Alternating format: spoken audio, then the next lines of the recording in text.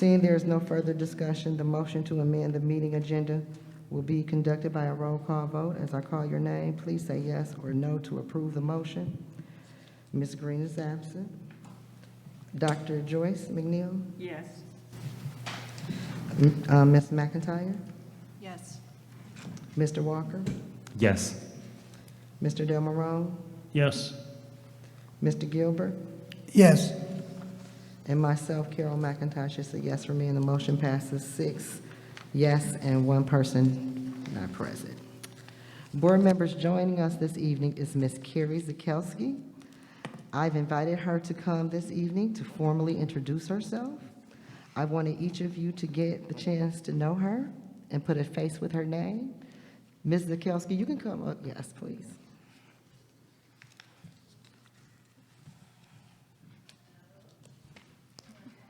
Hi.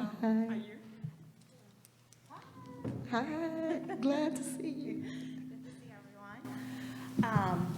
So, can you hear me? Okay, good. So I'll just briefly introduce myself.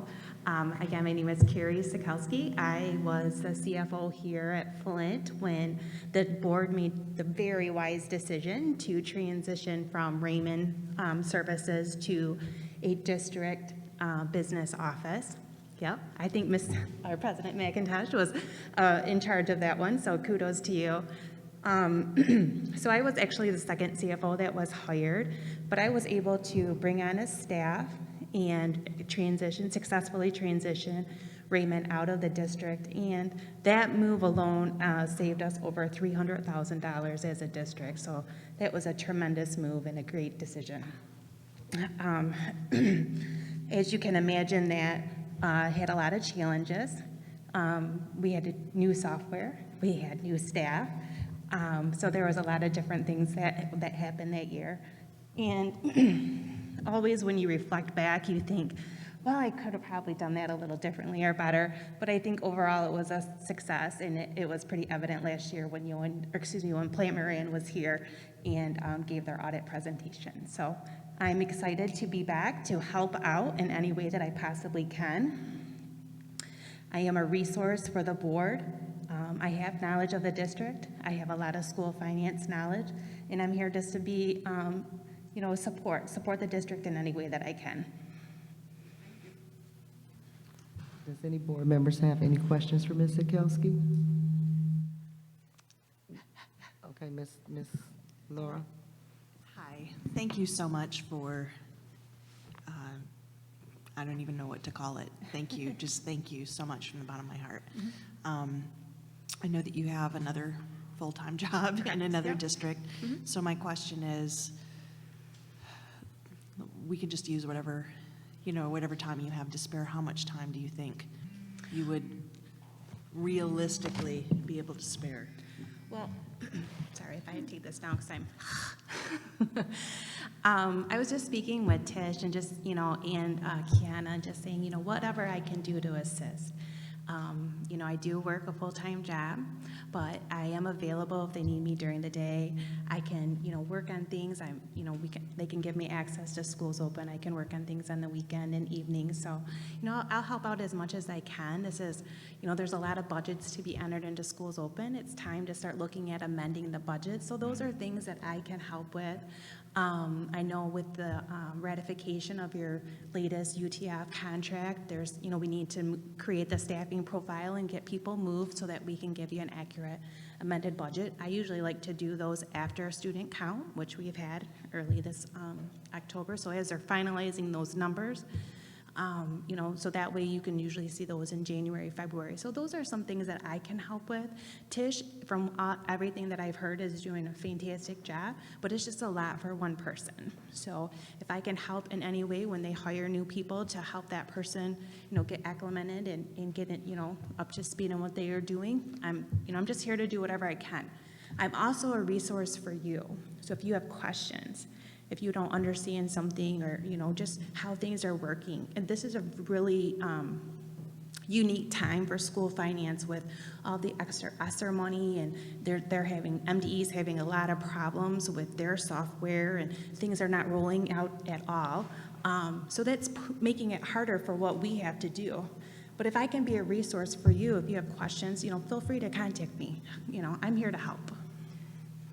Mr. Walker, and then myself, and then Dr. Joyce. No, I'll be quick. I wanted to echo Trustee McIntyre's sentiments in terms of thanking you, especially pulling double duty. I didn't even know you had another full-time job, so that was news to me. But also, again, you hit on everything I was going to ask, because I think my focus, since I've been at the table, Ms. Murphy and anybody can tell you, has just been these ESSER dollars, right? Understanding the large amount that we have and want to make sure that, we're doing our due diligence, but also spending them the correct way. So look forward to engaging with you on that. Perfect. Yeah. First of all, I'd like to say I am so excited because when I came on the board, we never knew what our bottom line was when it was audit time. It was all over the place. It was never solid until Ms. Zakowski came in. She could tell us where our dollars were. When we were being physically irresponsible, she let us know whether we wanted to hear it or not. So it's nice for her to be back in the district. I definitely want her to work with Ms. Lee as it pertains to our audit and the things that we are going through to offset some of those expenses, because Ms. Lee is attorney, and she has other cases, and she's going through our stuff. And Ms. Zakowski, that is her wheelhouse, and I would think that it would be wise to let her, because she can look at those things and bam, she knows. So my question would be, would you be able to link up with Ms. Sharice and take a look at those things of concern Absolutely. for her and her office as it And I've pertains to actually this district? spoken to her, so yeah, if she has questions or things that she'd like me to look at, then yep, she can just get a hold of me and we'll be able to coordinate that. And she does have your information. I believe so, yes. Okay, thank you so much, Ms. McNeil. Dr. Joyce? Well, hello, thank you. We really appreciate you, and I love to work with you. And I was just sitting here thinking that because you work full-time, that we should have some type of standard operation procedure, how we contact with you. Me, myself, I prefer email, and maybe as the board can sit together and say, how do we get information to her so we don't be doing the same redundant information. I am the board secretary. We can use that avenue without adding additional expense to Mo. If we want to, that would be one of my suggestions, because all of us have a lot of questions, especially with the ESSER funds. We are very unhappy with the results because we don't have the understanding. We haven't been clear. But whatever that I can do to help you getting that information, I'm just welcoming you aboard, and we're glad to have you so we can move forward. Thank you so much. I would like to just mention today, Tish and I both attended a GASBO, which is the Michigan School Business Officials. It's our local chapter here. And Bob Dewan, which is one of the directors of MSBO, was speaking. Look for in the first week of November, they're going to have an ESSER presentation. And they're actually, he did mention board members attending. It'll be a Zoom. Kevin Walters will be presenting, plus they'll be talking about the ESSER funds. And I completely understand that it is confusing. They still don't know. And I know that's difficult to understand because they're in charge of these millions and billions of dollars, and they're still, putting the plane together as they're flying it. So, but I will forward that information. I did send Monica my email that I created just for this, so that way if you were to email me, then it doesn't get lost in the shuffle. So you guys do have that access, and of course my telephone number. So feel free to use that at any time, and I'll respond just as soon as I can. But I will make sure to get you that information about that presentation that MSBO will be hosting. Excuse me, I'd just like to say this point of information, because we're paying Ms. Zakowski. So any questions that you do have for Ms. Zakowski, route them to Mo.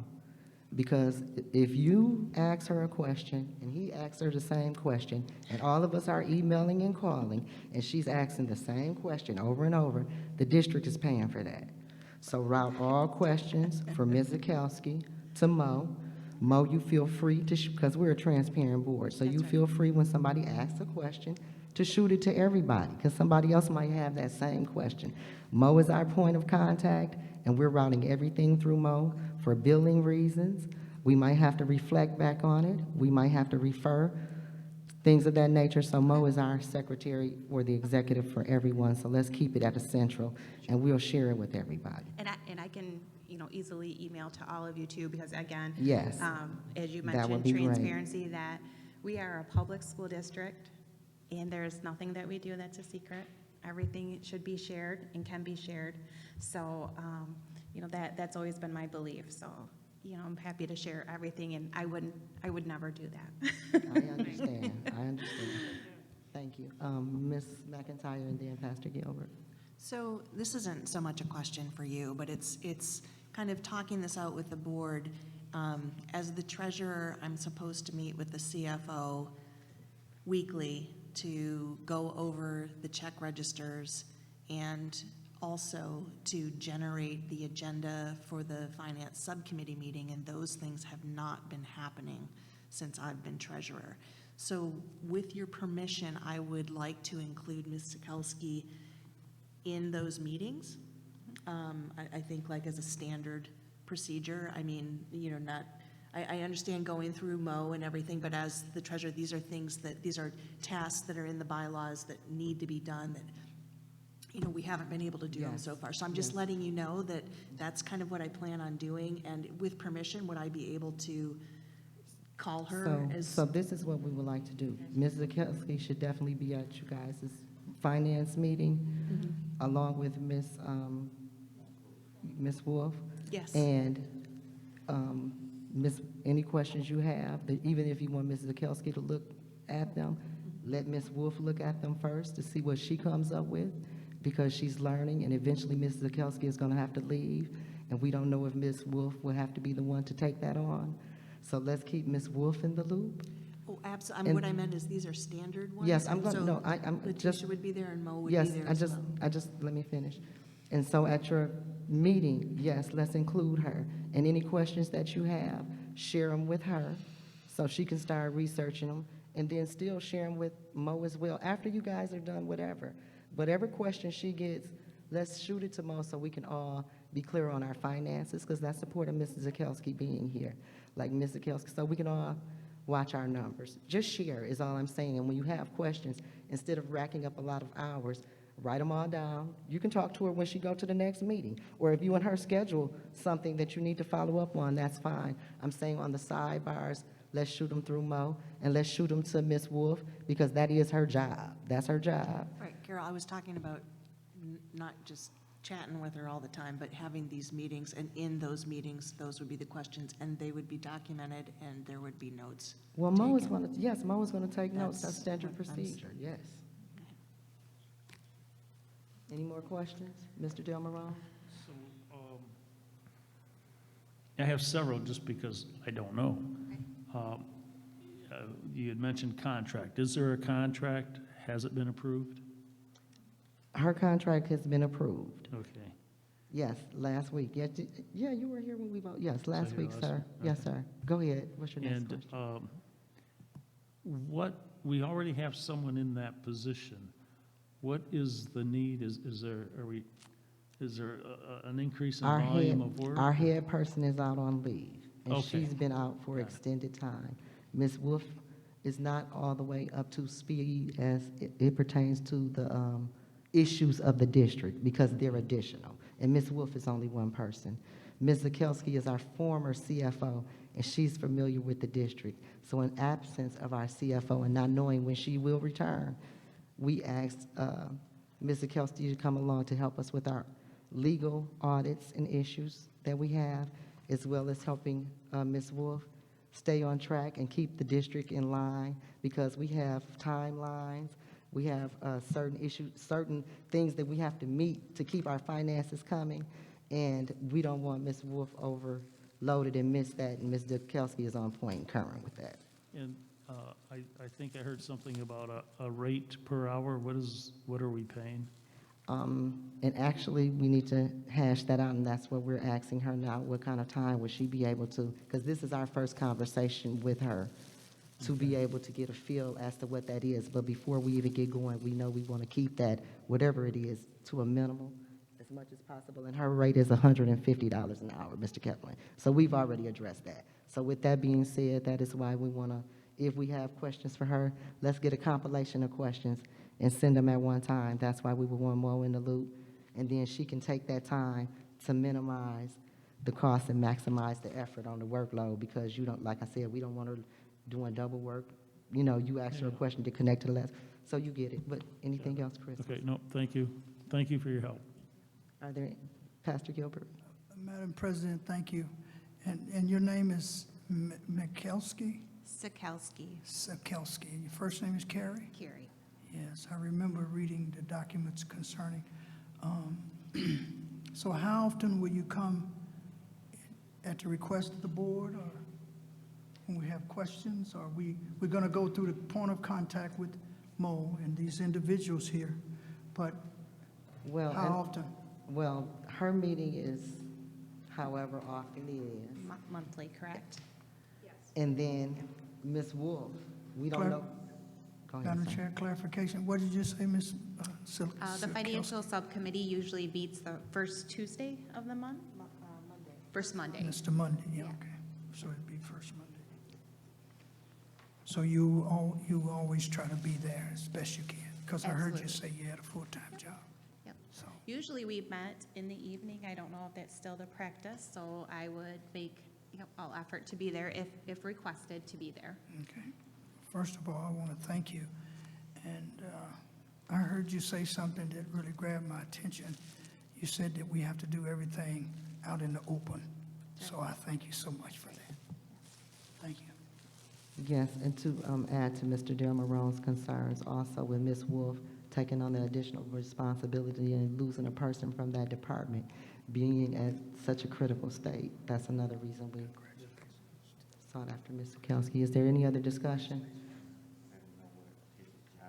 Yes, sir. So Ms. Wolf's actual job is she's the controller for the district. So after 21 days of the actual CFO being out, she's taken on those additional duties. So now she has her regular job and the additional duties of the CFO. And so board president and the board has decided to ensure that there is some help in that space. So I just wanted to bring some clarification of what Ms. Wolf actually does for the district. Thank you. Dr. Joyce? So my understanding, Mrs. Kelsey is coming in as a consultant for the board. And because this is new to all of us, we know we're gonna have some hiccup until we get a good procedure and get it rolling. But for the new board members, this has been way overdue. And transparency has been a big problem here. And we got to get through this, but I think that we're gonna, run through some hiccups. Everything is not gonna be perfect. The way that we said we wanted to go, we may have to redo some things. So we got to be prepared for those changes, because you do have a full-time job. And I think when you get into engaging with us, you're gonna see this call is gonna be more than what we probably anticipated. So I just ask us to be patient, be flexible. Thank you. Really wanted my role to be more of a consultant, as you Yes. said, for the board, to just, be there to help you with any questions, or just kind of maybe be that buffer and, help you with any piece that maybe, like, as you said, has been lacking in the past, And Tish is, as we mentioned, she's just one person. She's right now doing three people's job. So she's doing a fantastic job, but it is a lot. So if I can just, help her out, while you figure out the staffing, but even after the staffing is there, you might find some use in working with me, and if so, that's great, and if not, then, that's just as well too. So I'm just here to help in any capacity. So, however you feel the need for that to be, then we'll work it out. Thank you so much, Ms. Sikelski. Okay, thank you. I'm just grinning under here. Is there any further questions from the board? Seeing there is none, thank you, Ms. Zakowski, and we you. look Good night. forward to working with you. Thank you. Thank you for your time. I seek a motion and a second to move action item 21.15, Flint Board of Education, committee assignments, October 2021 to January 2022, to the regular board meeting tonight for adoption. 2115. So moved. It has been properly moved and seconded that we move action item number 21.15 to the regular board meeting for adoption. Is there any discussion? Seeing there is no further discussion, the motion to move action item 21.15 to the regular board meeting will be conducted by a roll call vote. As I call your name, please say yes or no to approve the motion. Ms. Green is absent. Dr. Joyce? Yes. Ms. McIntyre? Yes. Mr. Walker? Yes. Mr. Delmarone? Yes. Ms. Pastor Gilbert? Yes. And myself, Carol McIntosh, is a yes for me. The motion passes 6 yes and 1 absent. Ms. Green. Okay, as we move forward, we have another, I missed this. Did we have something to do here? Because Ms. Lee is waiting in, is that? No, that's, okay. Were we waiting to hear from Ms. Lee? Because I don't want to hold her up if I don't have to. Does she have to do something with this? I didn't know that she was coming tonight, so. Okay, well, I invited her in case. Okay. Because we didn't vote on, we didn't, If you continue with your script. it's in there down the line. Okay, I'm just making sure I'm not overlooking anything. Okay. I seek a motion in a second to move action item 21.16, revised schedule of regular board meetings 2021 through 2022 to the regular board meeting tonight for adoption. So moved. Support. It has been properly moved and seconded that we move action item 21.16 to the regular board meeting for adoption. Is there any discussion? Seeing no further discussion, the motion to move action item 21.16 to the regular board meeting will be conducted by a roll call vote. And as I call your name, please say yes to approve the motion. Dr. Joyce? Yes. Ms. McIntyre? Yes. Mr. Walker? Yes. Mr. Delmarone? Yes. Pastor Gilbert? Yes. And myself, it's a yes for me. The motion passes 6 yes. And 1 board member absent. I seek a motion and a second to move action item 21.17, authorization of legal counsel for pending litigation to the regular board meeting tonight for adoption. So moved. Second. It has been properly moved and seconded that we move action item 21.17 to the regular board meeting for adoption. Is there any discussion? Seeing no further discussion, the motion to move action item 21.17 to the regular board meeting will be conducted by a roll call vote. As I call your name, please say yes or no to approve the motion. Dr. Joyce. Yes. Ms. McIntyre. Yes. Mr. Walker. Yes. Mr. Delmarone. Yes. Pastor Gilbert. Yes. And is a yes for myself, Carol McIntosh, and the motion passes 6 yes and no opposition. I will now call upon Ms. Murphy to present the Academic Committee of the Whole action items to the board. Ms.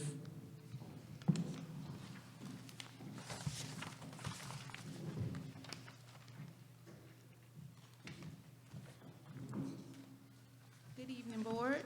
Good evening. Ms. Murphy. I seek a motion and a second to move action item 25.12, authorization to purchase approved items from the EDP Career Planning Grant with the noted corrections to the regular meeting tonight for adoption. So moved.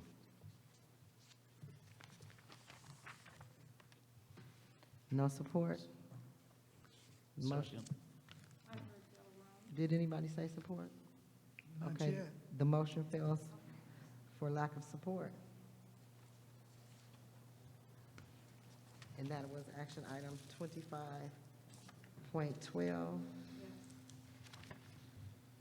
Let me see what's going on.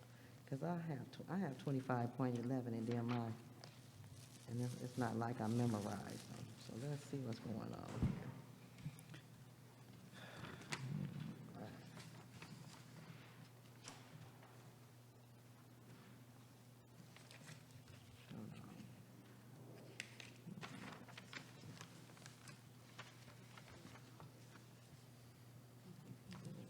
Okay.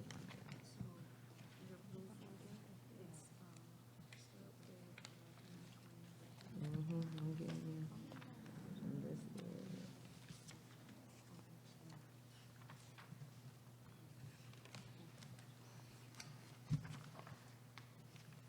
So this is to give us the authorization to purchase items from the EDP Career Planning Grant. So this grant, the money is granted to the district already, right? Correct. And this is for what resources for us? So EDP is is educational development plans that we're required to do with 7th through 12th grade students. And so this is an allocation that comes to us through GISD because we have to do educational development plans for every 7th through 12th grade student. That gives them the opportunity to take an assessment to identify their career pathways, and then we're required to expose them to different activities that introduce them to those career pathways. So for instance, if a student was interested in public safety or being a firefighter or going into computer sciences, then they schedule field trips or field experiences for those students to be exposed to those career fields, and that also includes for them taking college visits as well. And have we already started participation in this? Have we participated in the past in this? And if so, where are some of the places they went? Yes, so we have participated in this. Previously, we receive an allocation annually, and so they go to, they've been to Central Michigan University.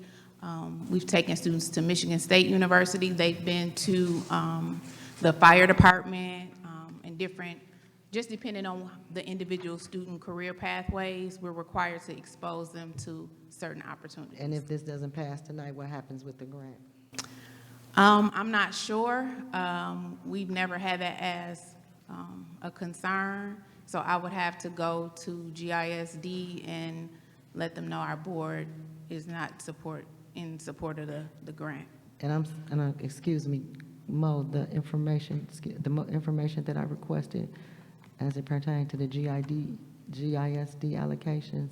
That was tabled last week? No, the two, remember I had you run the paperwork off for Mr. Del Marone and Mr.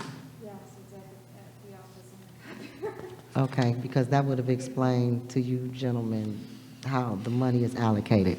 So what is the pleasure of the board? Do we want to let this die, or? We already did. Well, no, it's still open. We're talking about it now, and we have a right to point of information to find out what's going on. Do we have, is that, right, to my understanding? I thought it died for lack of support.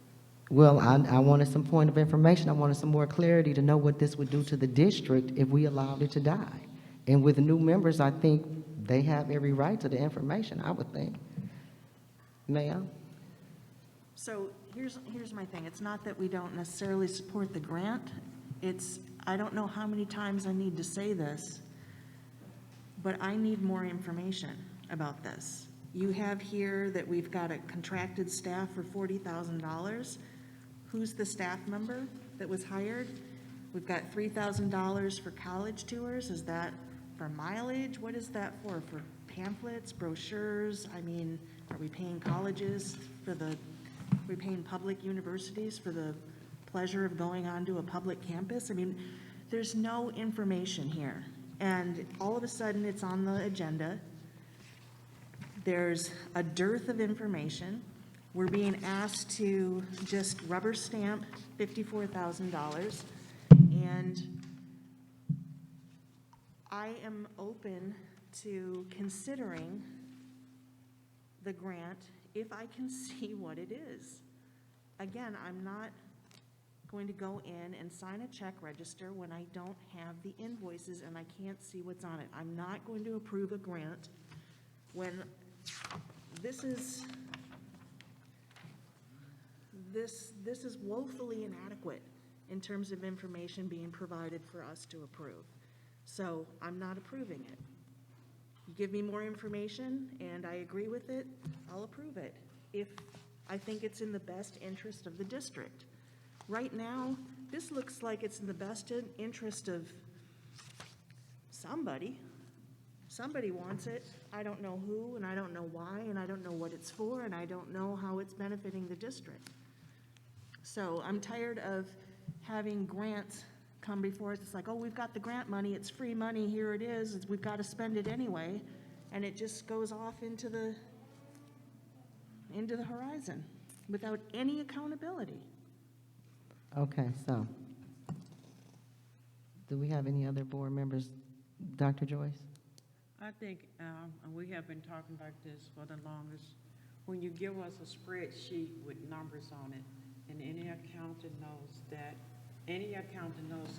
if I see something for $40,000, I need to verify it. We have nothing to verify. We just said $40,000 for contract staff.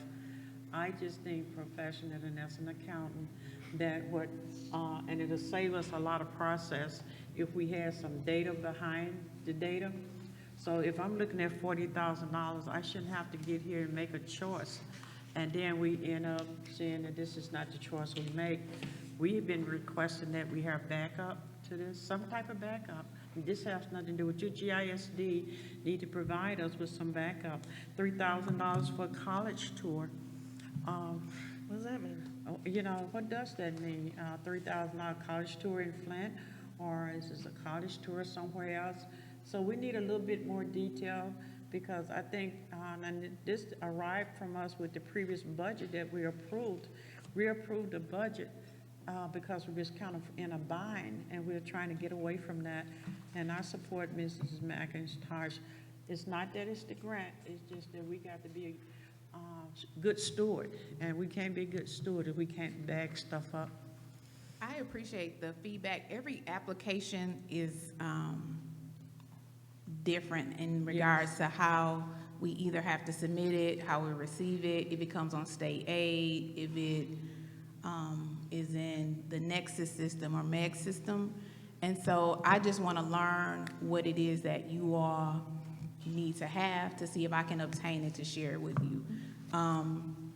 This is, I guess, with that particular grant, it's an allocation that comes through GISD. We really don't apply for it. It's an allocation for us based on the number of pupils we have and the grades that are identified. We do have a staff person there. They work through EduStaff. That is our career planner. They work at Southwestern and work with the students on their educational development plans.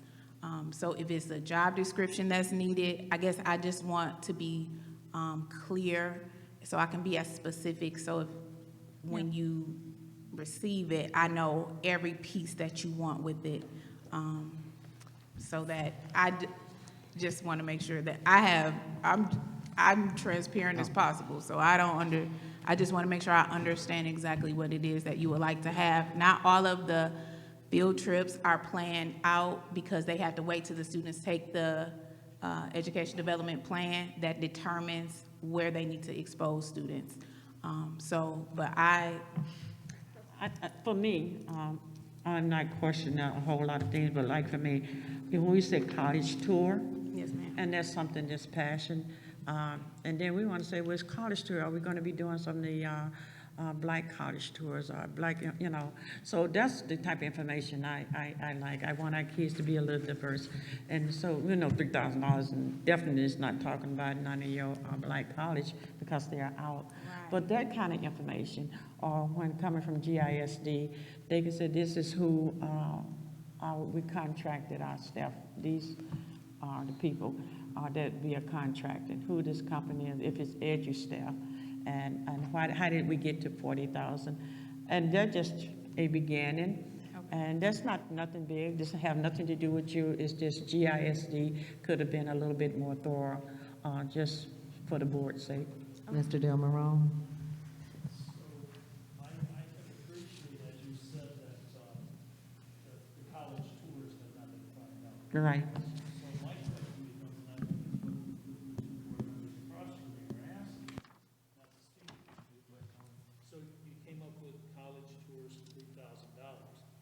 they haven't been planned out, how did you come up with $3,000?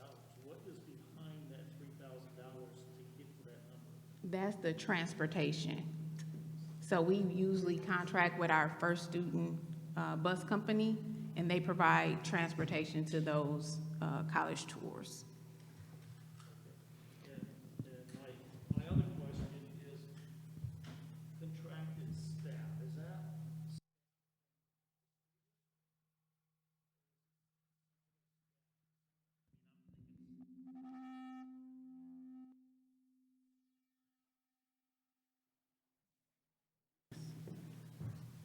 So I'm thinking, that when we talk, as you mentioned, contracted staff, are we talking about staff here in the Flint School District?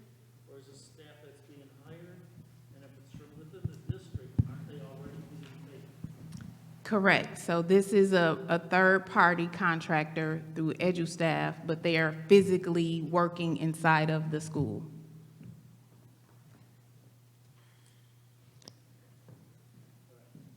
So, and then after me, Ms. McIntyre, and then Dr. Pastor Gilbert.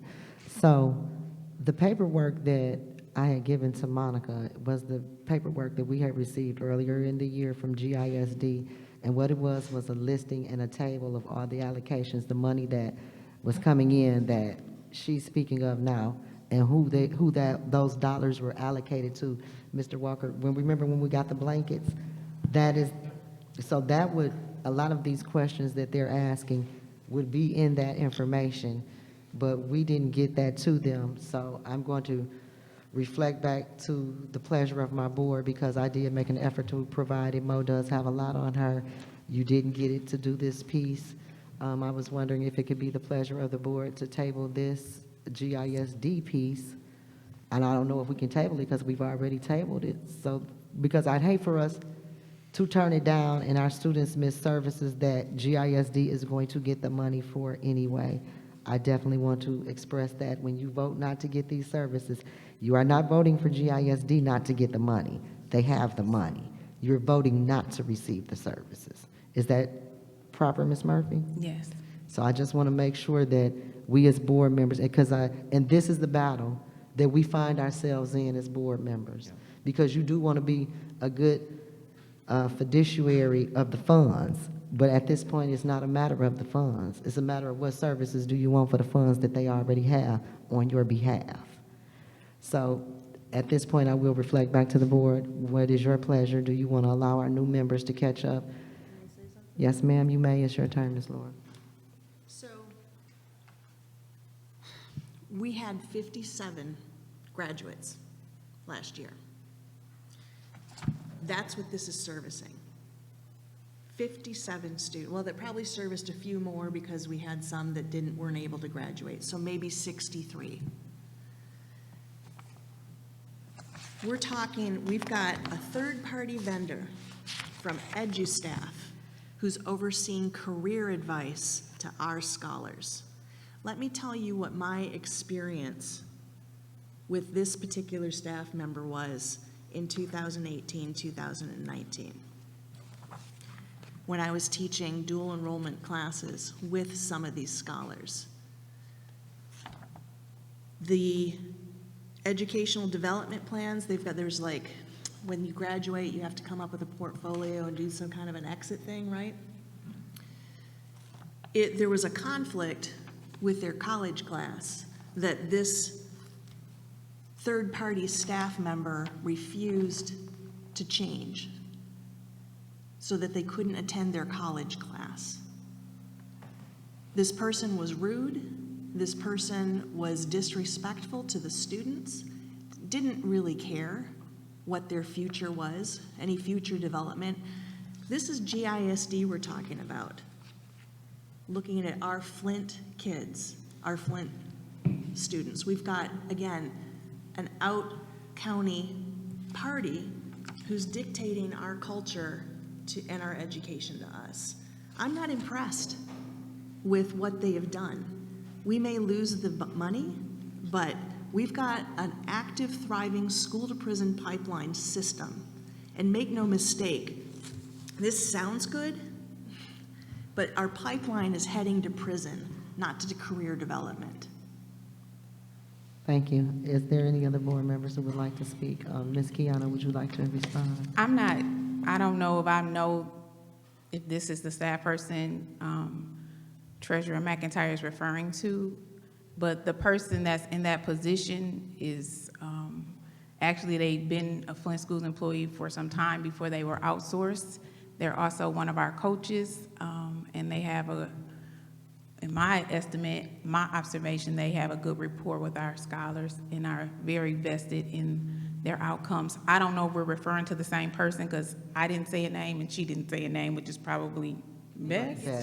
Yes, that is best. So, Excuse me. so I don't want to give a name, but the person that I know to be in that position is very committed to serving the children, our scholars that we serve, and has gone above and beyond for students. I've witnessed personally myself, but again, I don't want to say a name because I don't know if that's appropriate at this time. But I want to just share that with the board, so. Okay, just 1 second. We're over here. Pastor. Thank you. Then Dr. Joy. Thank you, Madam President. Ms. Murphy, I guess for me, I certainly don't want to deprive our youngsters and our students of every tool that they may need as they go forward. But a GSID, I'm sorry. I haven't heard a lot of good things about them, but obviously they did fiduciary, is that correct? They hold the purse? Is that right? Well, on these particular programs, the Right. federal government is giving them money on our behalf, or whomever is giving, mostly federal dollars right. from, and they're shooting it to GISD, and GISD renders these services. A lot of these services used to be in-house, much like Ms. Carrie Zakowski talked about. It is up to us to get them out of our district, but at the same time, we got to make responsible decisions for our students still. So I don't know where this leaves us as a board, because I definitely don't want GISD to get to sit on the money and give it to somebody else's district and some other kids, and we didn't even give our kids the opportunity. But whatever the pleasure is of the board, we are one, and we need to hammer this out and decide what we're going to do. But our scholars have to be our first concern. Mr. Walker? Well, Madam President, I'm thank sorry, you. go ahead. That's just my disposition of what I know about them. I do hear what you're saying, and No, I feel the same way. I feel somewhat, I don't want to see the money go to waste or where we're not able to get it for our students, but I would like to take a look at the documents that Mo has, or should give it to us, because that's what I looked at, the contracted staff, and then it's $40,844. That's, I mean, I know only thing that's cheap these days is dying. No, that's expensive. A funeral is expensive. Everything else costs. So I guess what I'm asking, Ms. Murphy, your best case to us, to myself, and I can't speak for Chris, but for myself as a new member. I want to give you the benefit of the doubt. I want to see it go, but GISD is, in my mind, I got some problems. So if you can just give me that, and I look at the documents that Sister Monica's going to make sure I get, then we'll take a real good look at it. Thank you. So is it the pleasure of the board to table this, and is that, Yeah, I'm sorry, Mr. Walker? I'll be real quick. As it relates to the grant, like, one of my first things that I thought about is just the grant timeline, right? And just, again, what does that mean, depending on what we do as a board, right? Yes or no? Because I just want to understand the implications, but also, I agree with Trustee McNeil and Trustee McIntyre because, so not this grant, but a couple of grants, like I've seen some line items, and I just wanted further information, right? So I can only imagine being in pastors and Mr. Moreau's shoes, like what does that feel like in terms of reading this and trying to get up to speed on it? So I get that, but again, for me, the bigger question is the grant and what does it mean from a timeline standpoint, but then also, Madam President, I'm with you in terms of not wanting to take resources away from our kids, right? I think there's a bigger conversation that we'll need to have, but again, I'm just not for taking resources from our kids. And again, that's just my position. What, okay, Mr. Kevlin, let me, because I want Ms. Kiana to answer to the timeline of the grant, and then Sure. Dr. Joyce. And this is just information. That's all I'm giving you is information. There are federal requirements that we have that is handed down, and the hub that they go to from Michigan is not straight to the district. They go to the ISD and to be allocated out to the district. So what we're doing is fulfilling a requirement that is given to us. So bringing it forward to the board is the bylaw that we're supposed to do to ensure that the board gets eyes on these things. So we have to fulfill the requirement, whether this is voted on to table or to not do or to do. We have to fulfill the requirement given to us as a district. So I just want to make sure that information is given. Not saying that we need to vote tonight, not saying that we need to do anything, but we will have to fulfill the requirement given to us by MDE. Michigan Department of Education. Okay, Right, Ms. I'm sorry, Michigan Department of Education. Ms. Kiana, can you speak to the timeline? So as shared, this is an annual allocation that we receive. And so with the state timeline, things end September 30th and new grants start October the 1st based on their budget cycle. So that's where we are now. We do have somebody that's in this position. It's an annual position. And so we can charge back to our first day of school. So we're in the grant period now. Dr. McNeil? I just want to give out a little bit of information. When we see that word contract employee, that does not mean that that person does not have the qualification to be in that position. When we see the word contract employee, we kind of get offensive and thinking that there's something negative about being contract. But keep in mind, by no recourse of their own, a lot of employees that work for this district got thrown into those contract positions.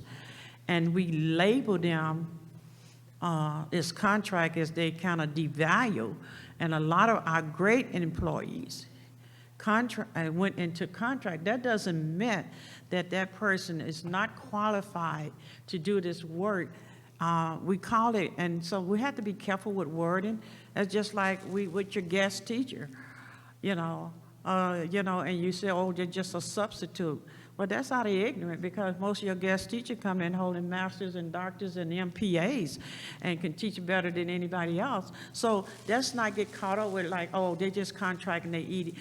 Because a lot of our greatest workers got thrown into those third contracts position. And I have, once you explain that, a light went on immediately, because I had kind of forgotten myself that that person had to be there, and I hear what Kiana is saying, and been there for a while. But what we're just saying is that we're trying to be more steward over what we have. If it's okay with the board, I would just say it's a lot that we have to do as a board. We have these packages in our possession 2 or 3 or 4 days in advance. It is our responsibility. If I had a question, and I did have some questions when I went through this, I didn't call the president. I didn't need to. I didn't call Mo. I didn't need to. I went directly to the person that was on that grant, and I had some questions, and I asked that person. So when I get to the board, I have an understanding. So we also have, you have the right If you see something on here, you could call them up and ask them yourself, I need you to explain this. I have not had any problem with doing that. And then we don't put you in an awkward position because you're just doing your job. I'm just saying, we as a board, we just found out, oh, there's some data out here on this information that we as a board didn't have. So that's something that, you know, maybe if we were doing due diligence and raised that question, and Mo would have called Mo, and Mo know that I called her, what is this? Then the light would have came and Mo said, hey, I got some documents on that. It is not like we're trying to hide anything, but this is a busy world that we in. So saying all that to say that, I just want to clear up contract. Contract does not mean not qualified. So I'm done with that. Pastor Gilbert. Thank you, Madam President. To Dr. McNeil, my fellow board member, I understand what you're saying, but here's where I get off the train with you, is that I can read a document 10 or 15, 20 times, and every time I go over it, I'm going to have another question. And number one reason is I don't believe that we should pretend that we know something that we do not know. And that's why I ask my questions, because transparency is the key to success. And I think Ms. Murphy has done a wonderful job to come forth and to have dialogue in an open setting with us, because that's the way you do business. And I don't like to call and talk to people on the phone in the dark. I like things out open in the light. So that's why I asked what I asked. And I had not went through the full document. I didn't really understand it because of what my prejudice was about GSID. And so that's the reason that I asked my questions, and I will continue to do that. Some people say I ask too many questions. Well, you'll get over it. You really will.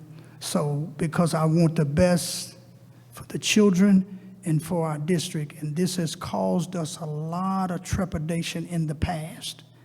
And I want to see the board and the district progress forward long after I'm dead and gone in my grave.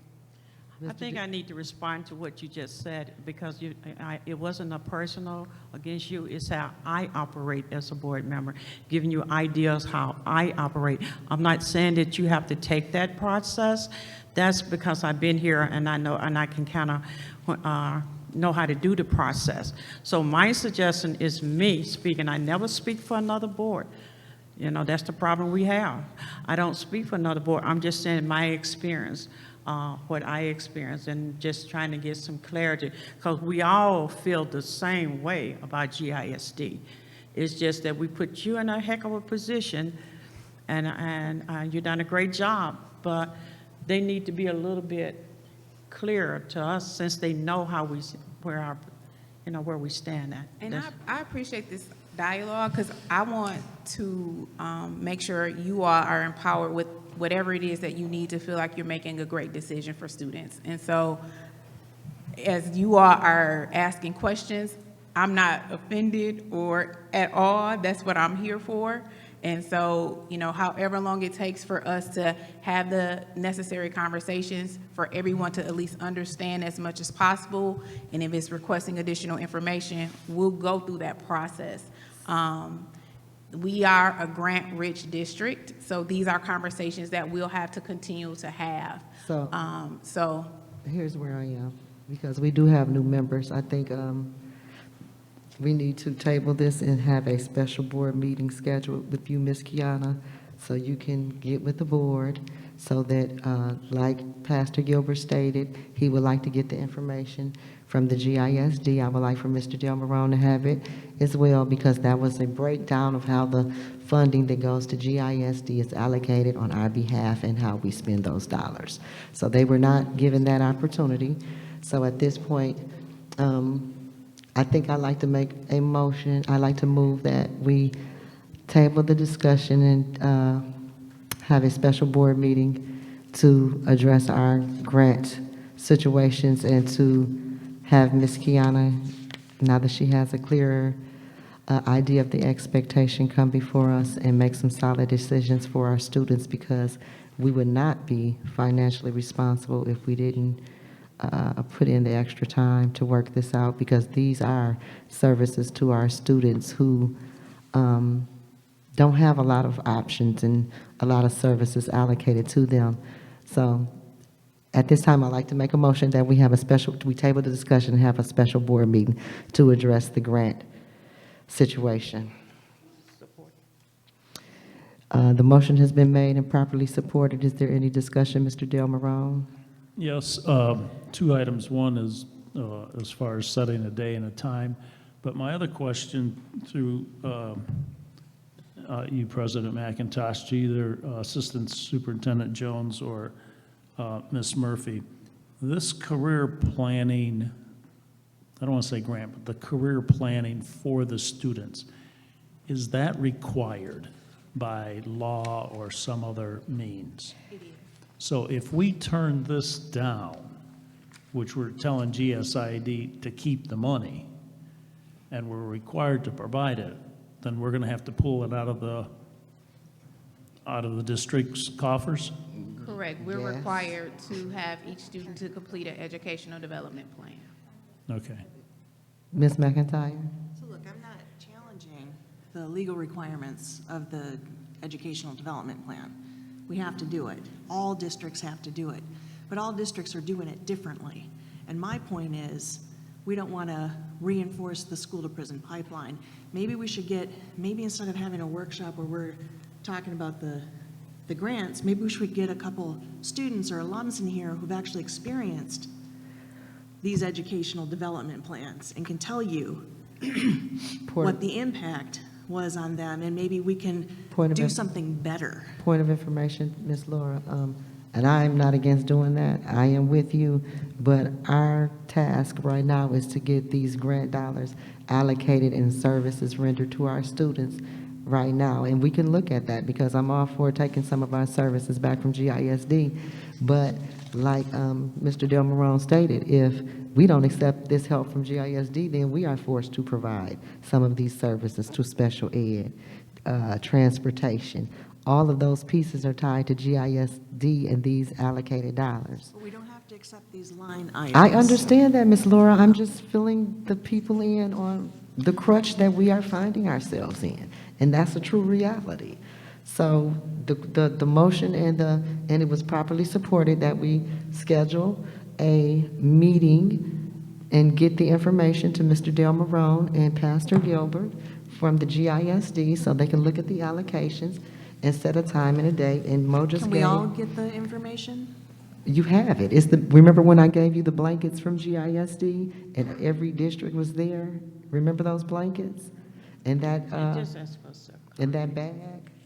Tell them it was the May 19th regular board. May 19th, regular board meeting. Remember the That- book?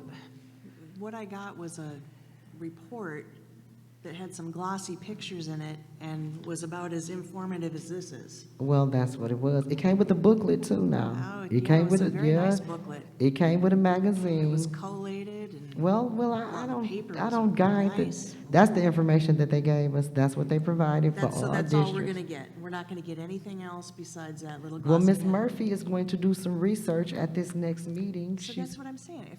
If she gets something else, can we all get it? yes, yes. If she get anything, we Where's can the all get disconnect, it. Carol? I don't understand where, I said yes. This is about getting the information, Laura. This is what this is all about. And we have the special meeting date for October 27th at 6 o'clock p.m. Can we, point of clarity?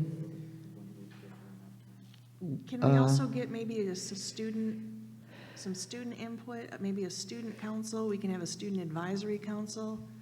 Right, excuse me, Ms. Laura. Right now, at this point, we're dealing with the issue of an October 27th, 6 p.m. time and date. So, because we are in a time-sensitive situation, and you know we have the board is not going to be here, so we are going to miss a board meeting for training. So we're trying to keep the business on schedule. Will 1 week give you enough time, Ms. Murphy, to?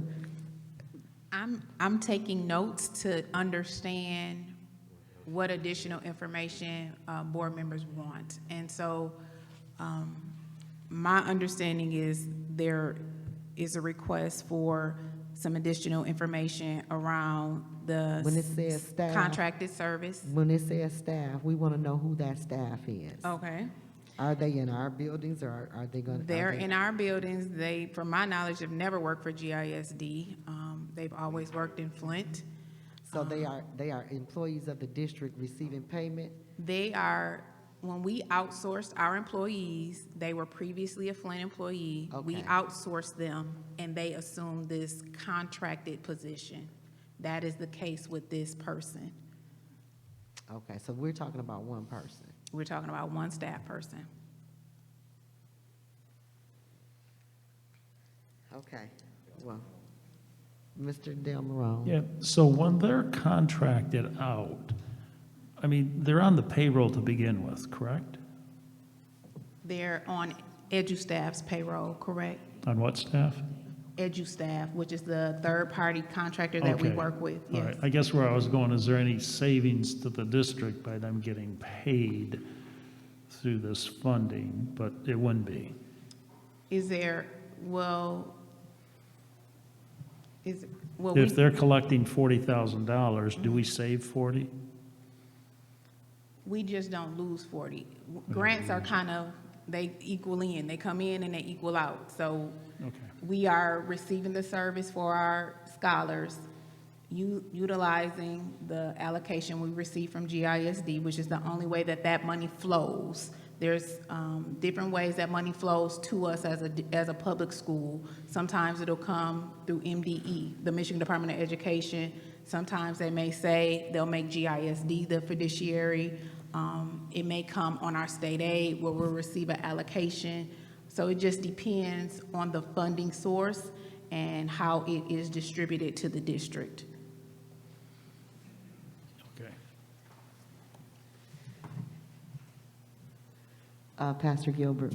I just got one last question. I've heard many of my colleagues, a few of my colleagues on the board, say scholars. Now, I know what I think of when I think of a scholar. So I just want to know, Ms. Murphy, which students are scholars? I mean, I want to know because I want to meet them. All of our students are Okay, scholars. thank you. All of Just our wanna students make are sure. scholars, yes. Okay, so we have a special board meeting date on the floor. Mo also opened us up for a 2-week out date of November 3rd at 6 o'clock. So we're looking at October 27th at 6 p.m. or November 3rd at 6 p.m. to address our GISD and grant dollar allocation, so we can stop bringing Ms. Kiana Murphy up here and tormenting and torturing her. And again, questions I have zero problem with whatsoever.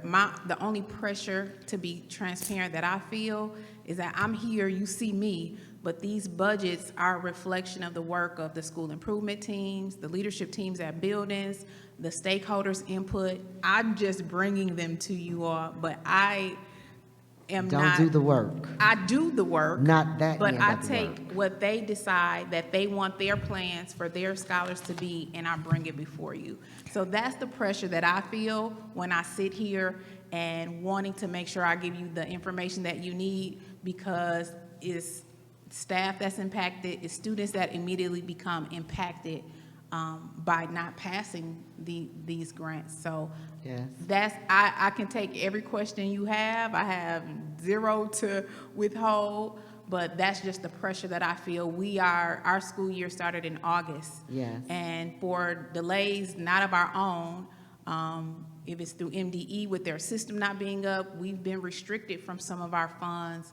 And so the district has been floating, paying people up until this date. So your approval allows us to make draws, allows us to be reimbursed for a lot of these programs. So Yes. that's just where I am. I want to Right. answer your questions because I don't want to be the reason why this is delayed for our staff and our students, our And scholars. So And I like to state, when we can't pay our people, understand what it's gonna be. Mr. Walker, and then we have, Ms. McIntyre, and did I see another hand over here? No? Okay, Mr. Walker. So, Madam President, I'll be quick. I know you're mentioning the 2 dates, and I know we still have a couple of line items under the Academics Committee. I just didn't know, again, if there's other items that we get to and we want further conversation that potentially may decide, again, if it's next Wednesday or the following Wednesday to provide enough time. So just wanted to bring that up. So can we stay on topic and let's select a date, because Ms. Kiana has nothing else to give us. She's laid it all on the line, and we have to be mindful. We have a lot of packet to get to, and we still have another meeting after this. So our dates on the floor are October 27th and November 3rd.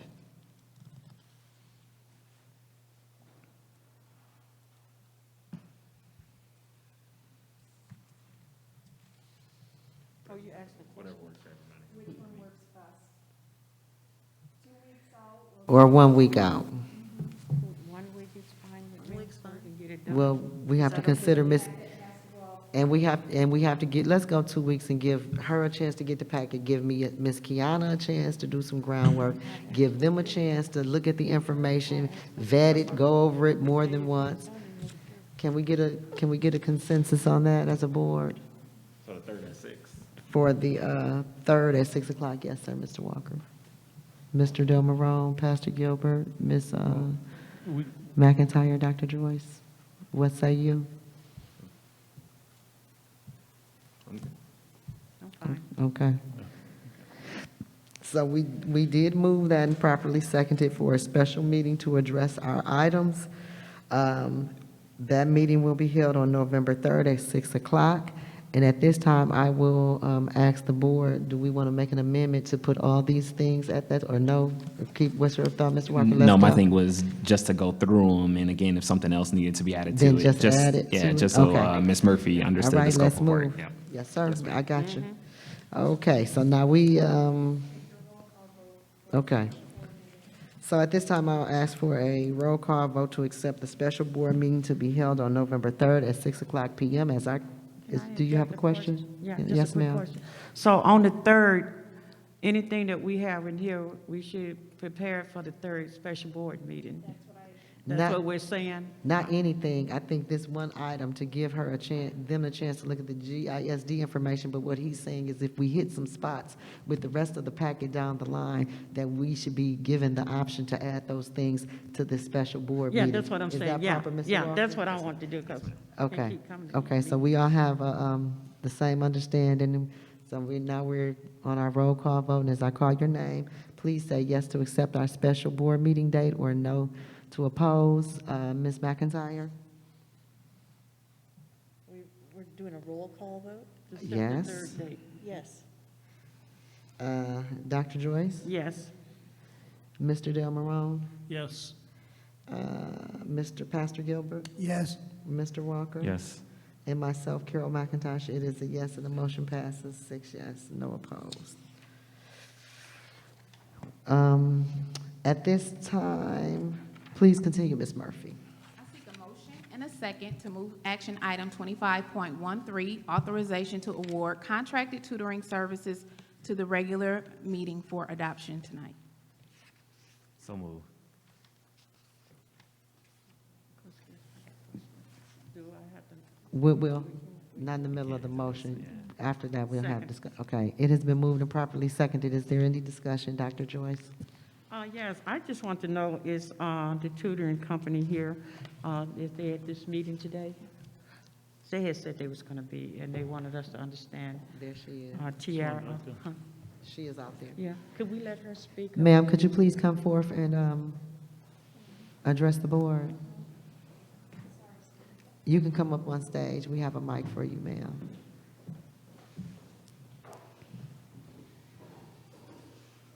Ms. Kiana, you want to put your mask on so she can take hers off? Can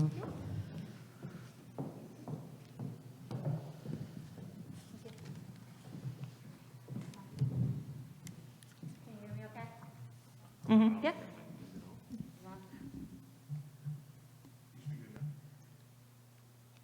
Is that better? Yes. All right. Thank you, Board. My name is Jessica Rollins. I'm the Executive Director and owner and would represent the Sylvan Learning Center portion of the tutoring services. And so basically, what I asked, I spoke with her on the phone because I had questions. I don't know if it was you or Tia or someone I spoke with. And I guess I would just want you to let the board know, the type of tutoring service, because my concern was K through second grade. And, that was my passion. And whoever I spoke with gave me a good understanding, about that program. And I just wanted the board to hear it because it is $60,000. And you can kind of elaborate that service, especially focus on, in my opinion, K through second. Yeah, happy to, absolutely. So we have 4 different programs that we put forth in our request for proposal. One program is going to be a 3-to-1 student-teacher ratio. Each of those students is going to take a pretest. They'll be placed into a learning plan based on how they score on that pretest. And then they receive instruction, and then there is a post-test. We have a second program that we would do in person that is a 6-to-8 student-teacher ratio. Again, students are all pre-tested. They're placed appropriately based on that 6-to-8 ratio. And then we post-test them as well. So we offer that 6-to-8 ratio in math, reading, and writing programs. That 3-to-1 ratio, actually we can do any program that we offer. So that could be math, reading, writing, SAT and ACT test prep for those scholars that's applicable for. We also have a study skills program for students who are capable but not performing to their best ability. So basically we offer both of those programs both in person and virtually. So how many students do you have in your program? How many from the Flint school? How many do you keep a number? Like your K through second, how many would you normally have? So our capacity is really only limited based on the staffing that I can hire. So I don't have a limit other than my labor based on who we can bring in. And that 6-to-8 or 3-to-1 ratio, depending on which the building has chosen. Okay. And then the tutoring services, is this during daytime schooling or is this after school? We actually offered it both. So Okay. we are available during school, before school, after school, and then weekends. So we have actually been servicing students. We did some contractual services through Title I last school year, and we did all of that virtually. And at that time, we allowed families to choose the schedule that worked best for them. Sure. So that was that 3-to-1 ratio. And we had quite a few students choose Saturdays as their option, but we're open to both. If there is a student who needs help, and I don't know, maybe the teacher is not recognizing that they are struggling, but the parent feels that they are struggling, can that parent contact you for services for that student to get tutored?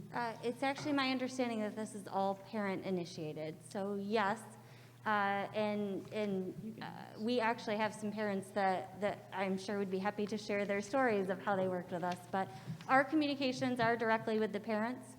So once the district gives us the list of names of parents who are interested in the program, and that was done in the past via Google form, so we had immediate access to that data, we actually reach out to the parent and talk to them about their concerns for their student and decide which program is going to be appropriate for them.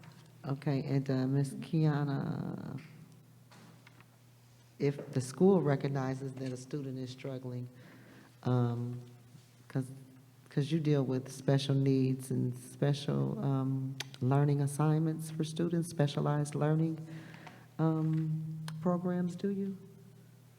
Silverman, that's you, right? If a student has an IEP, is that what you're referring to? Yes, I guess that's what President? you're- Then they take an initial assessment when they work with Sylvan, and Sylvan takes that student from where they are. So it's open as a service for our students with IEPs. They can participate as well. That wouldn't limit their Okay, thank you. participation. I saw a hand. Dr. Joyce, and did you have your hand up next? Okay, Dr. Joyce, and did. He can go first. I can. Okay, ask. Pastor Gilbert. Thank you, Dr. McNeil. You said IMP, is that right? I'm sorry, IEP. IEP, Individualized yes, Educational yes. Plan. So you do assist special education students?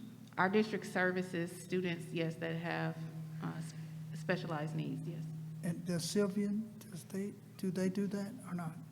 We do, we wouldn't treat those students any differently. So to be honest, because our program starts with a pre-assessment, it doesn't matter to us whether that student does have an individual educational plan or not. We will still service that student and meet them where they're at. So if you have a fifth grader, for example, who is still a non-reader, they're at a kindergarten level, we're going to put them at that kindergarten learning plan and work to move them forward. But this is in addition to the state mandated services that they're receiving for their individualized education plan. Thank you. So, you're giving very good information. So if our student come in there for that tutoring, is there's possible, you working with the teachers and sometimes giving them that extra credit for classroom time? Are we working in that capacity where if their students come in that program, is there's a way that, and I worked in the school that I took some of those programs and to help elevate the kids' score and grade, I used those programs to give them that extra credit. Do you, Sylvia, ever thought about doing that, or are they doing it? So the teacher should know, like my students that I had, the teacher know where they was doing those after-school programs. And I would like to see that they get additional class credit for that. You don't, especially those that struggling, trying to get up there, give them that extra credit for that. Do your Sylvia does that, or would they be willing to do that? Well, we are absolutely, the teacher communication is a piece of the program. I would say, honestly, I would rather that the teacher notices that the student is improving in their skills, and they're seeing the results in the classroom. That's up to the teacher's discretion, whether they want to count that time. Certainly that's their decision, but absolutely that communication piece is here. So the contracts that we've had in other districts, we are more than happy to present those pre and post-test results to the board. We are more than happy to be incredibly transparent on exactly what skills we've worked on with each student who's been with us. And we share that data with parents as well. Okay, thanks. Mr. Delmarone? Thank you. You had mentioned that this could be initiated by the parents. Can it also be initiated by the teachers? Yes, when we initiated this last year, we wanted every opportunity for students to engage, acknowledging the fact that for the last 18 months, students had decreased instructional time. And so we allow parents to refer their own student, and then we would allow teachers and principals to refer students as well.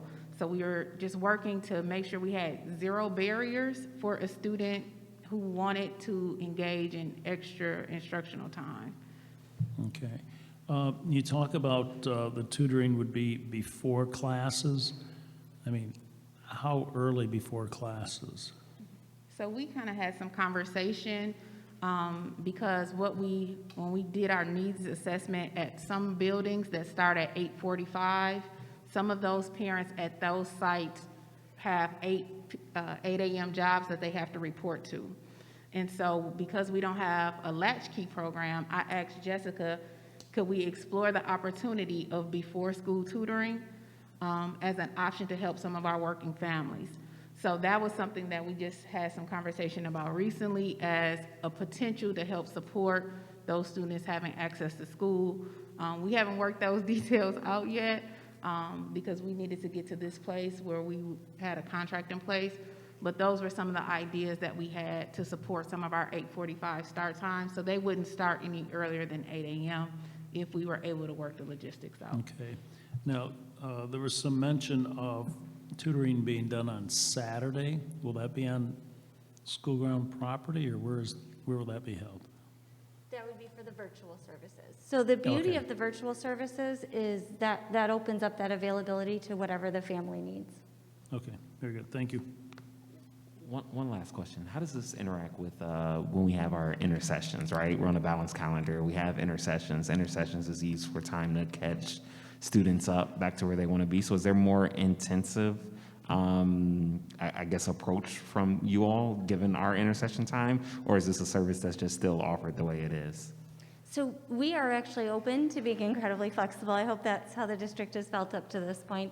It's my understanding that the goal of intercession is a little bit more hands-on and engaging activities. So certainly we could continue these programs, but I think there's also some value to doing maybe some additional STEM opportunities or things of that nature. So if there were an intercession piece to this, I would recommend we pull in some of these STEM activities that we do for some of our other districts during intercession to give that students that piece as well. Okay. Okay, Ms. McIntyre? So, refresh my memory, was there an RFP for these, because you're with the Sylvan, Correct, and the Math and More Tutors is a separate program, correct. correct? And, okay, so we're just talking to the second half of this, right? So there was an RFP, and these were the two vendors who were selected? Correct. Okay, and then it's coming from the ESSER funds? So, yes, these particular contracts are coming from ESSER 2, which is in this packet tonight as well. How did, I'm sorry, were you done, Ms. Laura? For right now, yes. How did, who is Ms. Tierra Blassingame, and how did she, because I see it's a conflict of interest form in here, and my question is, how did somebody who has a conflict of interest ending up with a contract with us and getting ESSER fund dollars? What page, President, are you? 13, I think. Is this just a standard conflict of interest that she's submitted, or is there an actual? I'm trying to get a full understanding as to what's going on here. And I Is this did- and the I- document that we're referring to? This is required to be completed by every vendor. I don't know, I didn't see your document. It says, Flint Community School Conflict of Interest Policy.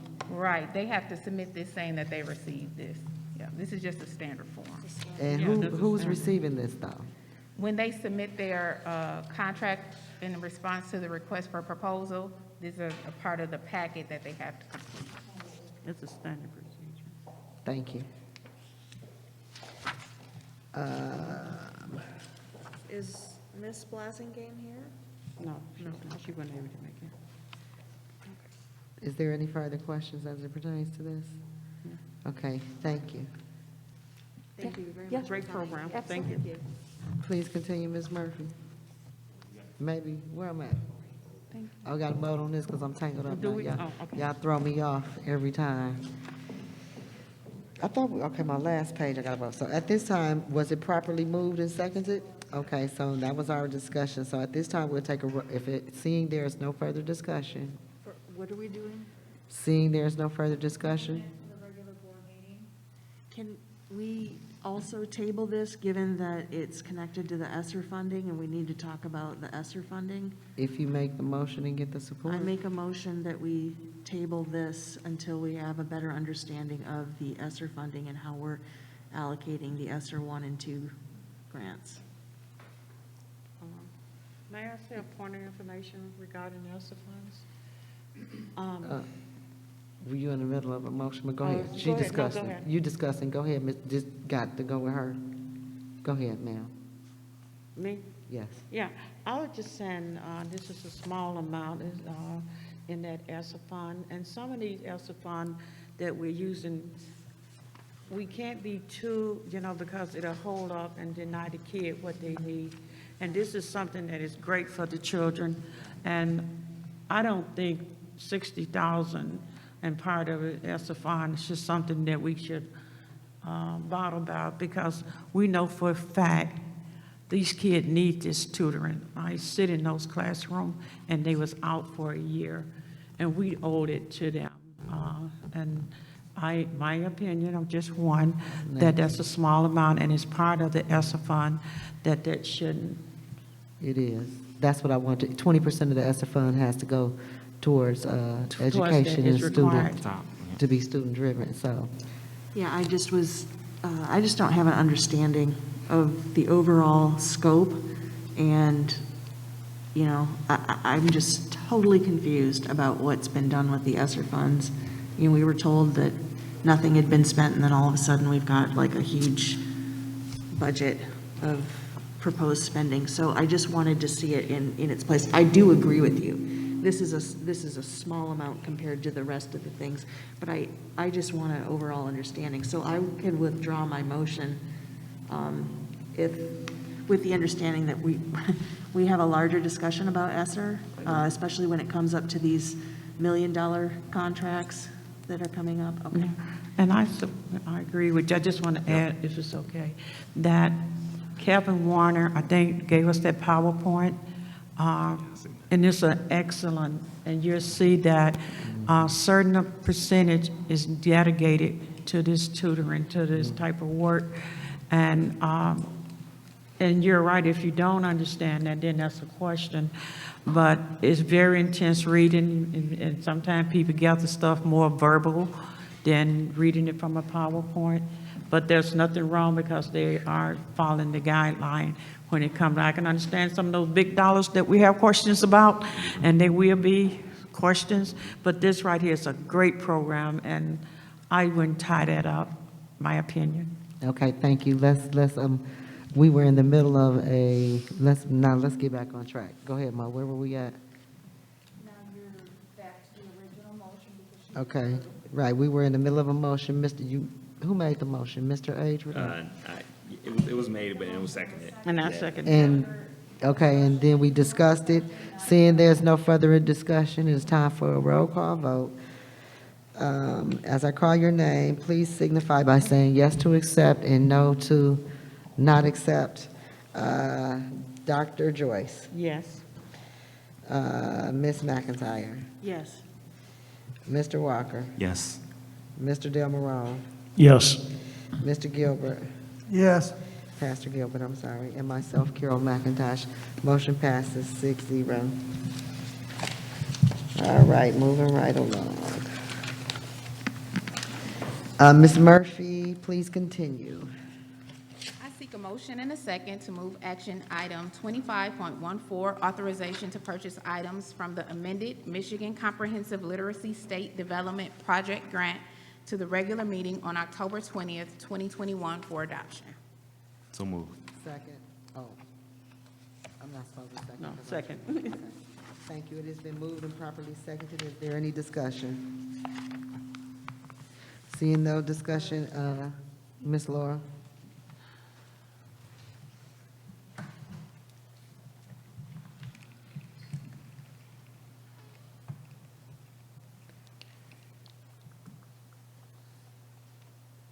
Ms. Laura?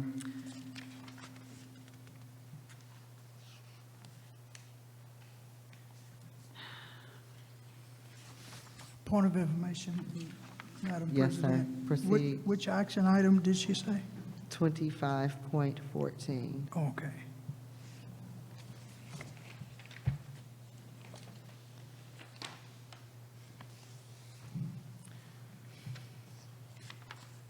On the page 149, Pastor Gilbert.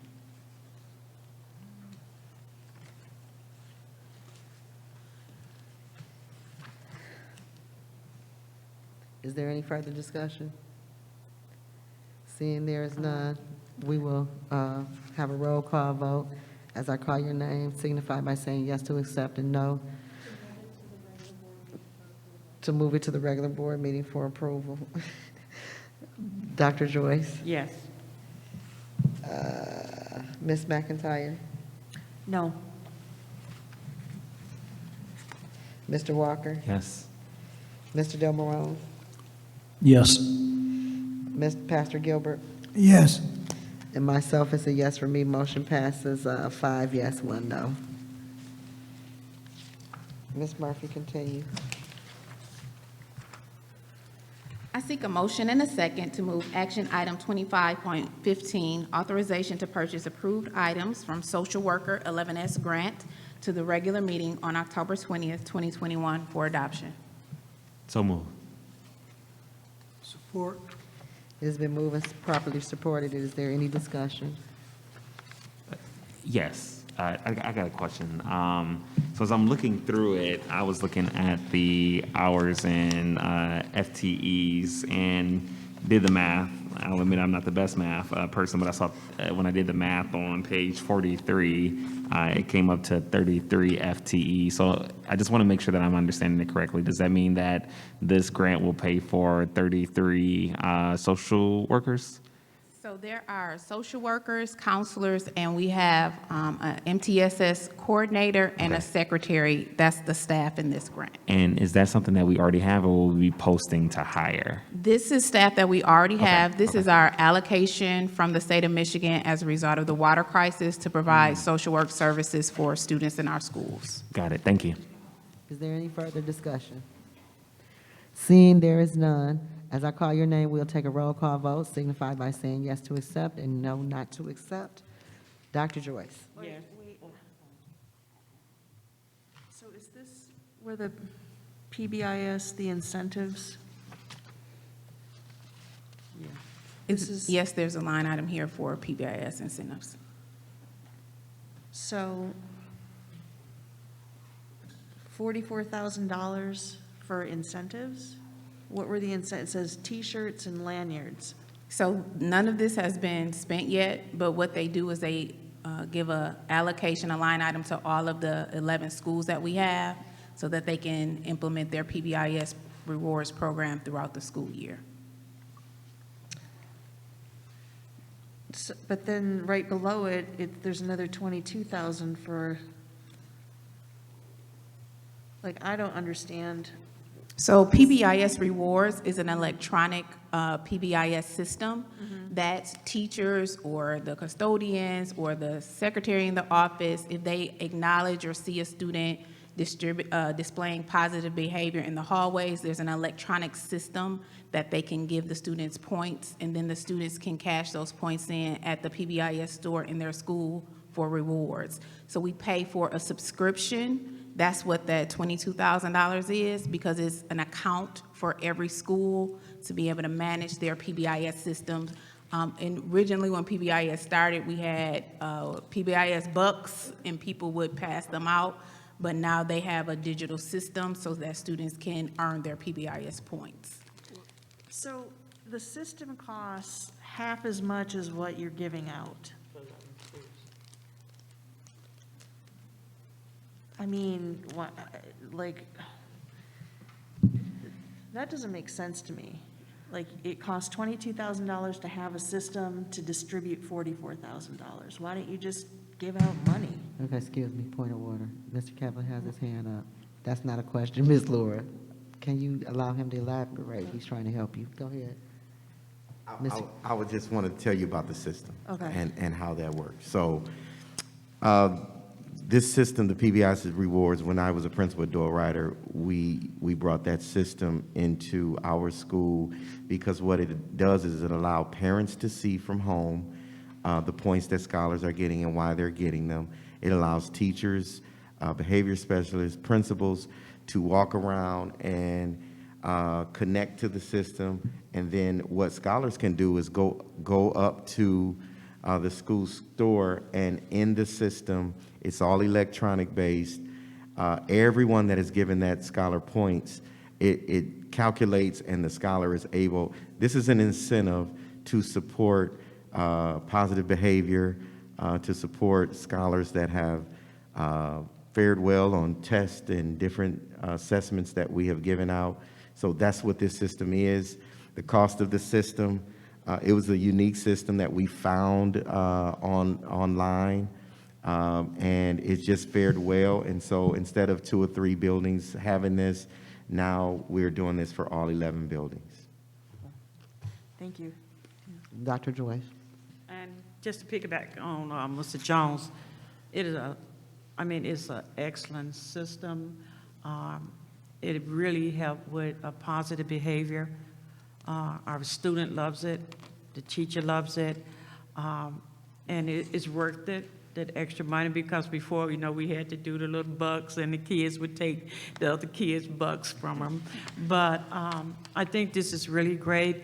a lot of time when you're looking for greatness, it's not about money and the value that we're pouring in. And PBS is a really system. It's a really good system, and it's in all schools. And I can just say to board members like myself, I go to the school, I worked in the school for 6 or 7 years, but just go through that and just get an idea, you know, what it's doing, then it'll help us with that decision-making process. Right now, we're looking at the dollar, but when you go inside that building, you'll see, oh, it's a big difference. That's all I want to share with you. Thanks for your indulgence. Is there any further discussion? Go ahead, Just a Mr. quick one. Demarone. So how are students earning points, and then what do they redeem them for? It's fun. So how are they earning points? Yeah. Meaning, how do we do it? So, I heard something about they can earn points and yeah, then sure, redeem them. there's several redeem them. several ways. Attendance, Okay, student behavior, no referrals. It could be scholars that are taking assessments and you earn points through, you know, the work that you're doing in those assessments. Some scholars that come to school with a particular dress code. It depends on what the school has determined to be those objectives Okay. in the PBIS system. Caught doing wonderful, caught doing well, caught helping another scholar. Those type of things allow scholars to earn points. And what it does is it helps with the culture and climate throughout the district and throughout the school. okay, great, thank you. Any further discussion from the board? Seeing there is none, I will do a roll call vote. As I call your name, signify by saying yes to accept or no to oppose. Dr. Joyce? Yes. Ms. McIntyre? Yes. Mr. Walker? Yes. Mr. Demarone? Yes, Pastor Gilbert? Yes. It's a yes for myself, Carol McIntosh, and the motion passes 6 support, none opposed. Ms. Murphy, please continue. I seek a motion and a second to move action item 25.16, authorization to purchase approved items from the Section 31A grant to the regular meeting on October 20th, 2021 for adoption. So moved. It has been,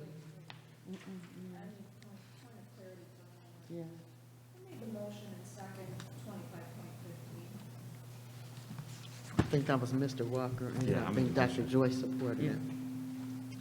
What? No? What happened? You said 2514 and 25. What we on, 20?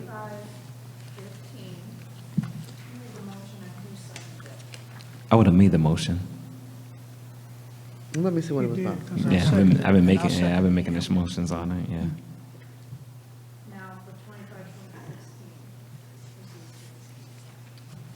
I was doing a roll call vote, wasn't I? I think we opened up for discussion. Okay, I seek a motion and a second to move action item 25.16, authorization to purchase approved items from Section 31A grant to the regular board meeting on October 20. Point of order, Madam President. Did we skip discussion? I want to discuss this, that's what Right. I was asking. We didn't- we Discussing- never- No, we didn't. So, Who made the motion and the second for 25.16? We did, me and Pastor. Did you also do 25.15? We can do it? Yes, Yes, ma'am. Oh, Yes. okay. so now we on 25.6, 25.16, right? For Oh, discussion. so we in discussion for that? Yeah, that's what I Okay. wanted. Dr. Joyce? Madam President, to Kiara, could you explain that I had a little problem understanding this grant and the at-risk program and all of that? Could you help me with that? Absolutely. So 31A is an allocation that we receive from Michigan Department of Education. We're required 3 times a year to identify at-risk students based on certain criteria by MDE. So that could be any student who is not proficient in math, any student that's not proficient in English. It could be if their parent was not a high school graduate, if they are a child of a teen parent, there's several different risk factors. So we have to, when we do our count submissions, we have to also identify students who will be considered at risk. So what the state does, they give us a specific 31A allocation to service those pupils. And we also have a responsibility with 31A to address the third grade reading law, meaning that we have to put intentional instructional effort towards addressing the reading levels of our students in first, second, and third grade. So with these resources, as you can see, we have resources allocated for every school to support the salaries and benefits of their first, second, and third grade teachers and the time that they spend daily working with students on reading intervention. And so that's how these funds are allocated. We're required 3 times a year to identify students based on at-risk factors. And my other question is that, in reference to foster care children, and we know that foster care had went completely up, and so are we allocating that extra risk, or, I don't know, that extra tool for foster care that's inside of this program as well? So a student that's in foster care, or if they're McKinney-Vento, will also qualify them as an at-risk student, but those required set-asides for foster care and for homeless are done in Title I. Oh, okay. Excellent question. Thank you. Ms., were you letting? I'll go ahead. Okay, Ms. So Smith. we have like tutoring services and then security. So we just talked about tutoring services. Like, how are they connected and separate? Like, why do we have different line items for tutoring? And is it something that's like a different service? It's not a different service, it's just the acknowledgement that our students need extra help, and that So this is extra tutoring for at-risk students? So in Correct. addition, and extra security? So, not extra security, this is when you all approved the teach-out contract earlier, I think it was this year, to renew their contract. This is where we can use a percentage of our at-risk funds up to a certain amount for security. So that's where that contract is paid from.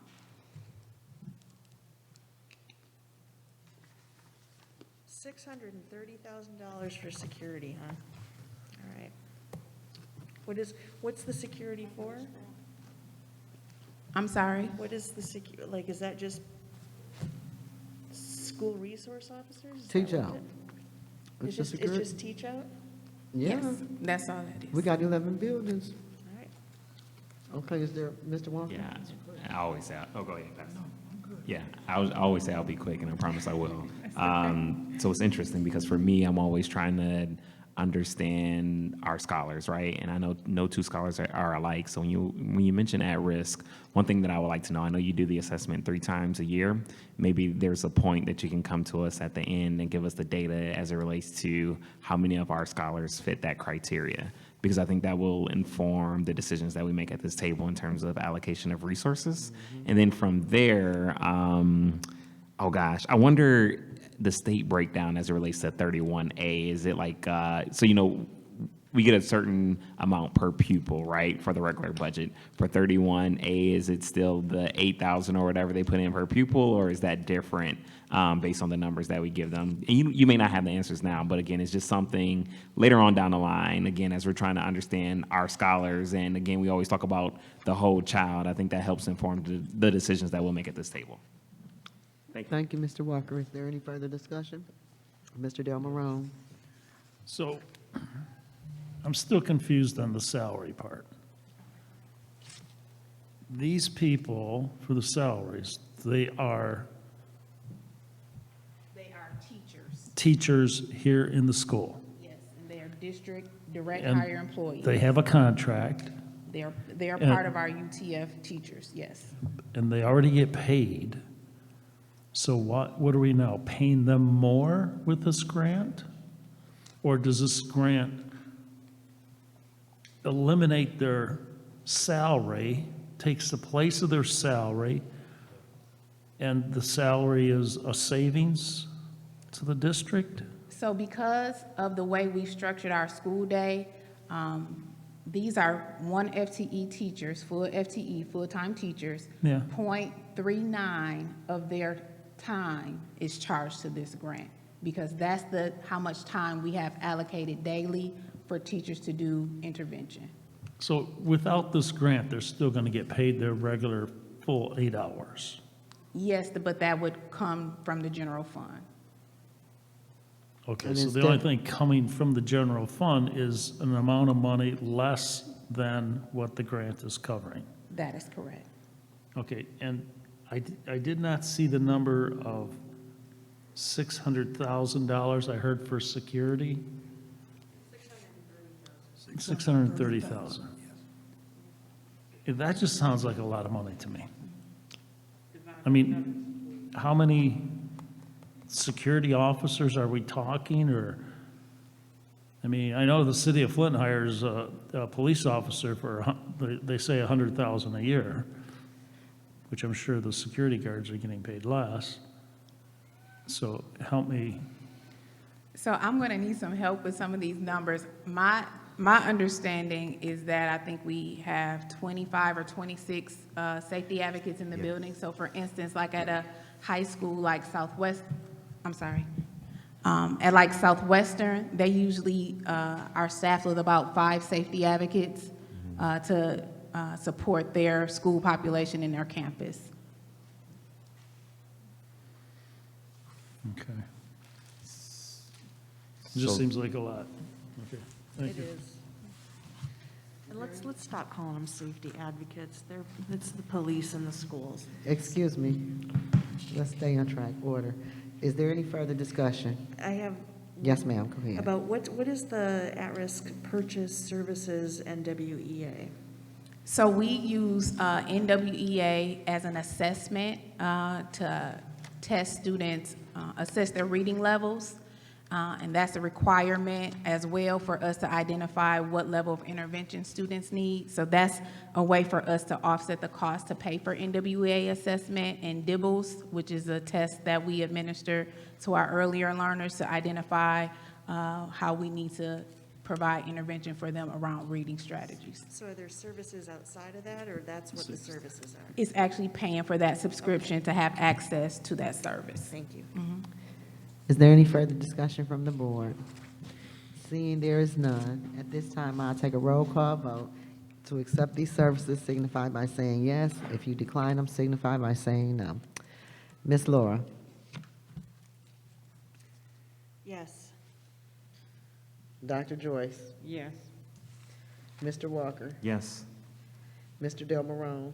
Yes. Pastor Gilbert? Yes. And myself, Carol McIntosh, it is a yes, and the motion passes 6 yes, none opposed.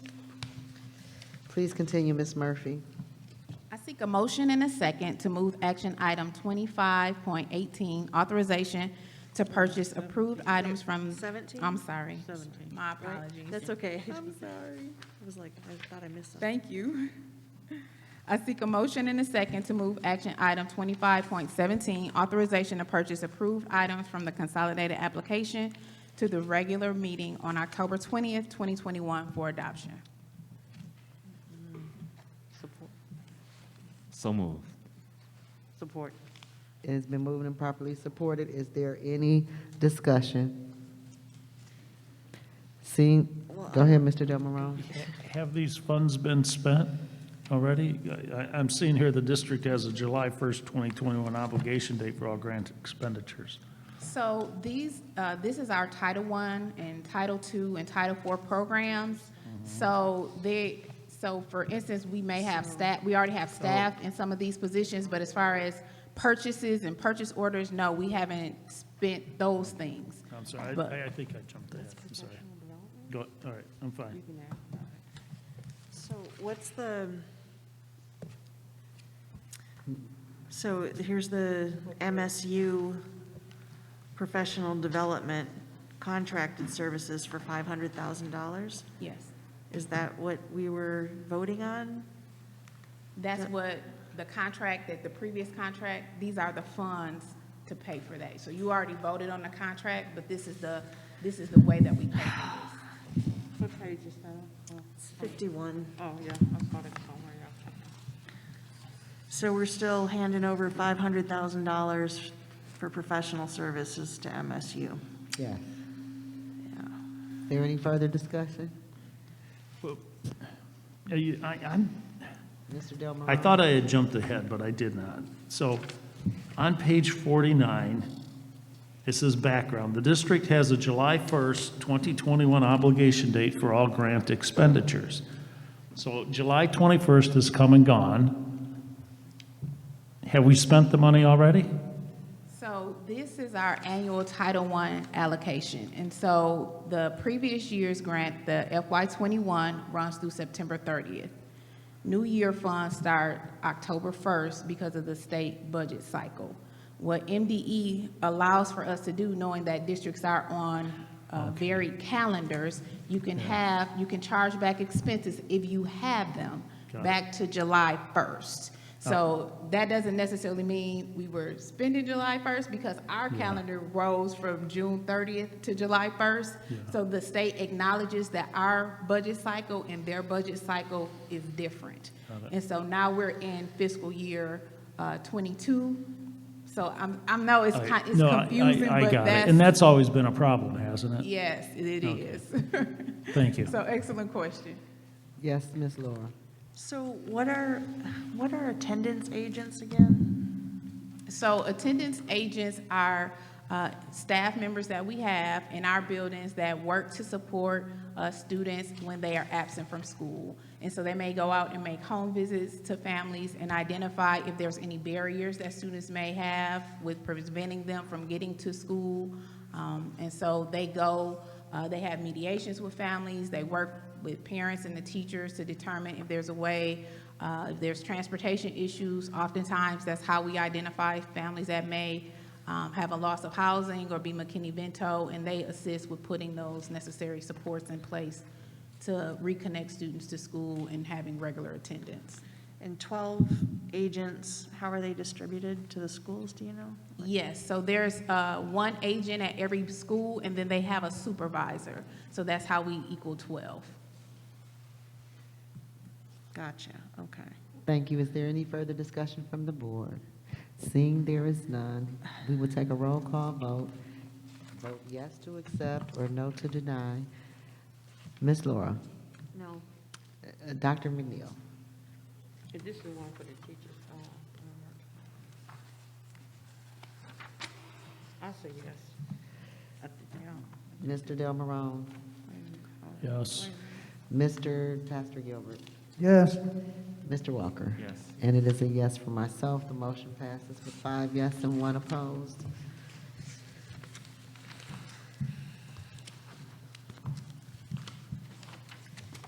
Please continue, Ms. Murphy. I seek a motion and a second to move action 25.18, authorization to purchase approved items from the amended elementary and secondary school emergency relief formula funds ESSER 2 grant to the regular meeting on October 20th, 2021 for adoption. So moved.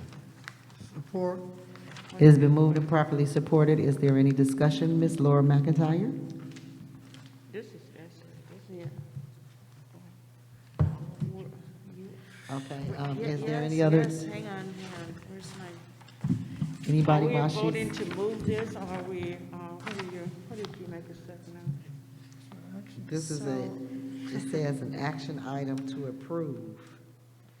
No, to move it to the, Authorization to purchase, yeah, but eventually that's what you're gonna do, approve it to purchase move it items to from the- amended elementary and secondary emergency. Yes, we're moving pretty much everything, aren't we, Mo, to October 20th? Yes, this is moved to the October 20th, Can we have this? Tonight. is that tonight? Yeah. I don't know. We still got another meeting? That's right, I forgot, that quick. No, Y'all, You're good. I got to get out of here. Yeah. so, yeah, we need it. No, hang on. Where's the, here? I thought my understanding, this is ESSER funds too.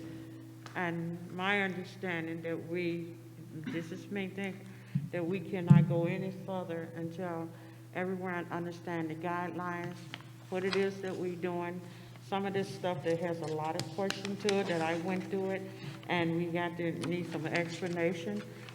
And I just could we postpone it or until we get with Sokowski and other to discuss this? Because here we go, this is crucial here, and we don't have the guidelines or the understanding, all of us to be on one accord to make this type of decision for this particular. So you are making a motion to table this until our November 3rd meeting, is that what I'm hearing, ma'am? Yeah, I think we could. Does yeah. she have any Support. support? It has been moved and properly supported that action item 25.18 will be moved to the November 3rd meeting, so board members can have an opportunity to do due diligence. Any other discussion, Is there a Mr.? deadline for this? That's what I was just about to ask. Yeah, where's the Okay. timeline deadline for this? to get- So this is an amendment, ESSER two, the funds, they had only released to us $19 million, and we had brought that grant, that budget before you all. Then they put in our next, the remaining balance of that, which is just over 25 million. So with the ESSER three, we have a deadline of December 15th to submit an application, but this is an amendment. So we have more time on this because we already initiated our first application and submitted an application for our first round. So it won't be, if we need to wait until November 3rd, that doesn't mess us up from meeting a deadline for this one, if that makes sense. Okay, we got you. Okay, Dr. McNeil. A couple of questions I do have and Sure. maybe requests. We need an organization chart as well, and we want the one that has all the departments, how much they're making, who all you plan on hiring, the one that should have went in the budget that we approved, and we didn't get that organization chart, which help us govern very well because it tells how many we're supposed to be hiring, what they're supposed to be doing. We don't have that Excuse me, organization. point of information, Dr. Joyce, if I can, if you don't Now, let mind. me finish then. Well, it'll help you with No, this. it won't help me because I know which way I'm going with this. Okay, go ahead. Okay, let me go this way with this. And the board members right now have not gotten it and have it in their possession. I have it in my possession. I spoke with her, she doesn't have it. Number two, the question I have, are we using ESSER fund now to kind of roll some of this payroll into these ESSER fund? Because some of this stuff says new, and I'm just considering, are we using ESSER fund? We can roll in payroll into ESSER fund, using ESSER fund to pay some of these payrolls, is that? Okay, wait. Those are two questions that I'm asking you. Regarding payroll and the organizational chart. Yes. Okay. As it pertains to the organizational chart, we are missing a lot of employees, and we have a lot of positions that have not been filled. That's true. Our old organization chart, the last one that we received, I'm pretty sure they have not revised it. We're waiting on a job fair that they're onboarding new staff because we have several open positions. So the chart would just be blank, like, we just need the chart. I want that chart. My point is this. Hold It's your on. point, but Excuse me, I'm speaking if you don't mind. So my point in the organizational chart is, we have an old organizational chart that has not changed, and we have a new organizational chart that is going to need to be addressed right now because we are onboarding people. So since they are already doing 2 and 3 people's jobs, and they're interviewing now, you guys are interviewing people for positions and different things, or posting, Mr. Kevlin? That's, yeah, human I'm resources, yes. Is that proper, Mr. Kevlin? We are.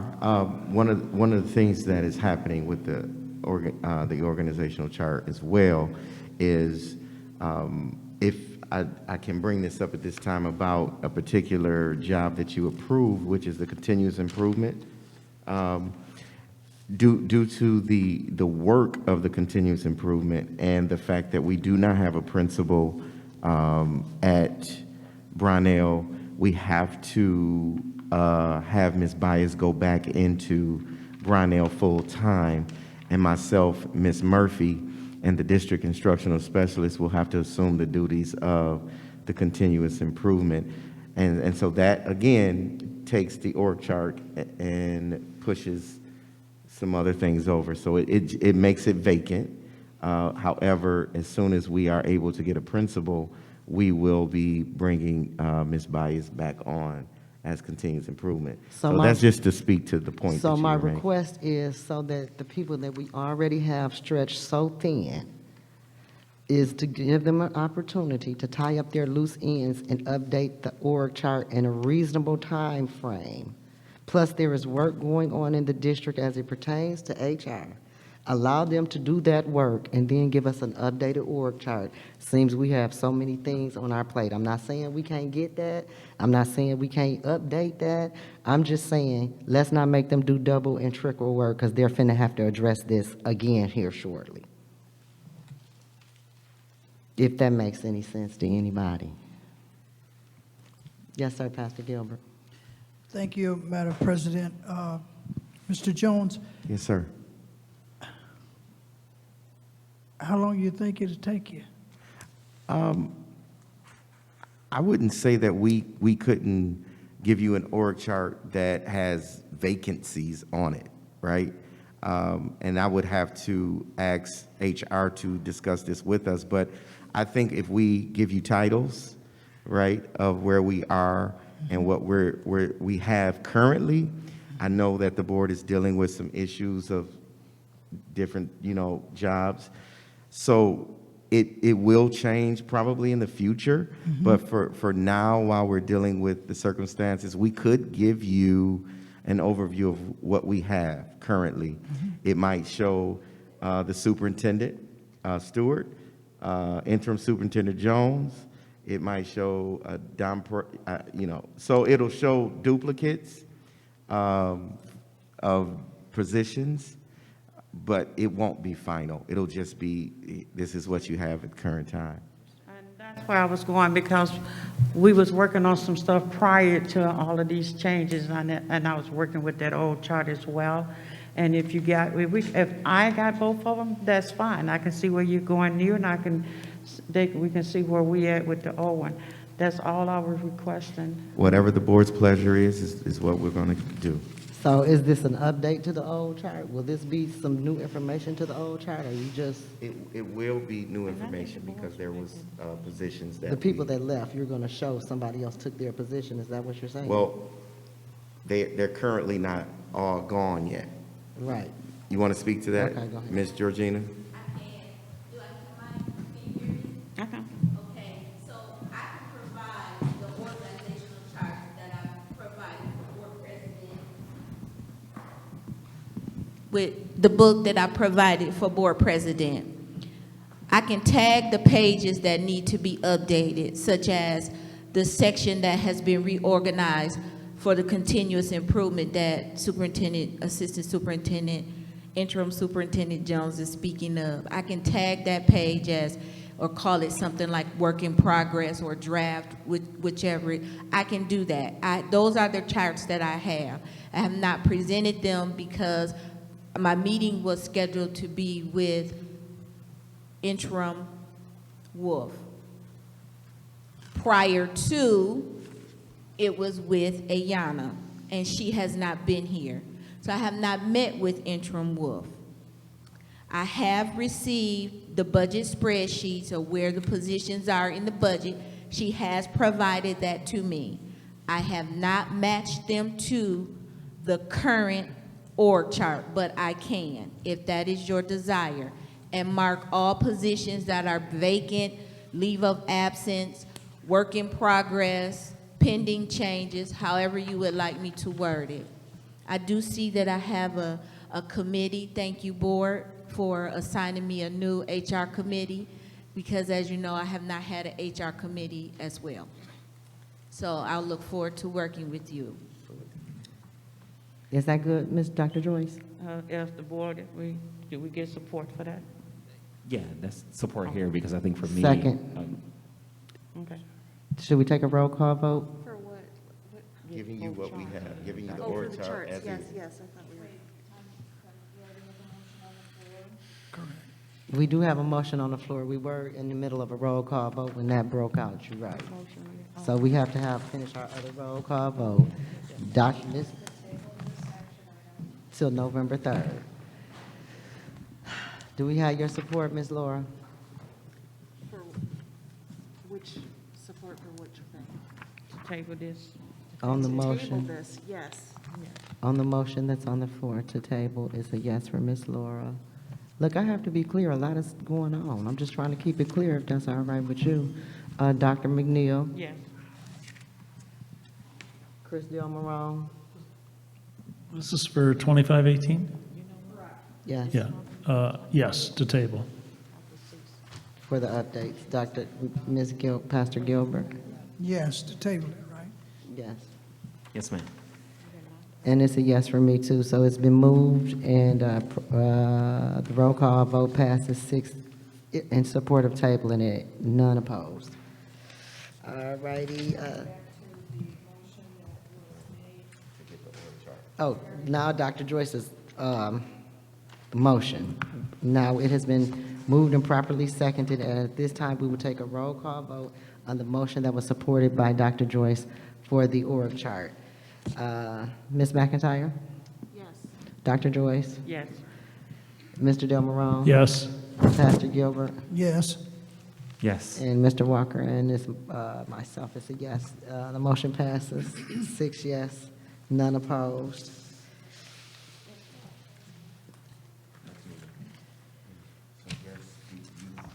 Oh, I'm sorry. Oh, yes, yes, the motion has been moved and properly supported, and has passed a roll call vote to give an updated org chart with the temporary vacancies listed on the organizational chart for Ms. Georgina to update.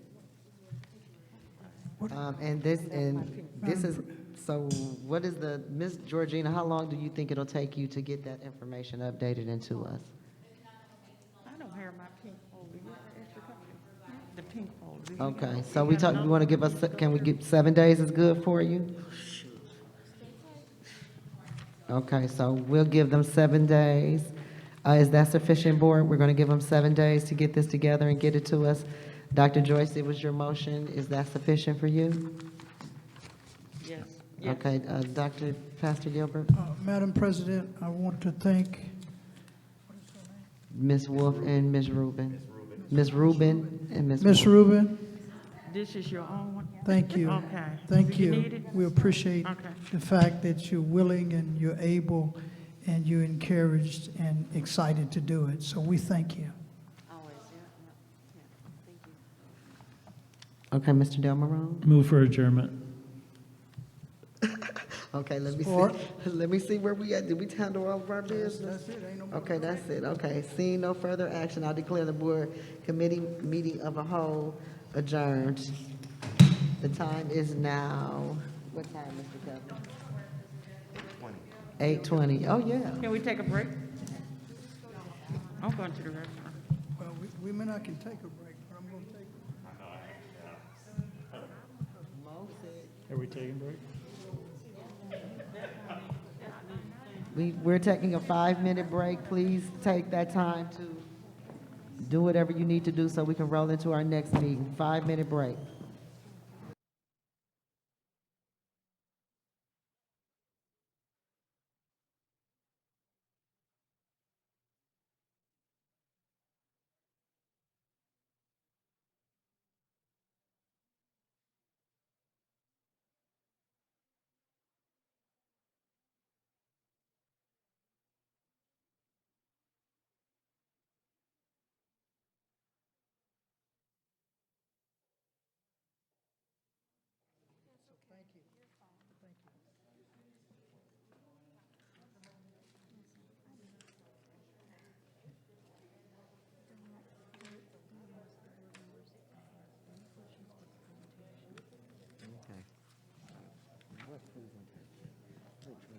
I don't know. Girl, I'm telling you, I'm half asleep. What time is it? It's time. Wait a minute. But I still gotta call the time. Board members?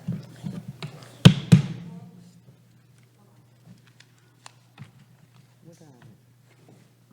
8:31. The time is 8:31. I would like to call the Flint Board of Education Board regular meeting to order. Board members, as I call your name, please reply present for the record. Vice President Green is not here tonight. Secretary Dr. McNeil. Treasurer McIntyre.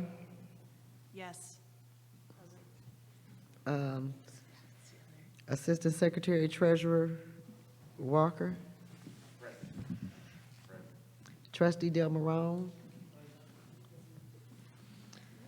Trustee Gilbert. Here. And myself, I am present. Those board members absent are Ms. Green, Ms. Danielle Green. Before we proceed with our meeting, please join me in saying the Pledge of Allegiance. Please rise.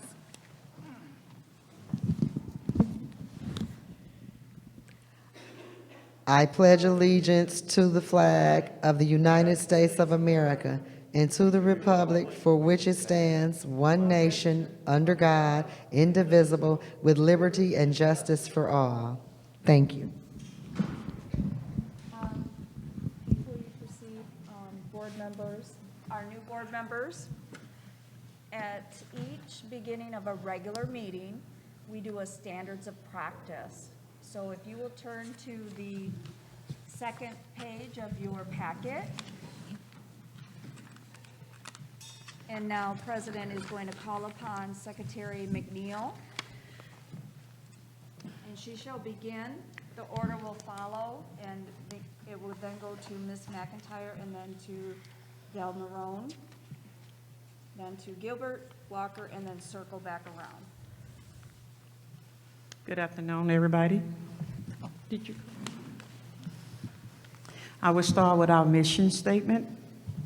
It is the mission of the Flint School District to develop a community of learners who are prepared to live, work, and contribute in every changing society. Our standing practice in order to provide outstanding leadership and better serve the Flint community schools, we, the member of the Flint Board of Education, commit to the following standards of practice. Number one, we will be consistent in our dealing with each other, as well as students, staff, and community.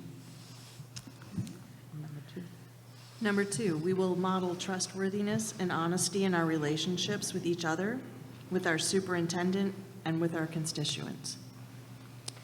Number three, we will focus on a common goal of providing the best education possible for the students in the Flint Community Schools. Number four, we will respect the diverse views that each of us brings to the organization, as well as the view of others that we interact with as we carry out the business of the Board of Education. Number five, we will be open and authentic with each other, our staff, and community. Number six, as we work to make decisions, we will focus on issues, not personalities. Number seven, our decision will be student-centered and based on objective facts. Number eight, we will practice good listening skills to better understand our fellow Board of Education members and constituents.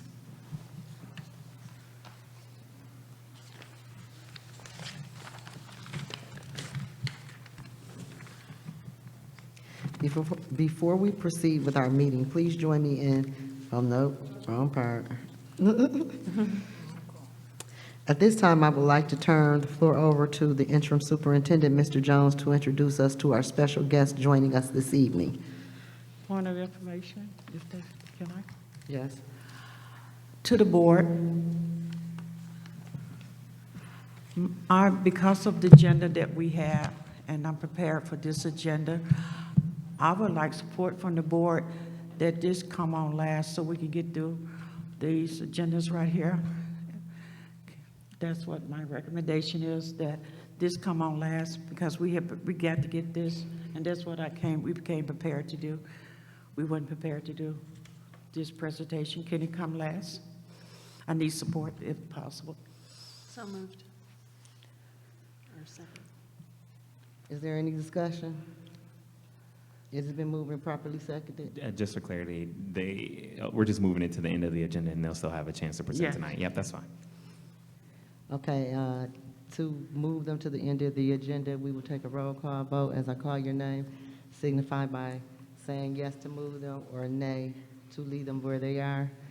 Laura McIntyre, Yes. Dr. Joyce, Yes. Chris Del Marone, Yes. Pastor Gilbert, Yes. Yes. Yes. Okay, it has been voted on by the board that the CRIM will go last, so we can move through the agenda, ma'am. So we will, have the CRIM Foundation come up after we, go through our packet. Thank you. Thank you.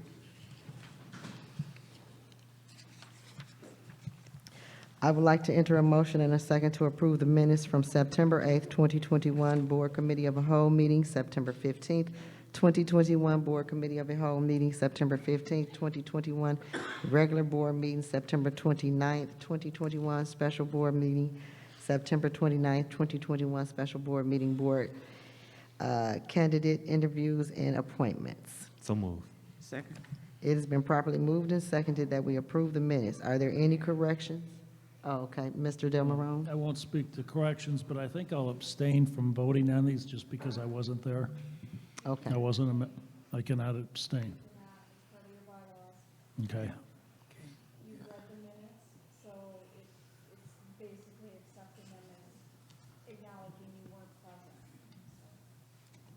present. Okay, it has been moved and properly seconded that we accept the minutes. Is there any corrections?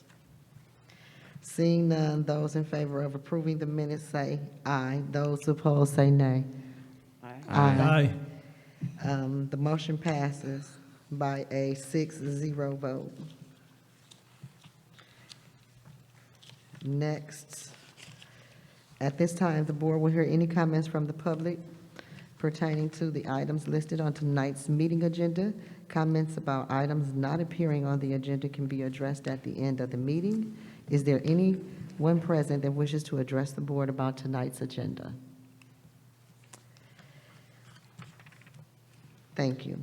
Now we will receive the interim superintendent's communique from Mr. Jones. Okay. Good evening, board. Good evening Good evening. to our community as well. After a difficult start to the school year for our scholars, families, teachers, and staff, we have been able to find our footing and continue to move forward together. I want to thank our scholars and our families for their continued support and understanding as we've navigated these hurdles together. Our teachers, administrators, and staff show the resilience and dedication in leadership and teaching that we have come to expect, and our school community is grateful for all that they do. In the wake of the challenges that we have faced, the district's administration is taking measures to meet with families at all of our schools. This includes attending monthly school meetings, talking face-to-face with families, and addressing concerns. We appreciate the open dialogue and feedback that we receive from our families. This is an opportunity to reinforce the district's commitment to the entire school community. As the weather gets colder, snow can't be far behind. This school year, we are discussing making snow days distance learning days for the remainder of the school year. This change allows us to make up for the days we've missed earlier in this school year. And it also provides an opportunity for us to support our scholars with minimal disruption during the winter months. Again, we are in discussion. Additionally, I want to share an update for our Doyle Ryder scholars and families. We are grateful for your understanding as we navigate unforeseen circumstances, at the building. But we are thrilled to be able to continue these scholars' academic journeys at Potter Elementary as we address issues and make improvements to Doyle Ryder. To address the closure last month, Doyle Ryder scholars will have a regular schedule at Potter Elementary from October 25th to the 29th instead of intercession.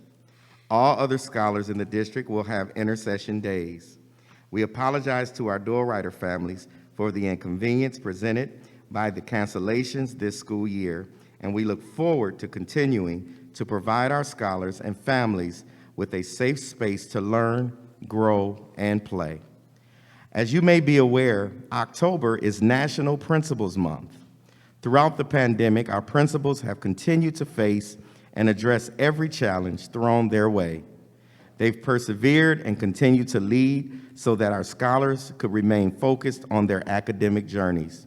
Even through the challenging times, we know our tireless leaders will always guide our school community to be the best it can be and help us all remain Flint focused. Count Day was October 6th, and while the final enrollment numbers will not be available until tomorrow, we appreciate our school community's efforts to celebrate and encourage scholars to be in the classroom. Count Day is a key date, but we know that every day is a key date for our scholars' education. We will continue to reinforce the importance of attending school all day, every day. Prior to Count Day, we had more than 3,000 scholars enrolled for the 2021-2022 school year, and we will share the final count numbers as soon as they are available. While it has been great to have our scholars back in the classroom, it has also been wonderful to have our scholar athletes competing again this school year. This Friday, we are thrilled to host the Flint Jaguars 2021 homecoming game at Atwood Stadium. Woo! It is the last game of the season, and we have invited our entire school community, scholars, alumni, and families, teachers, staff, and friends, to the game to cheer on our scholar athletes and relive some of our football program's best moments. We will fill the stands with our school colors, teal and black, while we watch our Jaguars bring home the win. We hope that you will be there and invite your friends and family. Lastly, I want to share an update on ESSER funding to remain transparent on how these funds are being used to support our scholars with both short and long-term improvements. In total, Flint Community Schools will receive over $150 million in one-time ESSER funding. To date, the district has used ESSER funds for laptops and internet hotspots, for our virtual learners, PPE, for our return to in-person learning, staff retention initiatives, hiring additional staff to support scholar growth, and improvements to infrastructure at our aging buildings. Supporting our scholars truly takes a community approach. To that end, we are working closely with the entire Flint community to ensure that ESSER funds are being properly used. We recently conducted a survey to gather feedback from our families, and we are building this approach out with an advisory committee. The committee will have representation from our teachers, scholars, board members, families, and community leaders. We look forward to sharing details on the committee at our board's pleasure in the coming weeks and sharing additional plans for utilizing the funds as the school year proceeds. As always, we want to thank our entire school community for your continued dedication to learning. We will remain Flint focused and look forward to working alongside you for the remainder of the school year and beyond. Thank you very much. All righty. I will now call upon Ms. Rubin to present the Human Resources Committee action items to the board.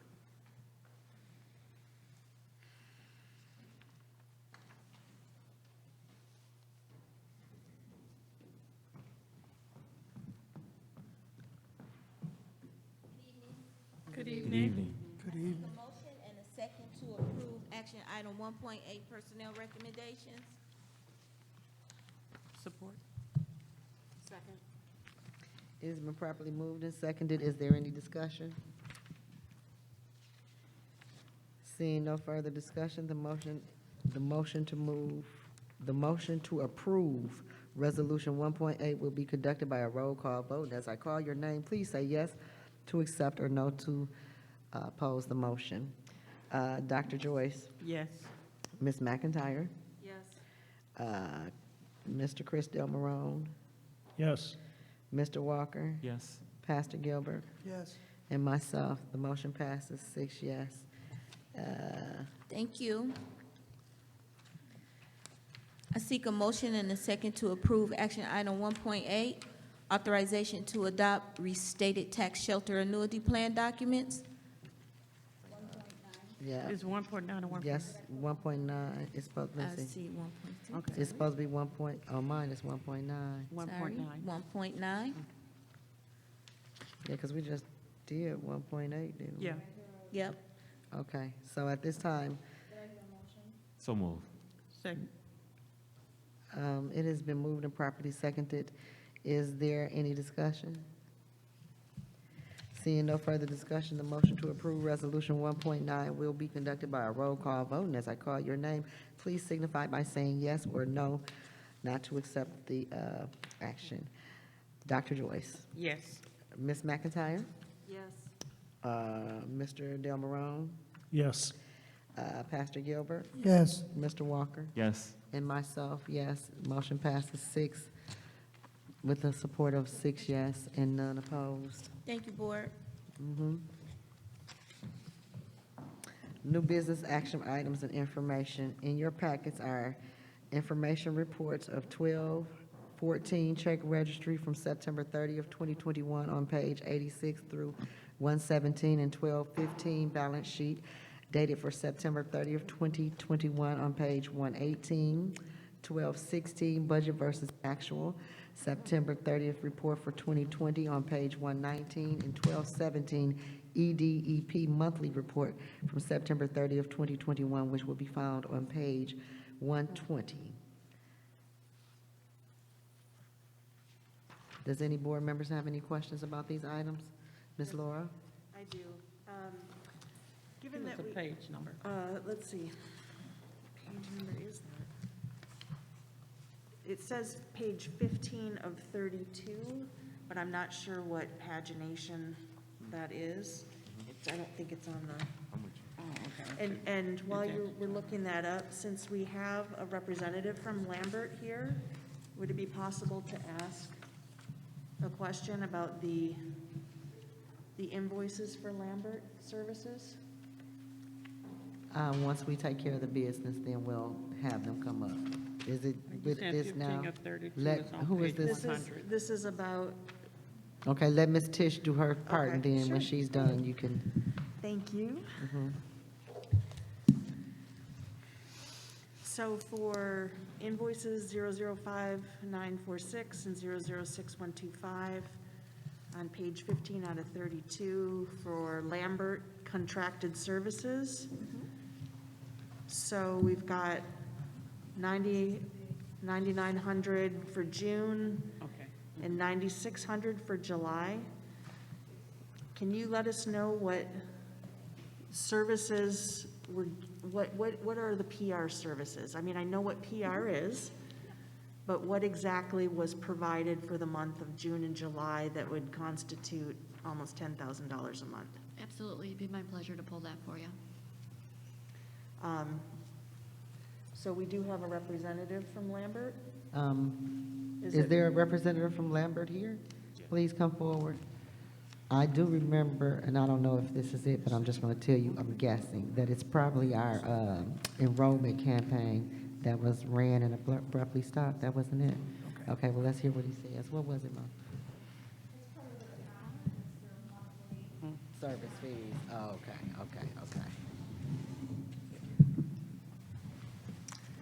Thank you so much. And I'm sorry to, you just popped up, and so I'm like, wow, we can ask you a direct question. That would be wonderful. So, to the best of your ability, given that this is an on-the-spot question. Sure. What was provided for June and July that would, under these invoices that we have? Yes, so we provide a variety of services each month to the district, from creating the monthly newsletter to monitoring the website, the district social media channels. We provide communications to, through the superintendent's office, to the parents, parent letters, things along those lines. We work with the superintendent on those items. The board communique, we work closely with the superintendent as well. So it's a variety of communications that we provide to the district in order to keep the community informed about the variety of activities, programs taking place in the school and across the district. And just,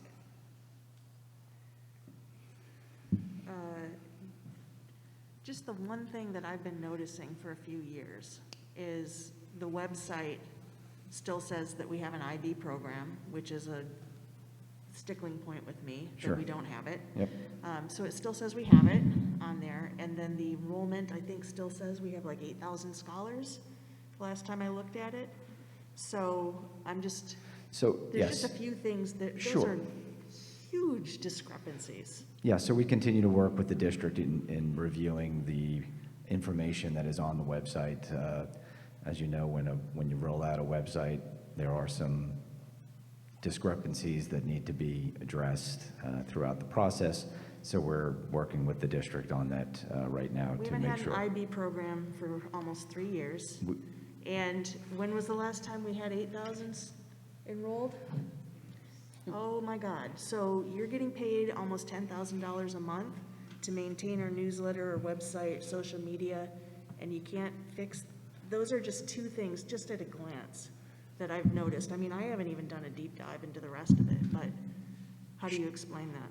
Sure. Well, again, we're working closely with, the district to review that information, and we'll make any updates as necessary. So we were not responsible for website maintenance up until this year.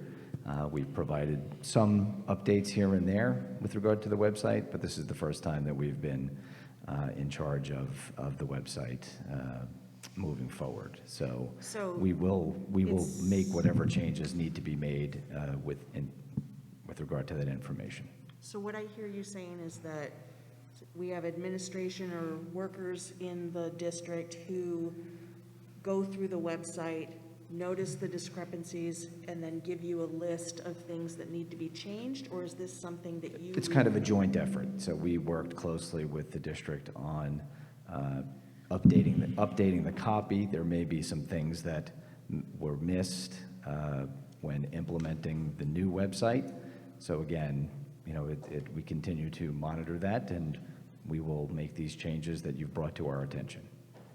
So not to be pedantic or to belabor a point, but those two examples that I used are huge, glaring, years in the making changes. If you're working closely with the district for $10,000 a month, why haven't those things been addressed over the past few years? You're saying just because you've only in the last We were not year? we were not informed that those programs were not available.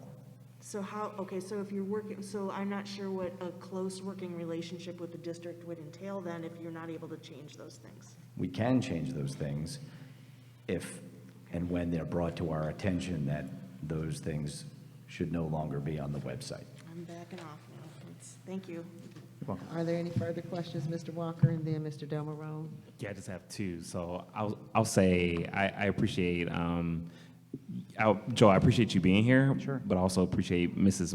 McIntyre's questions. I think as a board, we need to have a broader conversation with Lambert as we're talking about how we want to move forward with marketing our school district, because I think there's a lot of innovative approaches that, again, we can chime in and offer insight into how we want to see things, especially. Again, the administrators definitely know the district, but again, we're in community as well, and we understand things that community members are looking for. So just that point to chew on. But Ms. Wolf, for you, when Ms. Zakowski was here earlier, and I'm looking on page 120 at the EDEP status report, she mentioned in interim assistant Superintendent Jones' report, he mentioned student count and how those updated numbers will impact this. And I just have a point of clarity. So expenditures, probably 9 times out of 10, you won't see much changes there. But as it relates to revenue, once we get that student count, we should expect some change within that space. Am I assuming that correctly? A lot of our revenue too, as Ms. Murphy has noted earlier, that we're grant heavy. So with grants not being approved, I'm not able to do cash draws, so I'm not able to pull that revenue in. Sure. So a lot of times when you're looking at this revenue, it's because I'm waiting for the grants to be fully 100% approved for us to be able to do the draws to actually reimburse the district. You will see a little bit of revenue because September is a little bit odd. We do not get a state aid payment in September. So you do need to understand that's the 1 month a year we do not get state aid. So this next month, October, is the first state aid payment you're going to get for this new fiscal year. And that will run through August of '22. So in our For next this board term. meeting, should we be anticipating a conversation about an amended budget? Does that happen in November? And again, I'm sorry to ask the question, but I'm. No, that's okay. I'm not comfortable with doing an amended budget for November board Okay, meeting. okay. Only for a couple of reasons. A lot of these larger grants have not been approved. Sure. So do you want me to recognize the revenue, or do you not No, want I me get to it, I recognize get the it. revenue? And then the final numbers are still being worked out for state aid. So December, January Okay. is Yeah, what I'm I'm just trying to. anticipating, but Yeah. you know, with Carrie being here and her saying she's gonna be willing to help me, I'm like thrilled. All right. So. Thank you. Yeah, I don't again, anticipate it going to January, but definitely probably December. yeah, I'm just looking, if that's again, okay. looking at our revenues and expenditures and seeing how everything there's a reason why we're in the EDEP, but again, I just want to make sure that I'm just following that Oh, yeah, a conversation. lot of those revenues are because we have not been able to do cash draws. We'll Sure. do FER reports, which is the final expenditure reports for last fiscal year, for the grants that just ended June or September 30th. So you'll see a little bit of a revenue increase because of those final reportings that are due. They'll pay us out on the last bit. In addition, again, like the state aid just started in October. Sure. So you're gonna see that putting in there, so. Okay, thank you, yeah, thank you. Yeah, absolutely. Mr. Del Moral? Yeah, just piggyback on Board McIntyre's questions regarding the student population. You know, if you just look at our student counts, student count day, that should be enough information to update that. I'm not understanding why things like that are not done. I mean, the last time we had 8,000 students, how many years ago was that? I wasn't even in the district. Okay. And so it's been a while, and things like that, I mean, you should be living and breathing and eating what you're doing for the board, for the district, and it's like, okay, this is what our population is saying, 8,000, and then you read in the paper or some other communication that says we have about 3,000, that should be infant in that should be enough to bring about the change. So I'm not understanding, but It's an oversight on our part, and we will make the correction, tomorrow. Well, and the fact, I agree with the sentiments of the board, because you're in these meetings, and we speak of our student enrollment in these meetings on a regular. So that tells me that you're not looking at that, because if you're coming to these meetings and we're agonizing over our student enrollment, okay, it is so detrimental to this district. And for you to be collecting that kind of money and you don't even have the rock bottom hardcore information, even nowhere in the ballpark. You're not 1,000 off. You're not 2,000 off. You're not 3,000 off. You're not even 4,000 off. But yeah, and you haven't looked at that, and you said you got to do some other. What you do? Collect that $10,000 like clockwork on time every month. So that's very disappointing, because I'm like Miss Laura. Somebody was paying me that kind of money. I'm looking at your web page 2, 3, 4 times. I'm, keeping up with that information, because I mean that's the rock bottom first. The web page. I mean that's the first contact. And if you're not handling that, then it makes me feel like the things that are behind the scenes you're definitely not looking at. But that's all for me. Anybody else on the board? Said it well. Yeah, and I just wanted to reiterate about the IB program, and I know it sounds like I'm beating a dead horse, but if you have a parent that goes to our website and it And we says we understand. offer an IB program. And we don't. Haven't for years, Yeah, I'm it not is. bringing my kid, Well, this is what I will say to this board. This is what I will say to this board as a new body that appears to be unhappy with past practices. Lambert's contract is coming up too, just like everybody else's. And since our administration is here and you're hearing the sentiments of the board that we're not happy with the services we've received, let's start looking for others that'll be glad to do our work and be honored to have us as customers instead of taking us for granted. That's all for me. Is there any other discussion from any other board members? Is that it? Satisfactory? Thank you so much, sir, for coming before us. Thank you. Okay, now, are we on a roll call vote? Where are we in No, I do the, wait, have- excuse me, sir. Ms. Laura, did you? No, Oh, not for him, okay. But I have more questions about the check register. Okay, go ahead. So, on page 11 of 32, and I'm gonna be all over the place because they're just. That's okay. There's two POs for contracted legal services. Are those for the UTF bargaining, or I'm not sure what legal services they are, and it's for June for 36,200 and something? Please Okay. tell me it's For not the June? Williams firm. Oh, no, it says June right above it. Where- It'll, I don't right s- above June, right here. Gotcha, okay, Yep. thank you. Yes, Well, I could it'd be not. my pleasure to pull that one for you as well. Any of them that you need, I am happy to pull for you and email out to the group. With the legal, I would like to see the itemized, and moving forward, it's been recommended to me that we do get the case notes. I'm not sure if it's gonna be possible to get the Williams firm case file notes, which should be in our possession since we paid for them, but they're not in the district. But in order to look at the itemized invoices, that would be very helpful. So moving forward, if not backwards, if we can get them retrospectively, that would be great. But definitely moving forward, when we're paying these legal fees, that's what we've paid for, and we should have that in-house.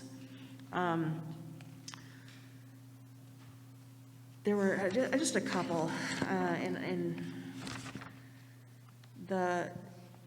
on page 7 of 32, we've got $82,000 for portable air conditioning units. And I get that, right? But that just begs the question, where did those other air conditioners go? Did we ever get an answer to that? I thought there were donated air conditioners, and that, so that just like flags for me the whole air conditioning service situation, plus the fact that we've paid $2 million for air conditioning, maintenance, HVAC. And now we're getting more from ESSER that has HVAC as part of this isn't necessarily a question to you, I'm sort of, yeah, but that's kind of what that brings to mind. Things that we need to be mindful of, I guess. So the air conditioning units, those were the ones that we had for that emergency. Excuse me, point of information. Can you tell us what page you're looking on for our members? 7 of 32. 7. Page 7 of Okay. 32. At the top. Okay, Thank you. proceed, Ms. Laura. I'm sorry. So those were the air conditioning units that we purchased for the emergency situation for the heat wave that we had? Is that, okay. And then can we figure out, if not necessarily your office, I don't know who would be responsible for it, where the other air conditioning units are? Are we speaking of the ones that were already in the schools at Brownell? I don't even know. Yes, so those the are the ones that were being installed in Southwestern. Okay, Yes, okay, ma'am. all right. And then, I think I have two more. There's a lot, so pardon me, because I have them flagged, but not that, air conditioning. It says on page 11 of 32, schools, oh, okay, so this is making more sense. Schools open, direct support for contracted services from Schools Open Co. What is, So that would be our software that we currently use for our finance system. okay, and the direct support would be, I would have to pull the invoice for you, but I'm happy to do that. It's either their annual fee, maybe I'm gonna have to see what type of fee it is, but it is coming out of our finance department. It could just be quarterly billing. I'm not quite sure 100%, but I do know it is for our software. That's who supports our software for payroll, for finance, for all those operational parts. okay. Use your microphone, please. Oh, yeah, yep, Just pull it over to you so they can hear there you. we go. Better? Yes. Yeah, that's what I asked. Are there any further questions from the Yes, board? yes. Hang on, I've got, so, on page 14 of 32, we have, almost $2,000 to the GISD for, it says annual renewal MS, is that MSAB? What are we paying GISD for? I would have to pull the invoice for that one. Okay, at this point, excuse me, Ms. Laura, I'm not trying to hold you up. This is for action item, which one? And is this something Carol, that? this is the business of the district, Okay, and well, I have been. hold on. Excuse me, This excuse is me, the ma'am. time for me to ask questions. Wait, hold on. Yes, this is a time for you to ask questions, but if she is not fluent and she is not sure, whatever questions you have, you can forward them, write them down, give them to her now, or whatever you want, so that she can research them. Because she is not fluent on everything, you can give her the number and let her get back with you and give you stone information so we can get through the agenda. Nobody's denying you the right to the information. Given our situation, Carol, the fact that we don't have a CFO, we don't have standard operating procedures in place, we really need some checks and balances. We And don't have we- we don't have a finance subcommittee meeting. There's a few things that I have some questions Excuse about. me, order, and I understand you have some questions, Laura, and we fine with that. She is not fluent, so I'm asking for you and her to schedule a meeting, since we did just appoint Ms. Zakowski, who can go through this line for line with you all. And you can give us all the information or whatever and bring it, but for us to have to sit here while you go line per line. I'm not going line by In a line. I have meeting. selected a few things. Okay, well, Do you let- want me to go line for line? Because I can No, do I want- that. no, I want you to I'm get saving on that for because- Ms. Zakowski. Order, you out of order, Laura. Now, what I am saying is, we're getting off track, and it's running over, and we have special meetings and things set up. I don't have a problem with you asking her. So I have a She's- few more questions to ask. So write 'em with down and let's This is part of roll. the agenda. Please let me finish with the questions Excuse that I me, have. go ahead and finish your questions, Then let me do it. but speed it up. We're not going to wait for you to line by line. The only one that's slowing down the process. Order, because you're not going to disrespect. You're holding us up. We have a lot of stuff to go through. Please Just ask your let me questions. ask the Please questions, ask your please. questions. Then let me go ahead and do it. You out of order. Please ask your questions and let's move on. So on page 22 of 32, the Title I Southwestern Supplies, so there's a $51,000 line item. So I would like to, Absolutely. It'd be my pleasure to look it up. okay. I mean, we have less than 3,000 students in the district, and we have things, supplies of $51,000. And I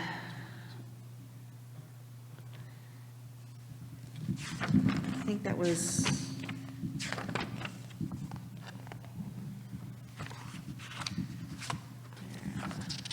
there we go. See, that was it. Thank you. That's all there was. No, Is you there just any let me other know. questions from There you any go. other board members? Thank you. Thank you very much, Tish.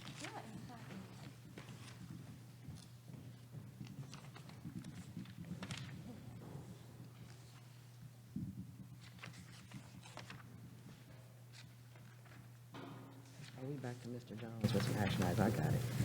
I will now call upon the interim superintendent, Mr. Jones, to present to the board committee of the whole action items.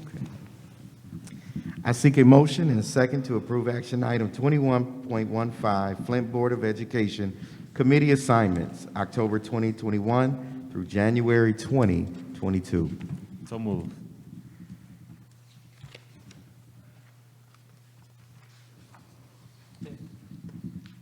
Did I hear somebody support that? Okay. It has been moved and properly seconded. Is there any discussion? Seeing there is no discussion, the motion to approve Resolution 21.15 will be conducted by a roll call vote. As I call your name, please say yes or no to approve the motions. Dr. Joyce? Yes. Ms. Laura?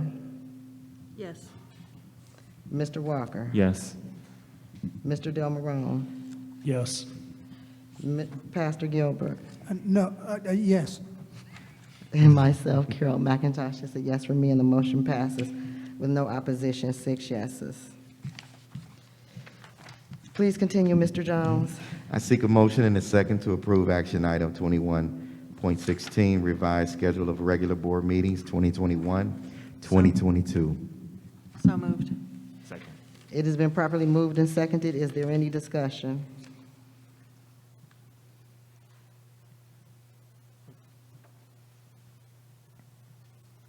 Do you have any questions, Mr. Del Marone? Yeah.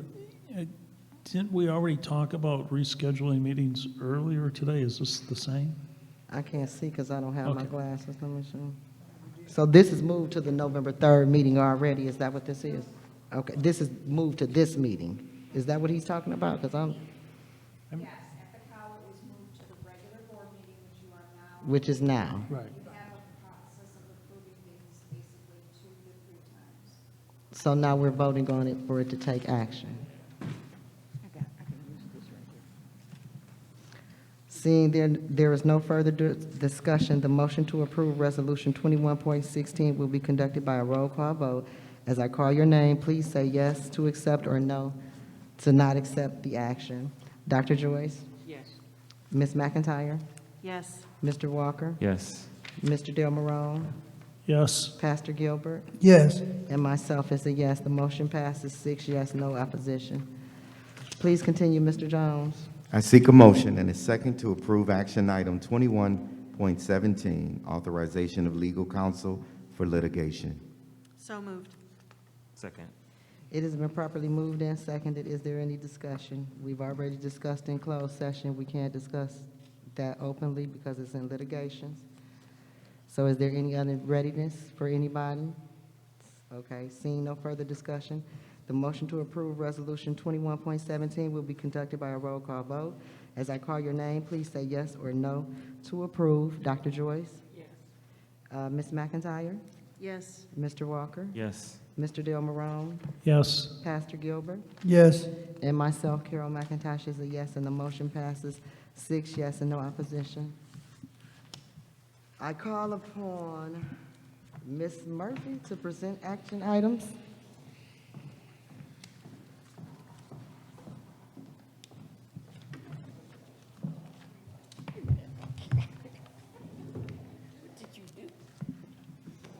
Good evening. Good Good evening. evening. Good evening, Ms. Murphy.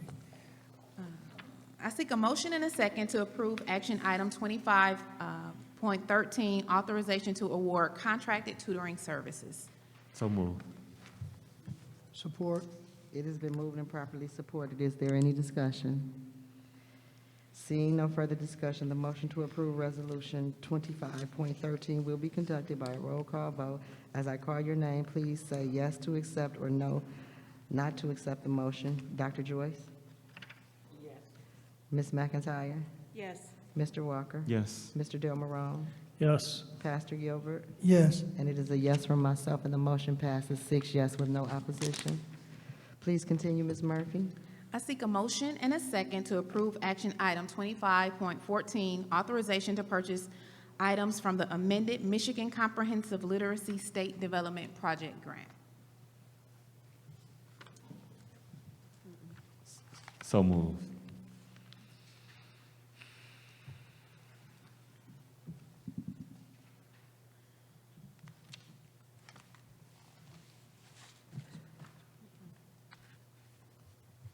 Support. It has been moved and properly supported. Is there any discussion? Seeing no further discussion, the motion to approve Resolution 25.14 will be conducted by a roll call vote. And as I call your name, please signify by saying yes to accept or no to oppose. Dr. Joyce? I'm still looking for it.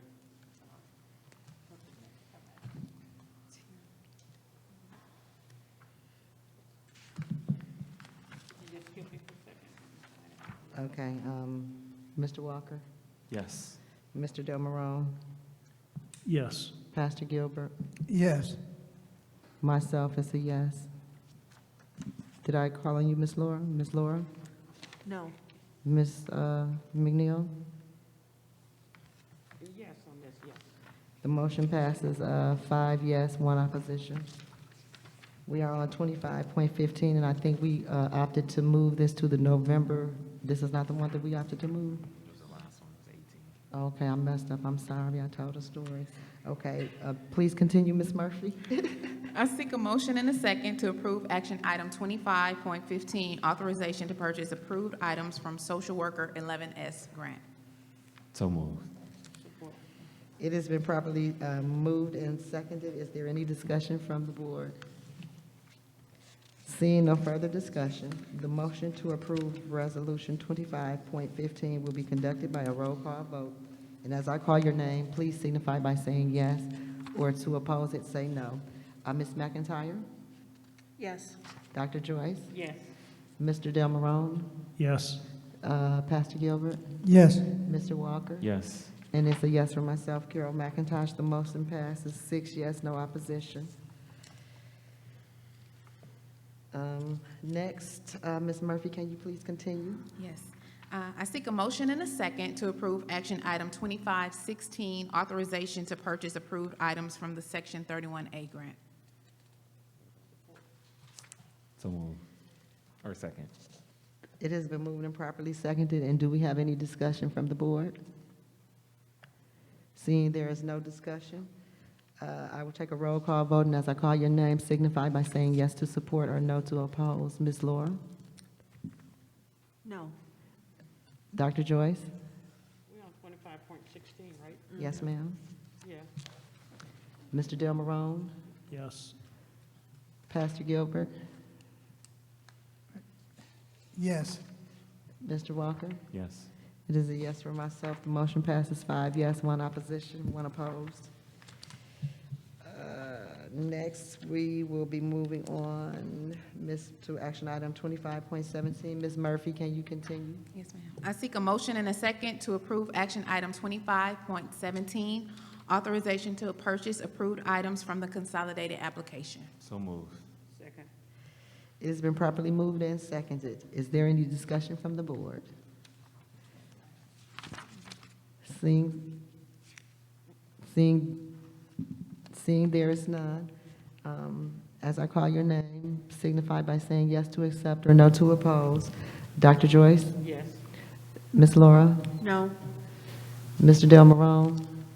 Yes. Pastor Gilbert? Yes. Mr. Walker? Yes.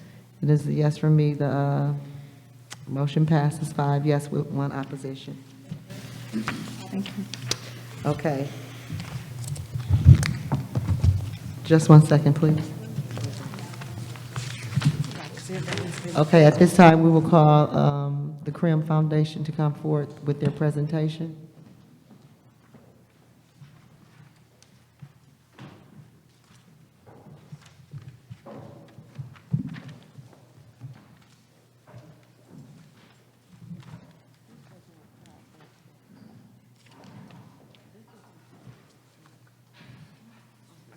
Okay, so this is this packet, you guys.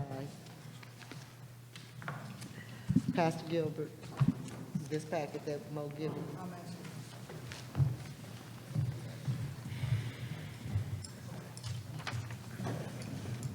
We on this part. No, that's okay. We on this part right now. This is what Okay. they can present.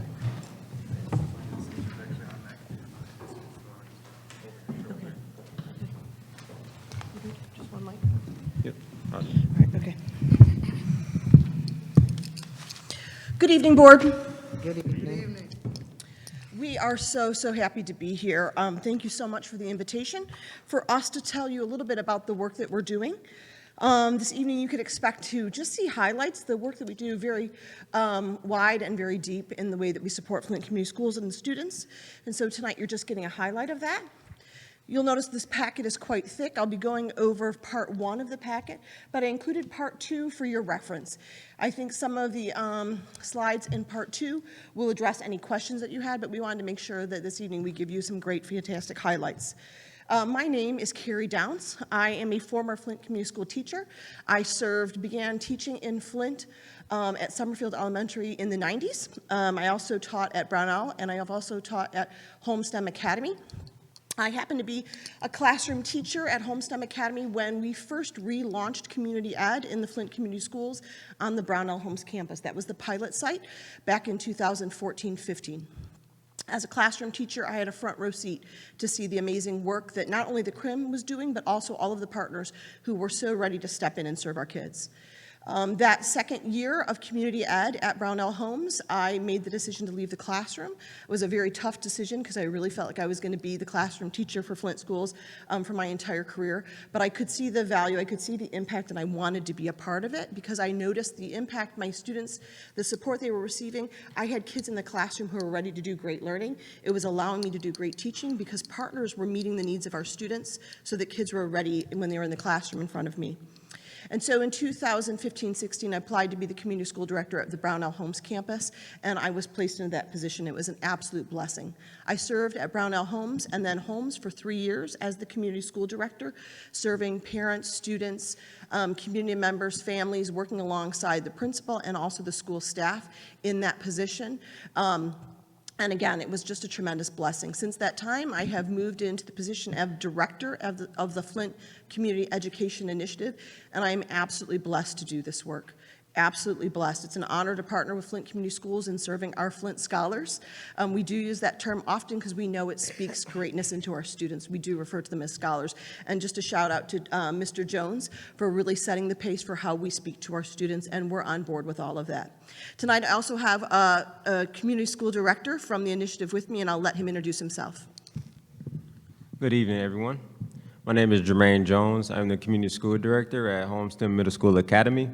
I'm a proud product of Flint Community Schools. I attended Anderson Elementary, Longfellow Middle School, and I'm a proud graduate of Flint Northern. I consider it one of the best high schools in the state of Michigan. Southwestern. Oh, no. But the education I received from Flint Community Schools really prepared me for my career, my college career. I went on to graduate from Oakland University, and I really owe it all to Flint Community Schools and all the mentors and teachers that I had growing up in the city of Flint. So again, I do want to say thank you so much for inviting us to present. Just one note, and I think this board in particular, we've been partnering with Flint Community Schools since 2014-15 for community education, and this is the first time that we've been invited to present to you all. So I just applaud you all for being highly engaged and seeking to get more information. We are happy to be here.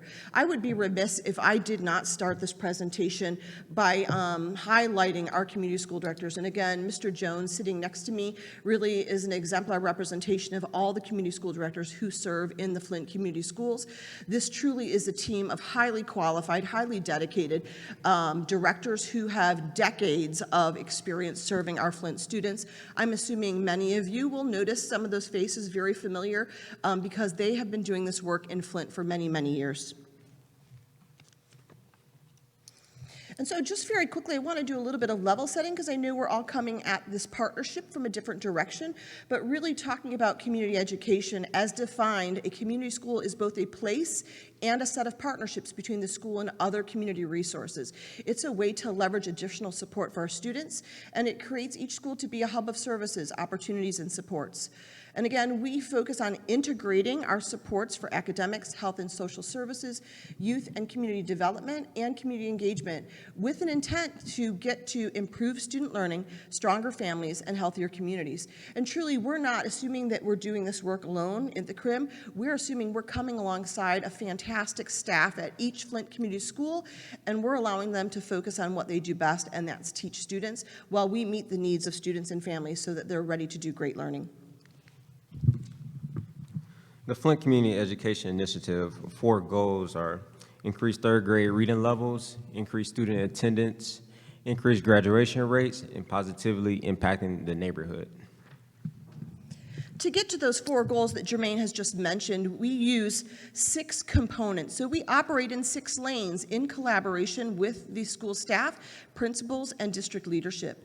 Our 6 components that we focus on in the work that we do, as led by community school directors at each school, is early education, family engagement, health services, adult education, community and economic engagement, and expanded learning opportunities. And we're going to go through and give you a few highlights of each of these 6 component areas so you have a little bit of an understanding of the work we do. Again, this is not an exhaustive list.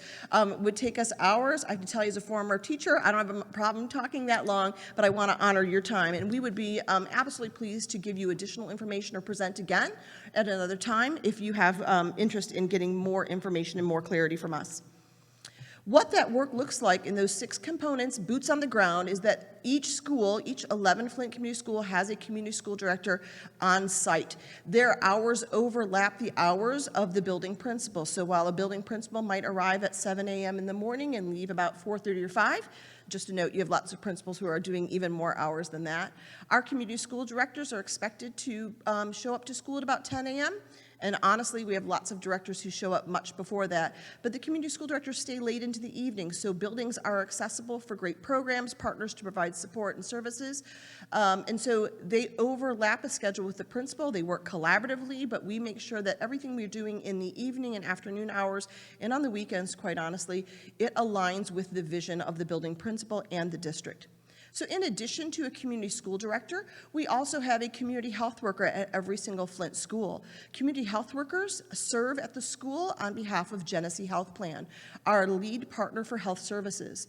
Those community health workers are able to work collaboratively with the school nurses, with MTSS staff, with school staff, community ed partners, to make sure that we are connecting families to resources. And I'll talk more about our community health workers later. We also have 2 to 3 AmeriCorps service members and 1 AmeriCorps Vista member. At the CRIM, we highly value the work of our national service members. Those service members are community members who sign on for a year of service. They are mission-minded folks who are focused on attendance and increasing capacity at the schools. In addition, we have a team of partners, local community-based organizations, local community members, sports coaches, individual volunteers, all focused on providing no-cost supports. Again, no cost to families, students. Everything you'll hear about tonight, there is no charge to our families. We have funding that provides that so that there are no borders and no barriers for our students to receive support.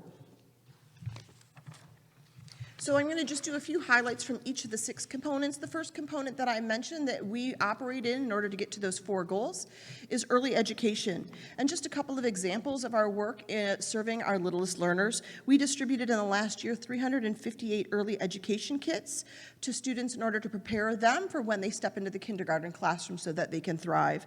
Additionally, we were so pleased to partner with Latasha Wilson in the kindergarten enrollment events across the city in the spring and summer. And one way that we supported that was by providing any prospective kindergarten student a t-shirt that said they were the class of 2034.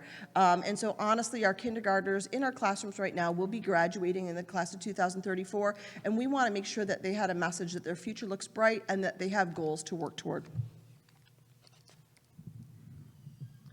As an initiative, we seek to gather continuous feedback from all stakeholders. 92% of the 558 parent survey indicated that they were pleased with Flint CEI programming.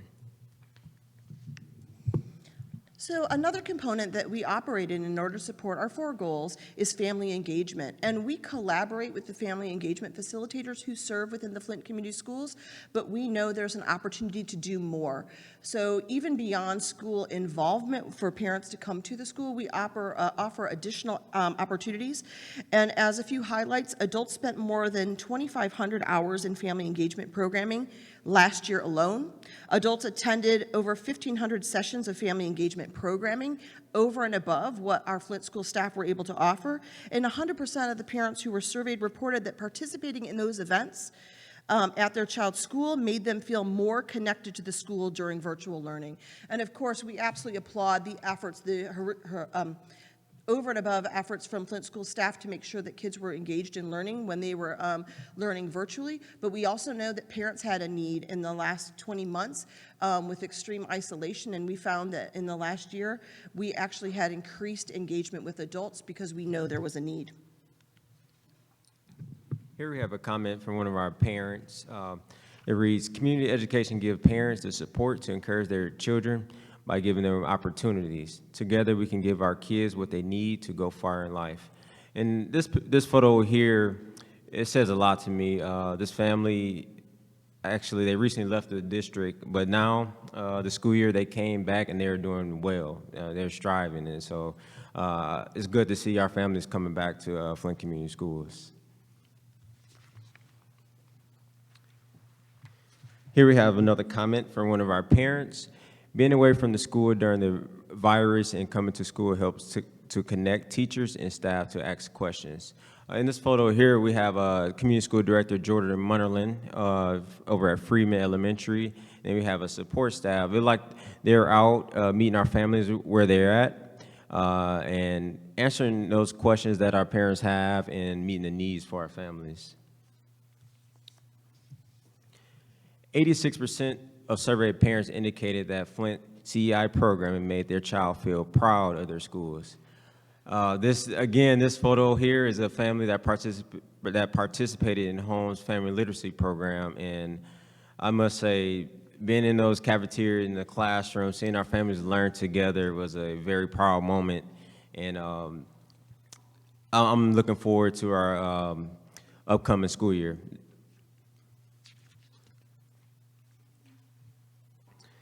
All right, so on this slide here, we have a parent that participated in that family literacy program. The Community Education Family Literacy Program at Holmes felt like a big family. Partners took time and supported all the families. It was a beautiful thing. I'm gonna speak again. This family not only participated in our family literacy program, but they participated in our financial literacy program. So we want our families to be financially fit as well, and our families are really taking advantage of the opportunities that we're providing for our families. And so just as we're going through these highlights, we're providing lots of clarity for you all about feedback from families, because that's part of how we make our decisions. We never come into a school assuming that we have all the answers. We have very specific protocols for doing needs assessments and continuous feedback loops so that parents, students, and community members can, and staff as well, can provide feedback about whether or not we're meeting their needs so that we can continuously improve. In this particular picture, in the center in the back row, that is Mr. Marlando Wade. He served as community school director at Brownell STEM Academy. He's now on our management team. We also noticed that we have very little turnover rate in our community school directors. I think that's attributed to finding the right people doing the right work and putting them in the right positions. And we have very mission-minded folks who are here for the long haul. They know it's a long game in serving our families. But I love this photo because Marlando Wade realized at Brownell that we were not creating lots of opportunities for our dads to be able to support students at school. Oftentimes, programming for family engagement looks very maybe mom-friendly, and so Marlando partnered with other organizations in the community to create an opportunity for dads to do great parent and child time together with their students. Just a phenomenal program at Brownell, and it was very well received. Another component, remember we mentioned that we have 6 is health services. Our community health workers, again, are Genesee Health Plan staff members who serve at the school, and they collaborate with nurses, community school directors, attendance agents. They also conduct health assessments, and so in the last year, they conducted over 5,000 health assessments and reassessments, and those health assessments are what help us identify the needs of the community. So at no time are we making assumptions. We really are paying attention, and I would say if we talked about the best skills that our community school directors have, I would say one of the top skills is that they're great listeners. They really are paying attention to the voice of students and families. And so additionally, when we get those health assessments completed by parents and different households, we're able to identify their needs and directly connect them and make referrals for social services so that they are getting their needs met. excuse me. This is a screenshot of our data dashboard that we use to help guide our decision-making. It houses the data that's collected from the Genesee Health Plan community health workers. And while I'm sure maybe you're not able to see clearly all of the details of this, I would like to highlight to you that in the upper left-hand corner of the screenshot very clearly indicates where the greatest need is. And I'm sure it's no surprise to you all community leaders that our parents are reporting that food scarcity is a continuous need. And so that information is so valuable for us to have, because then we can reach out to other partners, leverage additional assistance, and make sure that we're providing resources for our families in the most timely manner. I love this photo. This happens to be one of our community health workers, and she's standing with the student that she spends time mentoring during the lunch period. And I love this quote from a Freeman parent. It says, "My community health service worker and director have helped my family so much. I can't even begin to describe how much they've helped my family. I don't know where we would be. I moved to Flint with nothing but a car and clothes on our back. They are the reason we are alive and well." And I think this quote really says two things to our team. The first is that we have families in need, and when we have someone at the school who truly is designated to just meet the needs of the families, that is very powerful. But the other thing it tells me is that we followed up with the parent after we met her needs, and she trusted us enough to give us feedback on how we provided support. And to me, that's a big deal. We have lots of families who are struggling to trust across the city, and anything we can do to invest and nurture that trust, I feel like is a very powerful opportunity and one that we don't take lightly. As we're moving through our 6 components, another component where we operate in community ed, where we invite partners to come in and serve our families, is in adult education. And so we had over 2,500 unique adults. That means we're counting each person just one time, no matter how many programs they attend.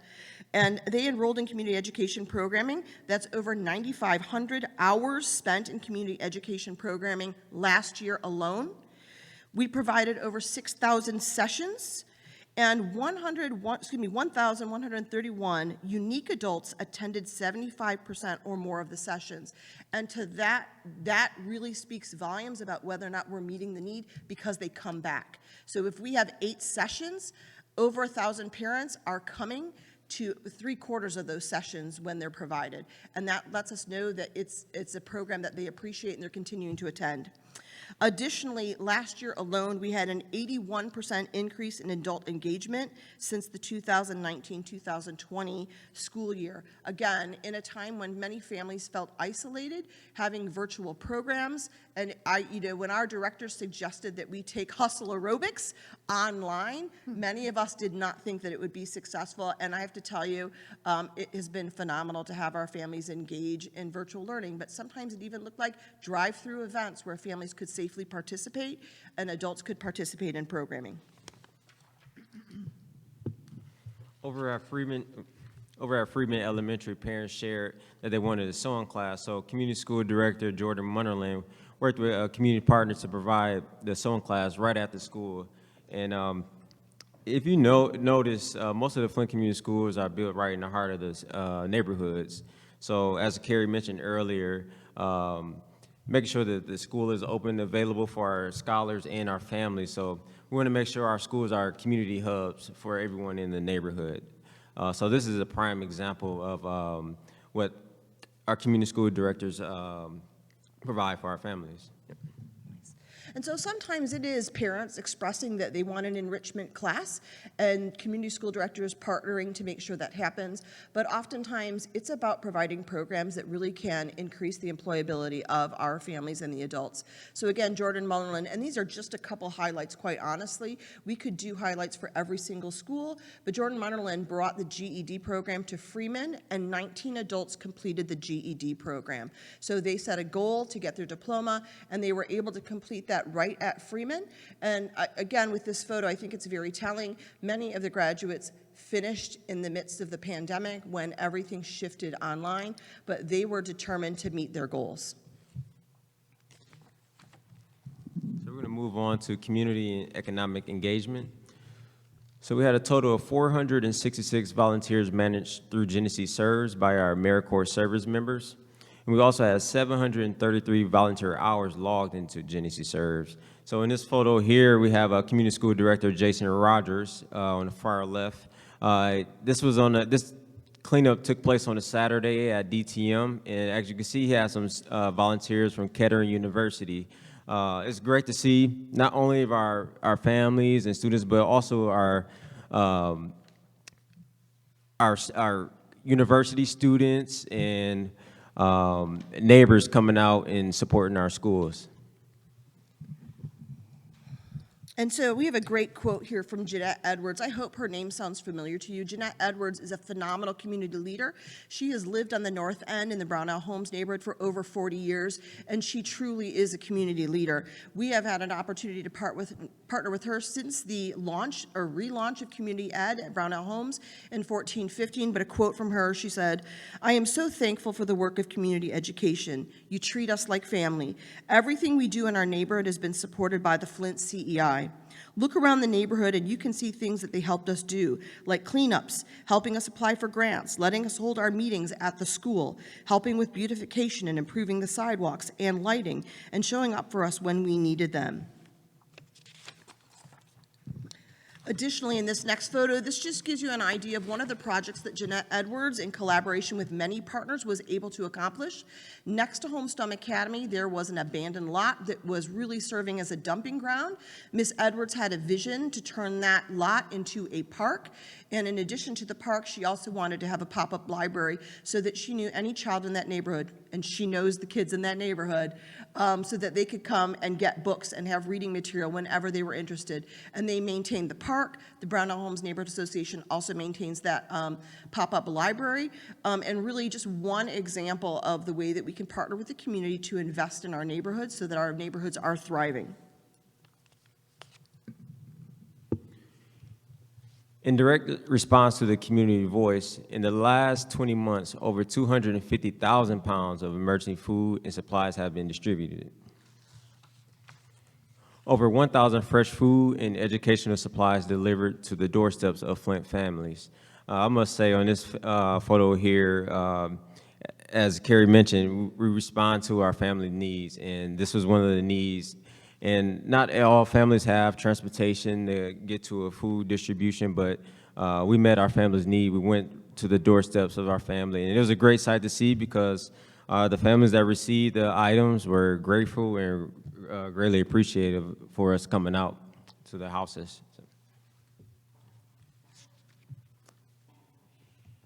Community school directors prioritize creating sustainable systems to serve all students. This is a photo of Homestead Middle School Academy Community Care Center. As you can see here, we have clothing available, we have school supplies, and we also have hygiene products for our scholars. As a parent, as a new parent, I would greatly appreciate if I received a phone call. Chase had an accident, and I just want to let you know he's okay. We changed his shirt, and we sent him back to class. Just a simple basic needs like that is very important for our families. Yep. Excuse me, we have someone after you. I don't want to be rude, but can you guys? I don't want to be rude, but can we maybe skip some of the pictures and get to the meat and potatoes of the program? Because we have somebody else after them that we have to, so. Sure. Thank you. I hope that you take an opportunity to look through the rest of the presentation. I'm glad I provided a paper copy for you.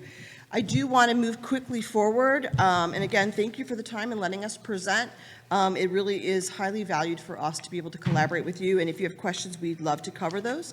Some additional information that I would like to share with you, and tonight is the first time that we would be sharing this information.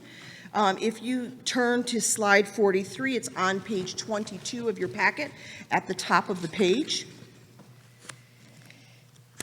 Well, of course, all of these slides from our perception really does demonstrate the phenomenal work that's going on. I think at the end of the day, we would all say the same thing. This looks fantastic, but what does this lead us to? What's the outcome of it? Are we really having an impact on our students? Let me advance my slides, I apologize. And on slide 43, on page 22, you'll notice that we have received an individual level summative evaluation from our evaluator at MSU, the Community Aid Lab.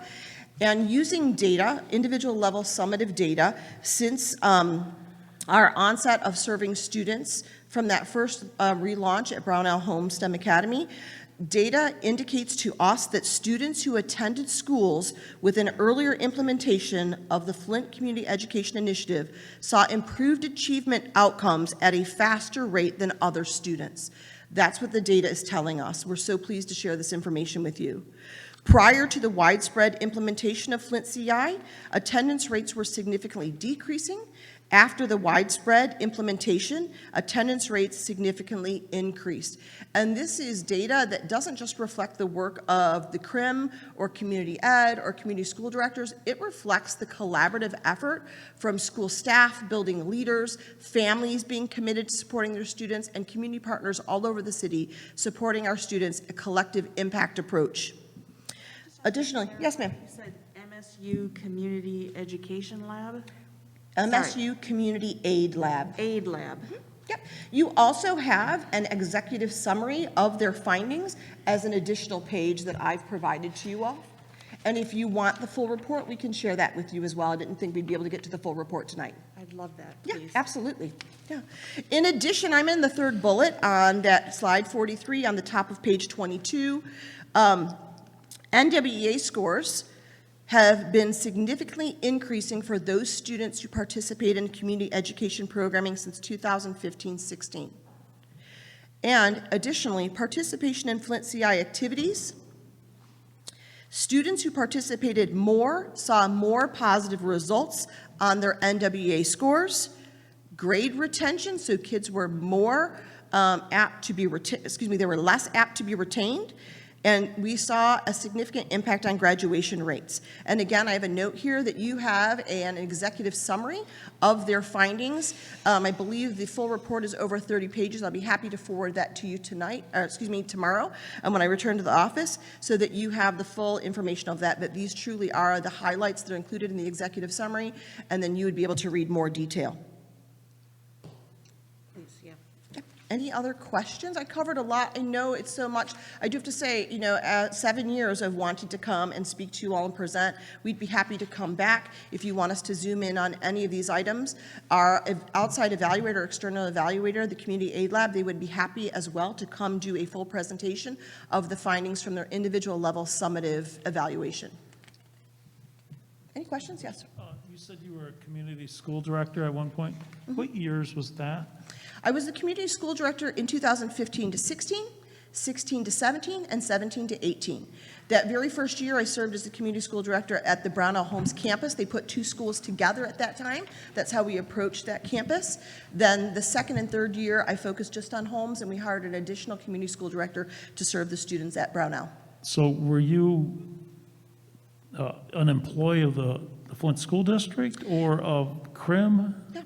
So, and there's more information in this packet. If you look at the following pages after slide 43, you probably will see lots of more information to give you clarity. But a national model for community education across the nation, and we even have examples in Michigan, in Kent County, where schools identify a lead agency to serve as the lead for community education.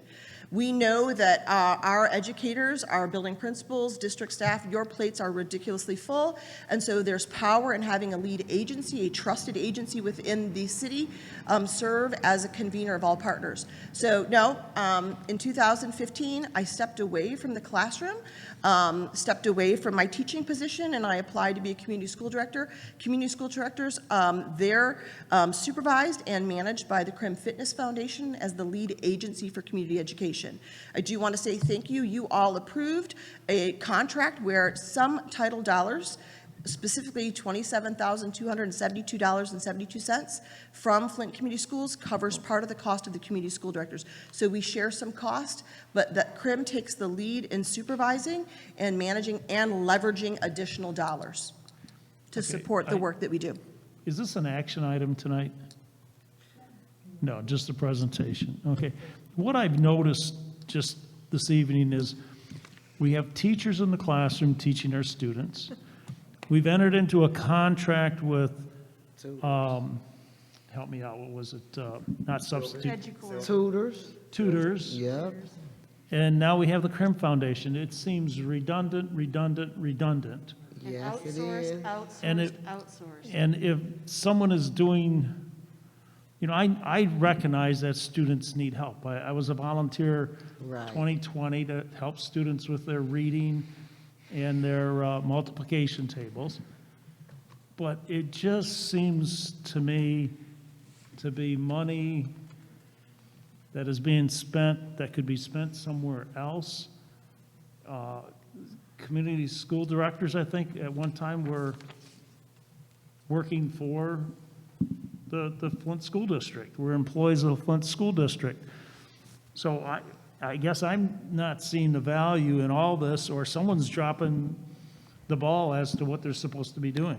Well, that's exactly what our argument, or rather, our argument as a board, and my argument to get Ms. Zakowski here, everything is outsourced.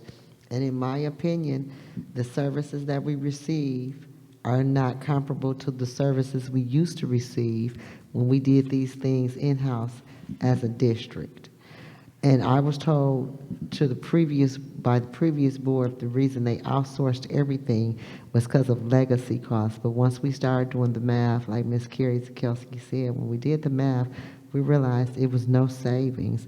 We were just losing grasp of all our programs, and we've lost our early child care development. Now we have this tutoring piece, everything, even our driver's training. The board suggested that we bring driver's training back in, and our administration, not this gentleman here, but a previous administration decided they'd outsource it to, was that Crim or somebody?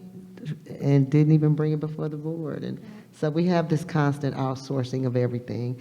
And because I thought we as a board had discussed our teachers being able to tutor and pick up overtime hours, and then they know the curriculum because they're teaching it in the day. But I think it was because we didn't have a chance, the school year had started, and we didn't have a chance to set all that up. But I am hoping that that is the direction that this district takes. Because as a teacher, if they need to maybe pay their kids' tuition or catch up on some bills, where do they have the opportunity for overtime hours or to pick up additional dollars? Teachers have student loans and stuff, so this has been the argument of the district. So you're catching right up with our sentiments. But we find ourselves in the middle of a school district, like you said, and our students needing services, and it takes time to find these other agencies to handle this work. So that is the plight of the board and the district. We have a lot of work to do. Yes, we do. Is there any other, Ms. Malora? Yeah. So I'm really excited by your enthusiasm. I mean, I can tell that you've been a teacher and you love what you do and all that kind of stuff. I'm a little alarmed, though, by the doublespeak of community education, though. This is not community education.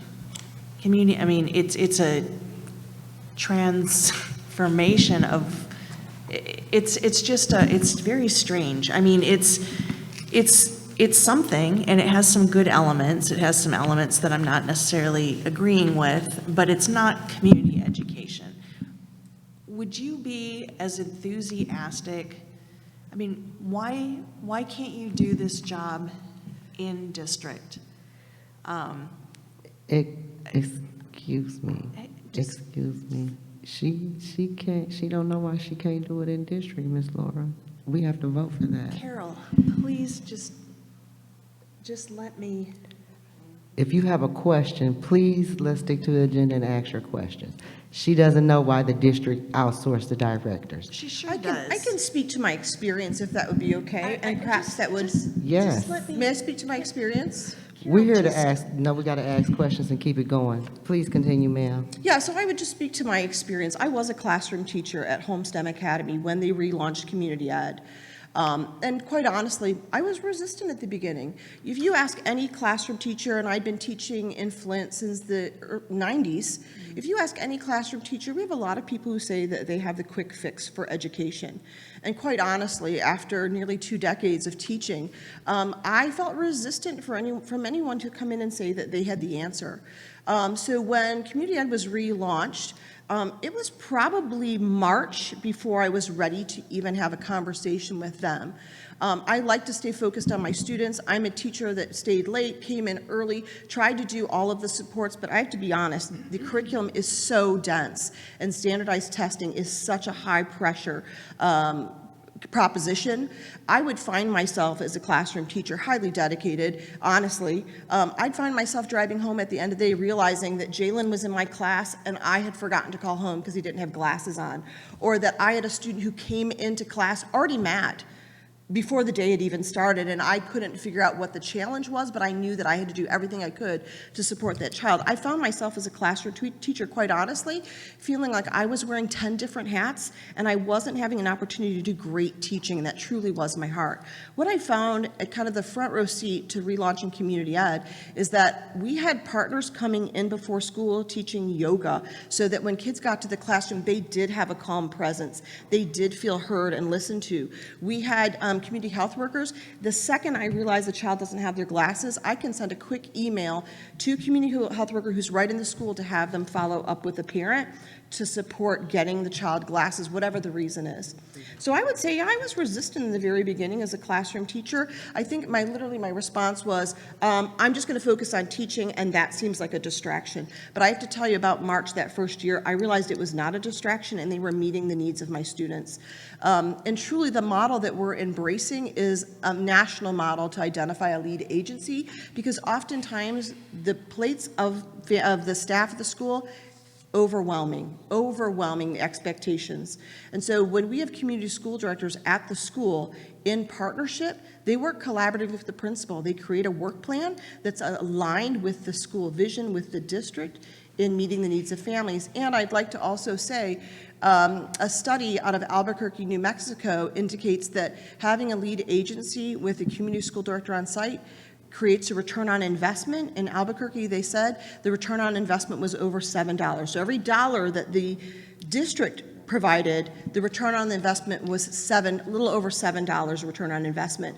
We're seeing much higher rates in Flint because we have so many partners who are committed to investing in our students. And so I feel extremely proud of our team, the work they're doing, amazing work that they're doing each and every day, staying late into the evening hours. We have this weekend football championships taking place at Northwestern, playoffs that kids, before Community Ed came in and I was in the elementary school, we had no sports for kids. We had no opportunities. In just a little bit, Youth Quest will be able to share the work that they're doing, and we really are providing at no cost to families with a tremendous return on investment. So the Flint Community Schools provide some title dollars, and the return on investment is greater than $11 So for every dollar. I appreciate that. I just would love for to have that enthusiasm in-house as opposed to going through like a third-party vendor, even if it's a nonprofit. And so even saying something like, well, it's a national trend. Yeah, so Betsy DeVos is also a national trend, and we have a national trend towards neoliberalism and privatization of education and the elimination of public education. So I don't see national trends as necessarily something that's a great thing. And I appreciate that perspective. Thank you so much. But I also want to mention on page 25, slides 49 and 50, I give additional information from the Excuse me. American Federation of Excuse me, ma'am. Teachers and their support for the community education strategy as well. So I hope you take the time to look at the rest of the packet. Again, we would be happy to come back and provide additional information about the value add that our community school directors and all the partners across the city are providing to our Excuse me. Yes, ma'am. Mr. Walker has a question, if I'm you sorry, don't mind. Mr. Walker. Yeah, no, just a quick comment, as I always like to say. I want to thank you and Mr. Jones for coming in today. I've had a chance to see the program in person, understand the impact. I think hopefully we'll get to the point to where we can have a part 2, because I think the more interesting story would be like the origins around the relaunch, right? For me as a new board member, again, lots of questions, but I think that origin will provide perspective, so that way we can also talk about what the future looks like moving forward. So again, I want to thank both of you for coming in, but would love a part 2 to dive into like the origin of the relaunch of Community Ed, because I didn't have an experience with community education when I was in Flint schools. I heard a lot from my mom, sisters, but again, we'll love more context around that relaunch. So I'll just say that. Absolutely, yeah. Thank you. Thank you. Thank you so much for your time. I'm super excited to have Youth Quest come up and share additional information. Have a good evening. Thank you so much. Thank you. thanks for waiting till the end of our agenda. Thanks for letting us to get that done, that work done. Thank you.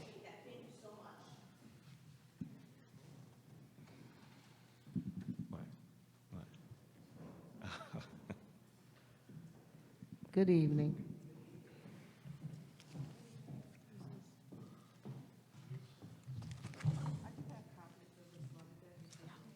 Madam President, is this the last presentation?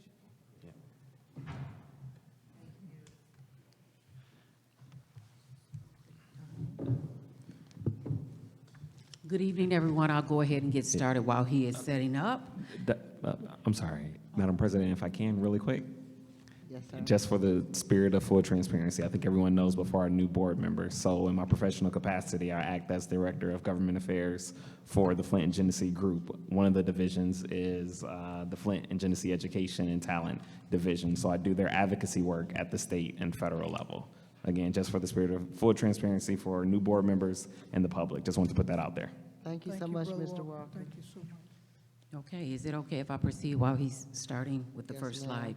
Good evening, Good President McIntosh, Flint Community Board, and community members. My name is Dr. Kimberly Leverett, and I'm the Executive Director of Education and Talent with the Flint and Genesee Group. And I also have with me this evening Mrs. Tari Jones, who's the Director of our after-school programs. We are a division of the Flint and Genesee Group. We thank you for the opportunity to come before you this evening to share our programs and partnerships, as well as the successes of our programs in impacting young people in the community for the past 10 years, and we are currently in year 11. Our vision and mission is to provide young students in K-12 and also students beyond, when you'll listen to the Flint Promise scholarship information later, but just for an opportunity for our students to realize their full potential and to take advantage of opportunities that lie before them from cradle to career.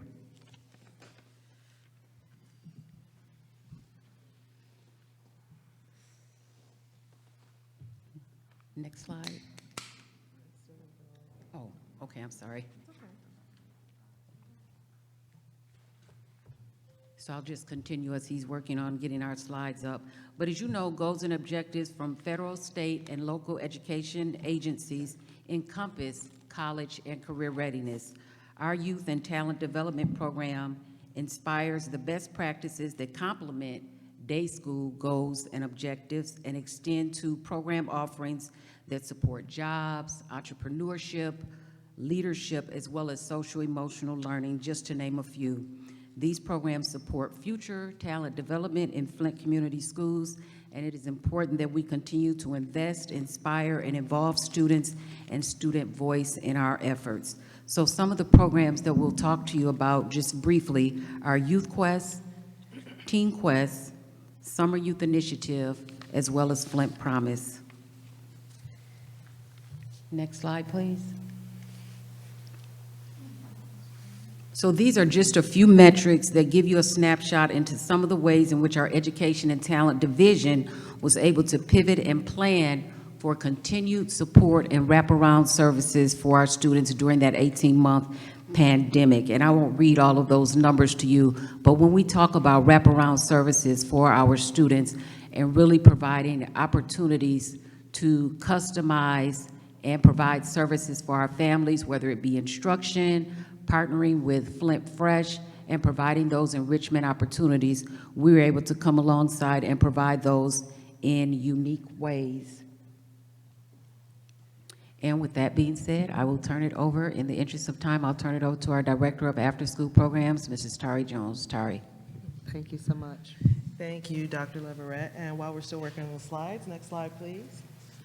So a quick overview of Youth Quest, because I realize we have brand new board members here, and in the interest of time, I will move quickly, but I did want to kind of give you an overview of the framework of the programs that we have at Flint and Genesee Chamber of Commerce. So at the beginning of that talent continuum is Youth Quest. So Youth Quest has been serving FCS scholars for over 11 years. It is a no-cost grant-funded program, so that's no cost to families, and it is no cost to the district. We are fully funded by grants. We host programs at all FCS schools, including ALA, beginning this year. We serve students from kindergarten through 12th grade. Our program is evidence-based, and it's built around the Michigan Out-of-School Time Standards that were developed with MDE and the Michigan Out-of-School Partnership. We take a holistic, whole child approach to development, realizing that in addition to academic support, that we have to support students in other areas as well. So we have 6 different components that lend itself to student success and extended learning. And just very quickly, their academic support. So that could look like homework support or embedded learning, like let's say in your culinary class where you're learning about fractions, or you're writing your own recipe where we embed literacy. We also have enrichment activities. Those are interest-based, so our kids tell us what it is that they want to do. So it could be anything from Bollywood dancing to entrepreneurship programs. We also offer fitness and healthy behaviors. I'm really proud of the work we're doing in conjunction with the CRIM sports team to provide NFL football, as well as cross country, a lot of different sports activities for kids. Also nutrition and nutrition education. So a hungry kid cannot learn. So we provide a healthy meal for students every day. We also provide a snack. And in addition to that, we teach kids about healthy eating. We also provide opportunities for youth leadership. Again, youth voice is vital to our program, and we believe that kids can lead from every level, so they don't need to be the leaders of tomorrow, they can be leaders today. So we give them lots of opportunities for youth leadership, like through Youth Advisory Council, where they plan family events or service learning projects. We also give them opportunities to plan different activities. And then finally, family and community engagement. We want our Flint students, when they grow up, to stay here in the community, so we don't wait until later to engage them in the community. We do it right now. So we have tons of family events, and all of our students engage in service learning projects that are guided by their interests. Next slide, please. So what does Youth Quest look like at every site? So at each site, you have a site team leader who works in conjunction with the principal and the community school director to develop and plan after-school programming that aligns with the goals of the district. We can take those goals to our students and find out ways that we can, do those programs in a way that appeals to kids. Under them, and I'm sorry, I have allergies, so you'll have to excuse me. In addition to our site team leader, we have an assistant site team leader role, which is called a lead learning guide. So they serve a dual role. They aspire to be in leadership, so they're training now under a site team leader, but they're also frontline staff, so they work in the classroom with a small group of students. We also have learning guides. That's our frontline boots on the ground. They work with kids in the classroom every single day. And then finally, trusted partners, because we found that effective collaboration helps to build that collective educational community for our students. So at each site, we have Monday through Thursday programming. We don't typically program on Fridays. We go 3 hours a day. So that gives our working parents peace of mind, knowing that their students are in a safe environment. So we typically, depends on when the school would dismiss, so 2:45 dismissal, our kids are there till 5:45 in the evening or later, and then 3:45, they're there till 6:45. All of our staff, including our partners, have a comprehensive background check that extends beyond the state of Michigan. We background check with a company that goes throughout the country to make sure that we have safe people working with our students, because that's important. Each one of our sites is LARA licensed, so we have an evaluation every single year with LARA. We're evaluated by MDE, and we also have external evaluators that monitor our programs. We operate 32 weeks during the school year and 3 to 6 weeks in the summer, and that's all dependent upon the district and what their needs are. So that's what it looks like at each level. Next slide, please. So just really quickly, in terms of quality, we pride ourselves on providing a high quality program. So we had an external evaluator come in and look at our programs during COVID, during the COVID building closures, when we were providing virtual and remote programming, because we wanted to make sure that our students were still getting the same level of quality. And just really quickly, and I can provide you with this evaluation report, which is a lot longer than this later, but it shows that our quality did not really drop during COVID, that we still had engagement with our students, we still had positive interactions. It was in a supportive environment, even though it was virtual. And then finally, it it was a safe environment. So digitally, we had 2 people in the digital classroom, one that was teaching and one that would kind of police to make sure outside people weren't coming in, to make sure that nothing was going on in the background that would disrupt learning. So again, that shows our quality of programming pre-pandemic in person as well as online instruction. Next page. And in addition to having external evaluators, we also need to take into consideration what our students are thinking about our program. So every year we conduct surveys with our students to get their perception on the Youth Quest program. We take those numbers, we send them into the state, and they compare us with other 21st century funded programs throughout the state of Michigan. So I won't go through these, but as you can see, we outscored the Michigan average in every single area that students scored in. So areas like, you know, they have a high quality experience, or they have quality interactions, or they have opportunities for mastering skills, Youth Quest outscored the Michigan average, and we're very proud of that. Next slide. And this is a part of the evaluation report that I can send you tomorrow, just really quickly. It's the page that has that bar graph with all the little bars.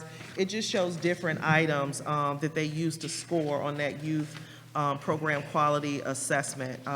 It was scored from 1 to 5 each item. So when they came in and they did observations, a 1 would mean this item is never present in any of your programs. A 2 would mean it's present occasionally. 3 would be your average. Okay, we see it in some of the programs. 4 most of the time, and 5, they see it every time. So the goal is always to at least get a 3. We scored above a 3 for each one of those, and in some places, even 100% out of 5. So we're proud of those. And again, I can send those to you later so you can read them in your own time and ask questions later. Again, feedback is important. So not only do we poll our students, we talk to our parents as well. And I see the slides aren't up, but there's a parent feedback slide there, and you see a family there in orange pajamas. That's from one of our COVID events. We were physically distanced, but we were socially connected, and we were able to provide a movie event for families to come out and enjoy time together. So just 2 quick quotes from 2 of our parents. My son is now more interested in science. Before that, it was one of his worst subjects. Being able to do it at home at his level has really piqued his interest. And that was from a Freeman parent, and that was during quarantine when we were providing remote programming. Another quote, Flint Fresh Partnership, where we worked with them to provide fresh produce boxes to families. To Carrie Down's point, she talked about that food scarcity and the need for our families to have fresh food. So we know that on the north side of Flint, up to 40% of our parents don't have transportation. You know, they live in a food desert. They're eating out of the Dollar General and, you know, the liquor store. You need to feed kids' brains with fresh food. So we partner with Flint Fresh to provide fresh produce boxes that also included meat and eggs and dairy for families for 5 months during COVID. We delivered it right to their door. In addition to that, we included literacy activities as well as healthy recipes that families could do together. So the quote from the parent about the Flint Fresh Partnership, we live next to Dollar General, where we get a lot of our grocery items. If we need produce, we have to go all the way across town to the Aldi. It was great to get a box of fresh veggies. We have a family of 5, and we made sure we put all the veggies to use. Another thing that Youth Quest is proud of is that we have unique programming. There are a lot of out-of-school time programs here in the county, but Youth Quest prides itself on being innovative and being a standout. So just really quickly, some of the programs that are just unique to Youth Quest are Pbis Youth Entrepreneurship Program. We're in our 4th year, our 5th iteration. We give students kindergarten through 12th grade the opportunity to learn about financial literacy and also to work in small groups to build and market their own businesses. During COVID, we had high schoolers who were serious about their businesses and still wanted to go ahead and sell their products. So we partnered with other organizations to build an online marketplace where students could market and sell their items. They also sold items at the Flint Farmers Market, and they told me to extend to you that when they go back to the Flint Farmers Market, they're hoping that you'll come and see them and see some some of their products. So I'll let them know that I shared that with you. Summer on the Road, that's for our 6th through 12th grade students, and it's exactly what it says it is. It's on the road. We take kids out to college visits. We also do career exploration with our students, and we give them opportunities to learn life skills. This summer, typically we'll go out of state, but this summer we wanted to keep them in state, so we got permission from the administration. We went to Double J Ranch, where students got to learn how to take care of horses and saddle horses and ride horses, and many of our kids had never even been out of the city. So once they got over their fear of working with this big horse, they really learned a lot, and they want to go back, and they're appreciative of being able to broaden their horizons. Making Money Moves, which is a new program, and that was named by our students. It gives our students an opportunity to actually enact their why. Why do I want to change this world? And we do it through teaching them about service learning and then grant writing. So once those students determine their why, they determine what it is they'd like to change in their neighborhood and their communities, we teach them how to write mini grants, and then those mini grants are funded. The 4 projects that they have going right now are putting lighting on the homes of senior citizens so that they're safe at night.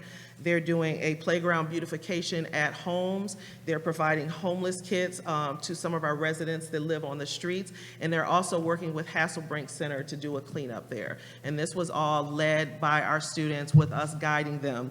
And these are skills that they can use in the future, because a lot of our students, they want to be a part of changing this community for the better. So them learning how to write grants, we believe will help them in the future. It also taught them a lot about collaboration, critical thinking, and teamwork. So that's just a couple of programs that are unique to Youth Quest. Teen Quest is our pre-employability program that's open to 9th through 12th graders. And in this program, since 2007, we've graduated 2,023 Flint Community School scholars. In this comprehensive program, they focus on skill development and interviewing, resume writing, verbal and written communications.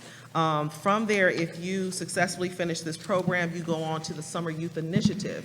And that is a program where we partner with local agencies to employ our teens in the summer. Just this past summer, we had 231 students working at organizations like the Flint Public Library, Big Brothers Big Sisters, and the Department of Natural Resources.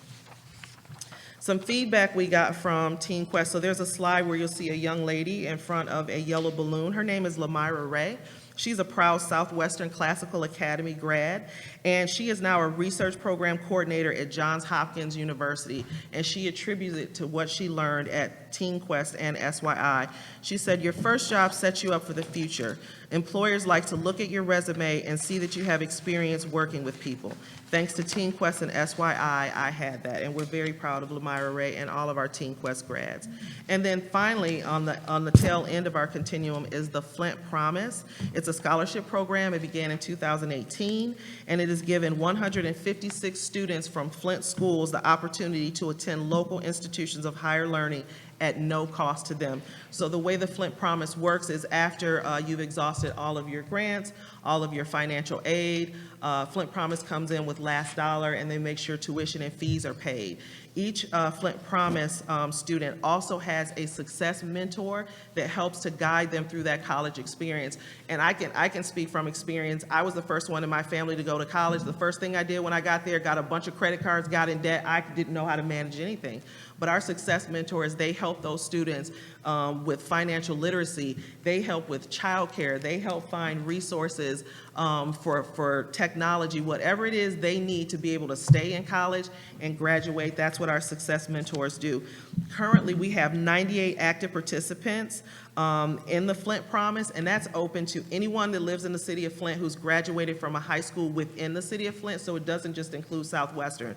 But of those 98 participants, 50% of them came out of Southwestern Classical Academy. Is there a year or a time limit as to when they can execute that agreement? Say if they graduated in 2021, if they graduated in 2019, can they? So my understanding, and Dr. Leverett, you can correct me, so when you apply for that program, if you're accepted, you have 6 years.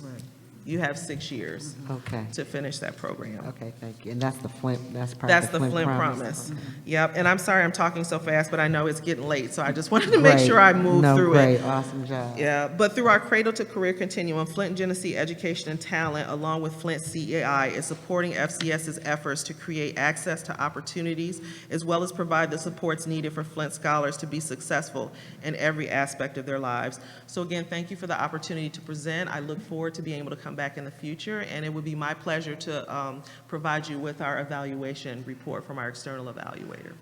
Does anybody have any questions for these young ladies? I have just Mr. one Del real quick one. Moral? Sure. On the third to the last page, you say 50% of active participants are SWCA graduates. Yes. Who are the other participants? So we also have International Academy of Flint, which is in the city of Flint.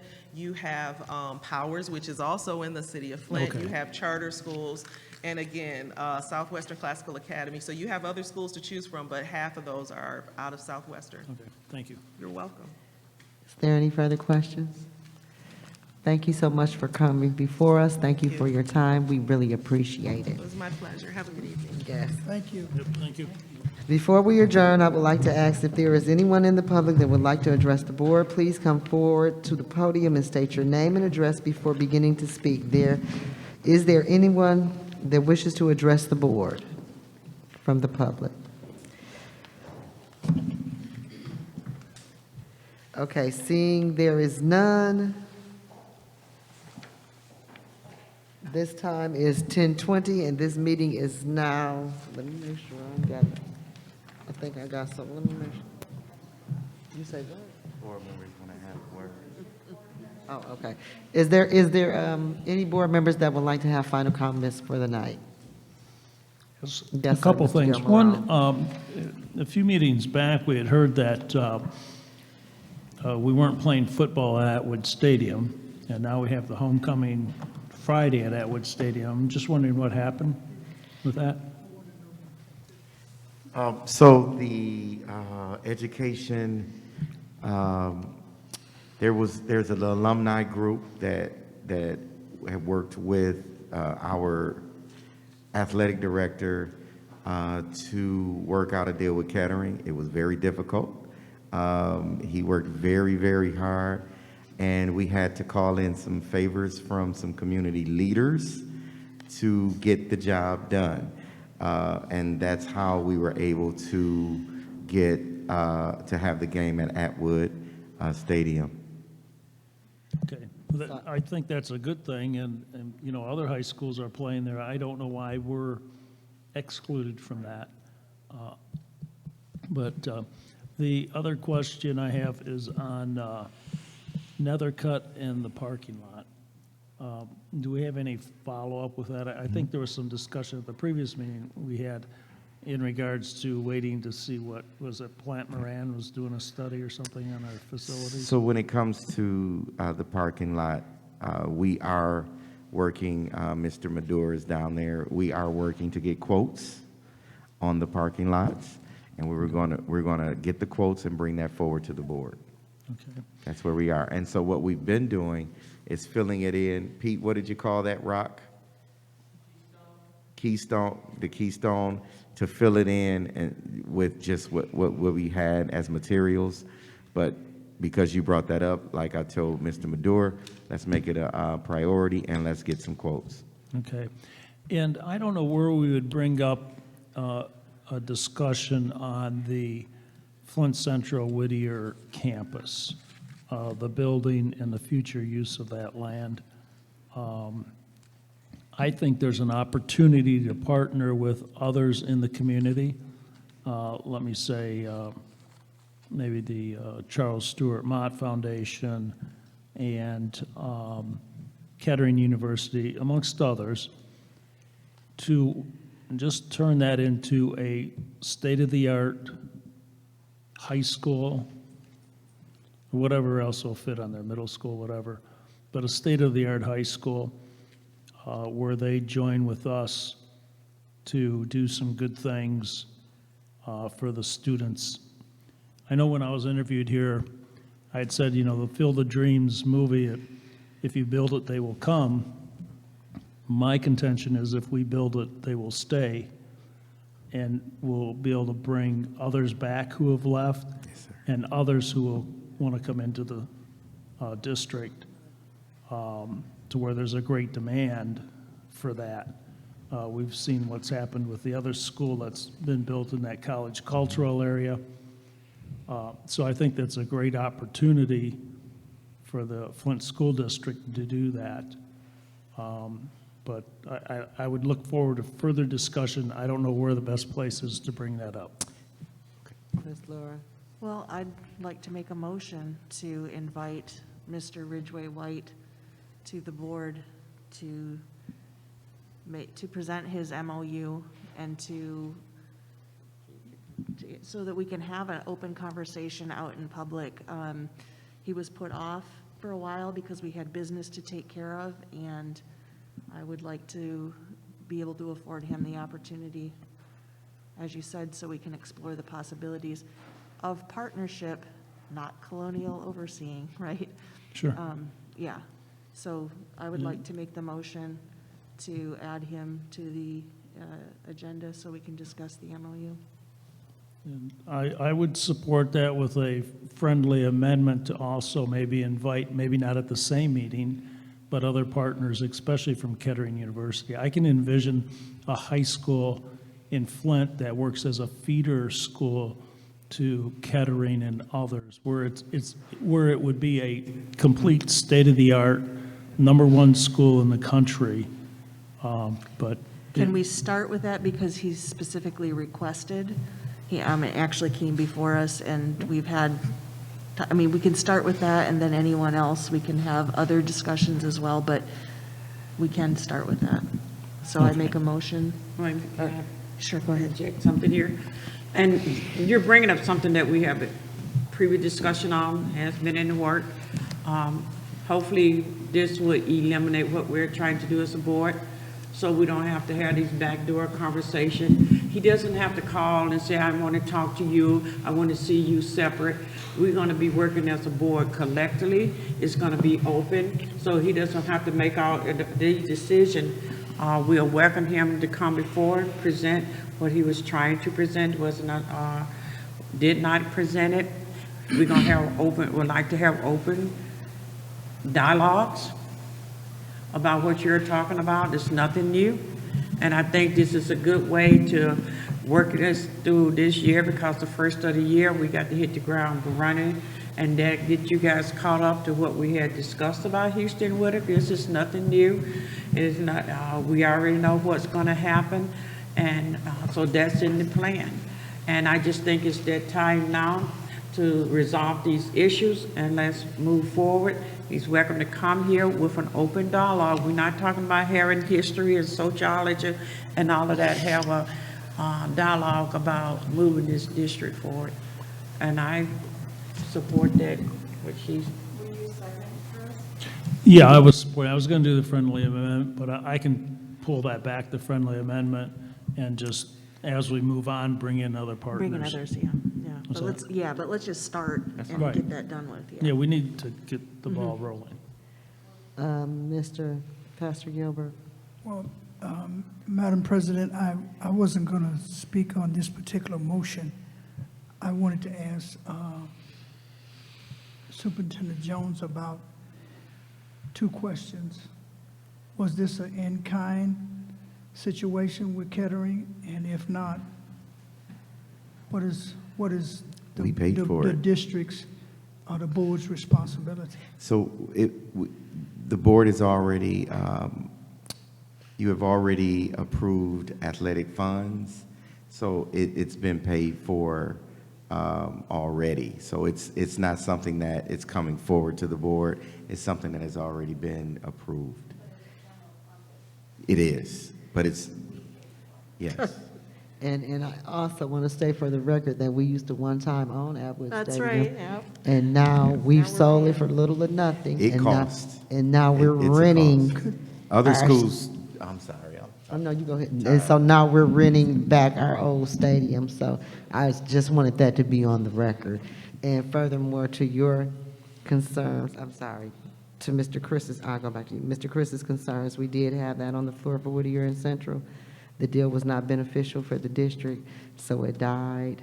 And we have been trying to work on that. We have Mr. Thomas from Mott. Maybe he can help set that next appointment up. And he works closely with Mr. Ridgway White. He is his assistant or what have you. He can explain that better than I can. Pastor Gilbert, did you have something else you wanted to say? He's here? He is. Mr. He's Thomas always Parker. here. He's here every week. He's always here. That is him, and he works for the Mott Foundation. He works closely with Mr. Ridgway White. He is involved in all of our conversations as it pertains to our partnership with Mott. Mr. Kevlin has a standing meeting with Mr. Parker so that we can move the partnership and the agenda forward. So I just wanted Mr. Del Marone to know and understand that we are working diligently to get that done, and it is no fault of the district that we're not moving forward. It's just a matter of us getting together and deciding which way we're going to move. Mr. Walker? I'm sorry, go ahead. Thank Mr. you. Mr. Can I Pastor get Gilbert. Sister Monica to Yes. give me that information about that has been budgeted already? Could I? And I'll also let you know exactly who got that deal done, because it was a community member. I just can't remember his name at the Thank you. moment. But I'll let you all know who that was. Okay, Yes. thank you. And Mr. Walker has a So, question. Madam President, mine isn't in regards to this motion, so I'll let that go, but I just would like to comment afterwards. Yes, sir. Okay. We have a motion and a second on the floor, and that was the discussion. Would we like to support a roll call vote, which I don't know if we have to do? Well, we could put him on the agenda. Still discussing, or are we voting? Voting. Okay. And we're voting. So all in favor of Mr. White, the Mott Foundation? Point of order, I'm sorry. probably need a roll call vote. Okay. Yes, sir.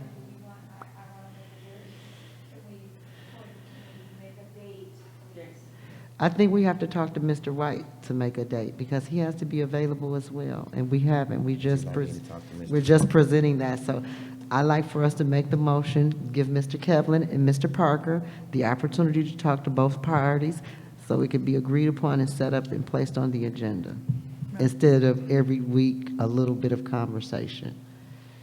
Go ahead, Mr. Pastor Gilbert. That's okay. Sister Monica, that's what I was going to say. We just invite him, give him a date. He'll let us know.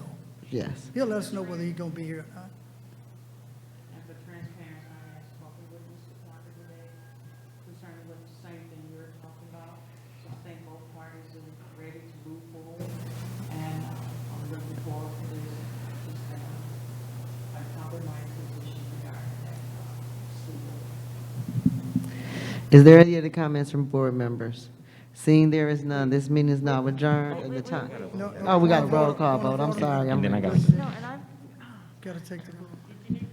yeah, I did, yeah, I thought, are we voting? Yeah, we got to vote. Okay, so that we're voting, but we're not adjourning the meeting.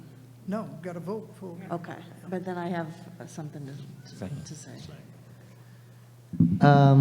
At this time, we'll take a roll call vote as to bring Mr. Ridgway White and the Mott Foundation before the board.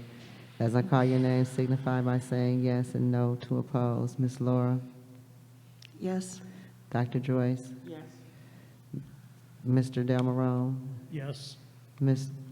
Pastor Gilbert? Yes. Mr. Walker? Yes. And it's a yes for myself. The vote passes 6 yes, none opposed. Ms. Laura? So I had, hang on, I just have to bring it up. So I've got a map of where the hydration stations have been installed. And based on the maps, it looks like there's only 4. So based on the maps, so where are the other 120 stations, I guess? And why are we still waiting for the 200-plus filters to come in? It just seems like it's, Dr. Sullivan has been very forthcoming, volunteering her time, and she is understandably frustrated and feels like she's getting the runaround. And I feel like the district's getting the runaround. Not from you, not from, I'm just like, why is this so hard to get our filtration stations? Mr. Pete is going to speak to that. Young Supply Company is the one that is supplying those UV filters to the school. emailed us the other day, and the parts for that filter are made in Mexico. And the logistics in the making of the parts and getting them to 3M is the reason why there's a delay. And they're looking at early to mid-November before Young Supply will get them. Can you speak to why the hydration she stated 4 hydration stations? Yeah. And I thought we counted. There's 130 stations. So where are they? The map doesn't, I'm not sure. They're in the schools mapped out by Goyette. So according to the map, there's only 4. Where is that? Well, there's 4 probably in one section of a building, but there's several buildings that make up the hydration stations. So where are Dr. Sullivan was supposed to have gotten the maps then? And the maps that she's gotten? Yeah, we have a schematic of each building. So what she has gotten indicates 4 stations. So she is asking where are the other stations located, because it's not indicated on the maps. Okay, well, that I will received. touch base with her in the morning, and I will clear that up. But we sent those over to her as an FYI because Right, and she is saying, correct. and she's an engineer and is very detail-oriented, and I yes. have no reason to doubt anything that she says because she's very specific about details.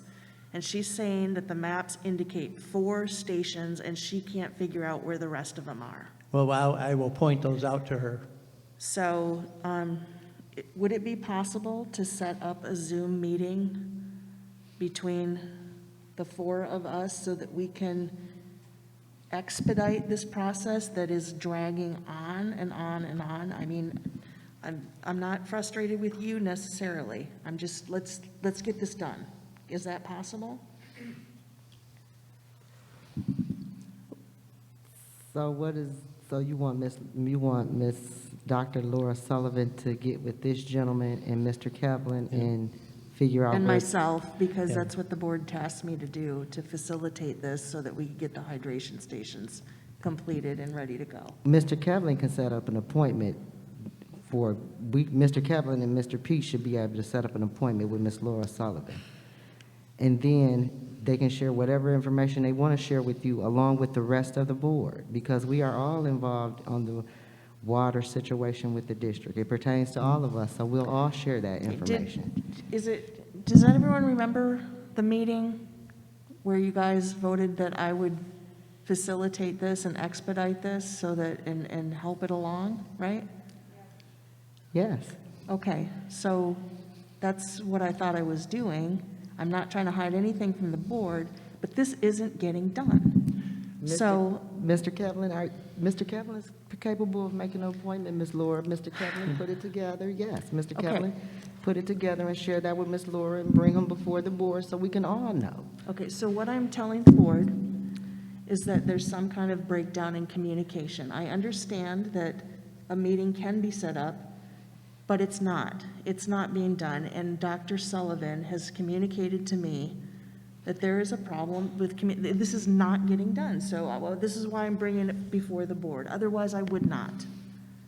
So that's why I'm doing this in full transparency, out in the open, so we all know what's going on. Please, okay?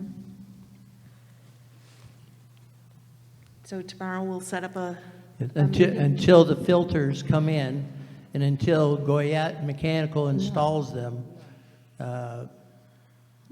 that's the holdup. It's with 3M, and it's not with Young Supply, it's not with Goyette. So once they receive those parts, once they receive the filters, then they will be installed.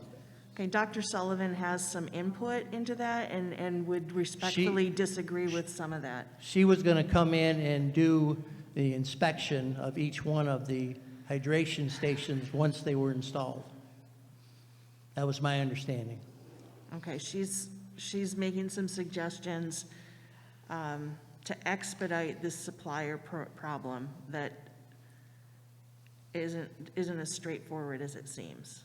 I'm just saying that's why there needs to be a meeting so that we can all get on the same page and have this happen. Monica's going to set that up for us. Okay, thank you. Thank you. Dr. Joyce? I want to, just kind of like a point of information, bring something to the board. We're talking about an MOU, we're talking about these schools, and we don't have a strategic plan. Unless somebody knows something I don't know. We cannot operate this district without an approved, strategic plan from the board. You know, and the board has not seen that strategic plan. Neither has the board went to MASB training for the strategic plan. So, and we're trying to make all these decisions, and it ended up that we have a strategic plan that did not come before the board, get approved by the board. So, Madam President, to you, and we was working on these things. Where are we at, and how are we going to get to where we are talking about Central and Winnebago and making all these changes? And that's something Well, that we have to talk about. We have appointments set up with MASB, and we can only get that training when they offer it. So we have to wait on MASB and Mr. Kevlin, with Miss Nita being gone, that work falls on Mr. Kevlin. Yeah. He's only one person. We got to give him a chance. Well, it's not about giving him a chance, it's just that I just want to point something out. I'm not asking nobody to do something. I understand that. I Yeah, understand but that. when you're talking, you're like we're trying to ask somebody to do something more than that we need to do. When Mr. Chris Demarano brought in a very hot topic before us, and I'm saying that we have to keep in mind, and this just keeping in mind, I'm not asking nobody to do nothing. And I don't know what's on the book and what's the appointment. We don't know that. That's why I'm asking. If I knew that, I wouldn't be asking. I'm just saying that this is what happened. And if the board, if somebody got some information when this training gonna take place or what, share it with the board, and then we won't have to bring it up. But we have to have that strategic planning, that workshop. We have to have that. And so we got a lot to do. It's just not going to happen overnight that we're going to start talking about Central and do all of this, and we have other issues to get to that. And board president has talked about this, and we have talked about this. We have to have some training. Right, and you have to wait for MASB to offer it. You have to pay for the training. Where's Thomas? You have to get all that executed. Mr. Kevlin just got here. We are in the middle of a lawsuit. We working with that. And he still got to run the district. So he's going to get together with MASB and his team.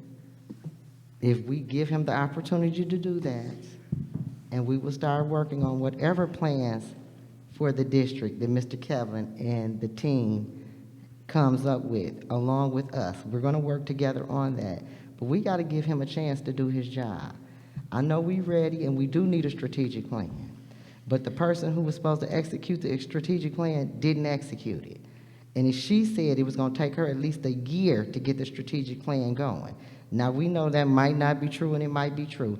But Mr. Kevlin has been on a few months, and he inherited this in the middle of a crisis with door writer full of mold, having to move those students from one building to another, and he steady has issues.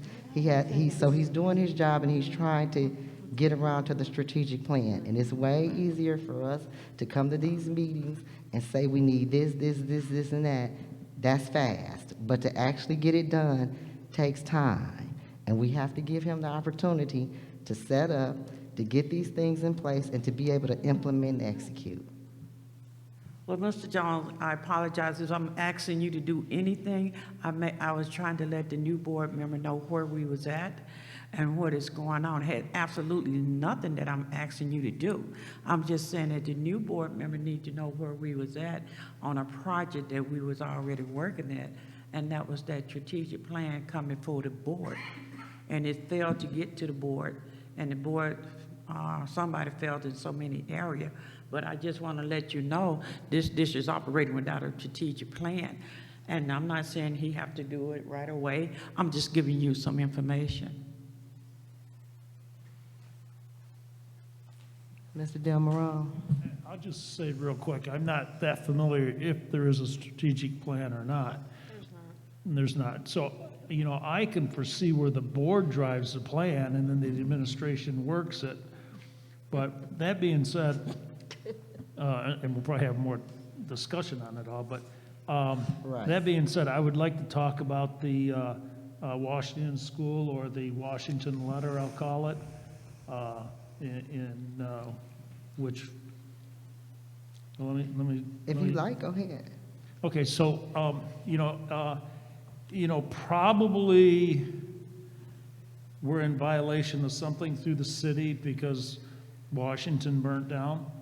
But I find it incredible that the city would notice for a violation when there are so many other commercial buildings, residential homes in the area that I'm going to just simply guess that have not been sent that letter. I don't even know if an investigation is over yet, as, I'm sure it was arson.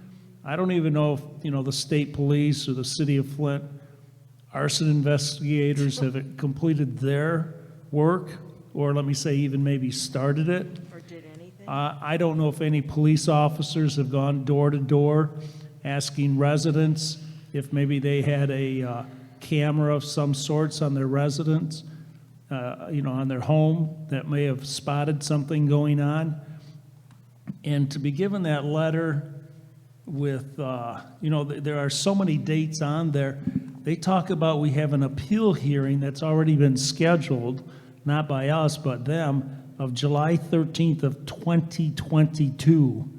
But yet, they want us in 5 days to clear all the debris. In 10 days, they want everything boarded up. Then they talk about in 21 days to file an appeal. So they want us to do all this work before. Pay for it, forget the. I'm sorry? You gotta pay the filing fee for the appeal. Oh, right, yeah, I'm gonna get, The- yeah. So, we need to be doing things before we even have the opportunity to appeal.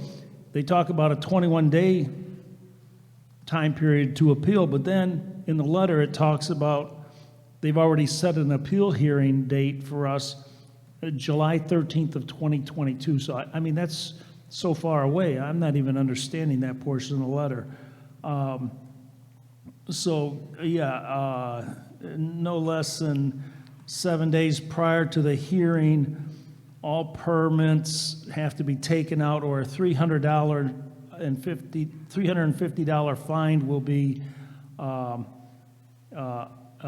applied to attend the meeting, so attend the hearing. So we'll have to pay $350 if we don't even have all the permits out. So, I don't know what the city of Flint is attempting to do here. Maybe they have some wrong dates in that letter, but somewhere we need to get some clarification from the city as to, what are you exactly expecting of us, Okay, Mr. Cleveland, did you get all that? I did, and we are reaching out to Troon to get some counsel on that, because Troon deals with our real estate. And so Ms. Tish is already on that, working on that, just so we can get some clarity on how we should proceed, okay? So, Ms. Tish, let's make sure we make that a priority, as I've already asked you to do, and I'll get back to the board as soon as possible. Thank you. Yes, And sir. furthermore, to your point, as far as the strategic plan and the board's direction, we have to get our information from Plant Moran Cressa, which lets us know our footprint, how many students we have, what buildings we should possibly close. So you can't, for us to get together and put a strategic plan together, that information is pertinent. I mean, it's detrimental. So that is another reason why the board has not, and Mr. Kaplan and MASB, because we're getting together and we're gonna have meetings, and then we don't even know how many buildings we're keeping. So we have to get that information from Plant Moran Cressa, because that will be the foundation for us building a conducive strategic plan that is in aligned with this district, because it's, like I said, it's going to tell us our buildings, where our concentration of students are, our footprint, all this here. So that's what we are waiting on also. Mr. Walker? Or I got it. Just wanted to know if we can also get at maybe one of our upcoming board meetings, just a COVID-19 update. I think I spoke about it at our last board meeting, but specifically as it relates to the mandate that's coming down from the federal government if you receive federal funds, like a school district like us, because essentially, and not for our students, because we already have that, but I'm talking about like our district and the staff and the impact that will mean, whether or not they have to be vaccinated, if the testing a week will apply to us or not. Just having that overview would be important. So we haven't, we are in conversation with Dr. Reyes. We haven't received any mandates of vaccinations for our scholars. Prior to Ms. Tomasi leaving, that was a question. Does this apply to us? Yeah. Her answer for us that she received from the health officials is no, it doesn't apply to us currently. However, Dr. Reyes, we're setting up a meeting with Dr. Reyes, Dr. Furholen, Dr. Reynolds, me and Kiana, I'm sleepy, had spoke about this earlier today. And so we should have information on that after next week. Yeah, and I would just add in maybe like a federal representative in there, like someone from Kildy's office or one of our federal representatives, just so they can interpret that for us, just so that we can be crystal clear, because I just want to be proactive with our workforce about what's coming down the pipe. Sure. Yeah. And at this point, we are also, to my understanding, don't have a solid date that I can recall right now anyway. But the Treasury, Plan Maria Cressa, and some other people who are pertinent in getting that work implemented in this district are coming before the board. So that way, the board members, the new board members, and the old board members will have a chance to ask those questions directly. So speaking to Treasury this past week, they would like to come to the board after you have had your, you've gone to your training. I forgot where you're going, but anyway, your training, they wanted to come after you had your training because there's going to be some pertinent information given to you that should support and give you knowledge about the work that they're going to speak to you about when they come. So they wanted to come in November. That was a question that I raised. When can you come to the board? The board would like to speak to Treasury. They said they can come, but they would like to come after you have your training. That was the information I was given from Treasury.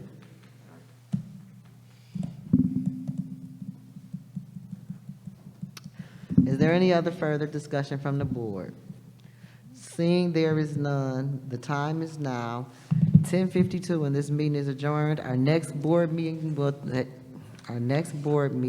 take place November 3rd at 6:00 p.m. at ALA here. Thank you.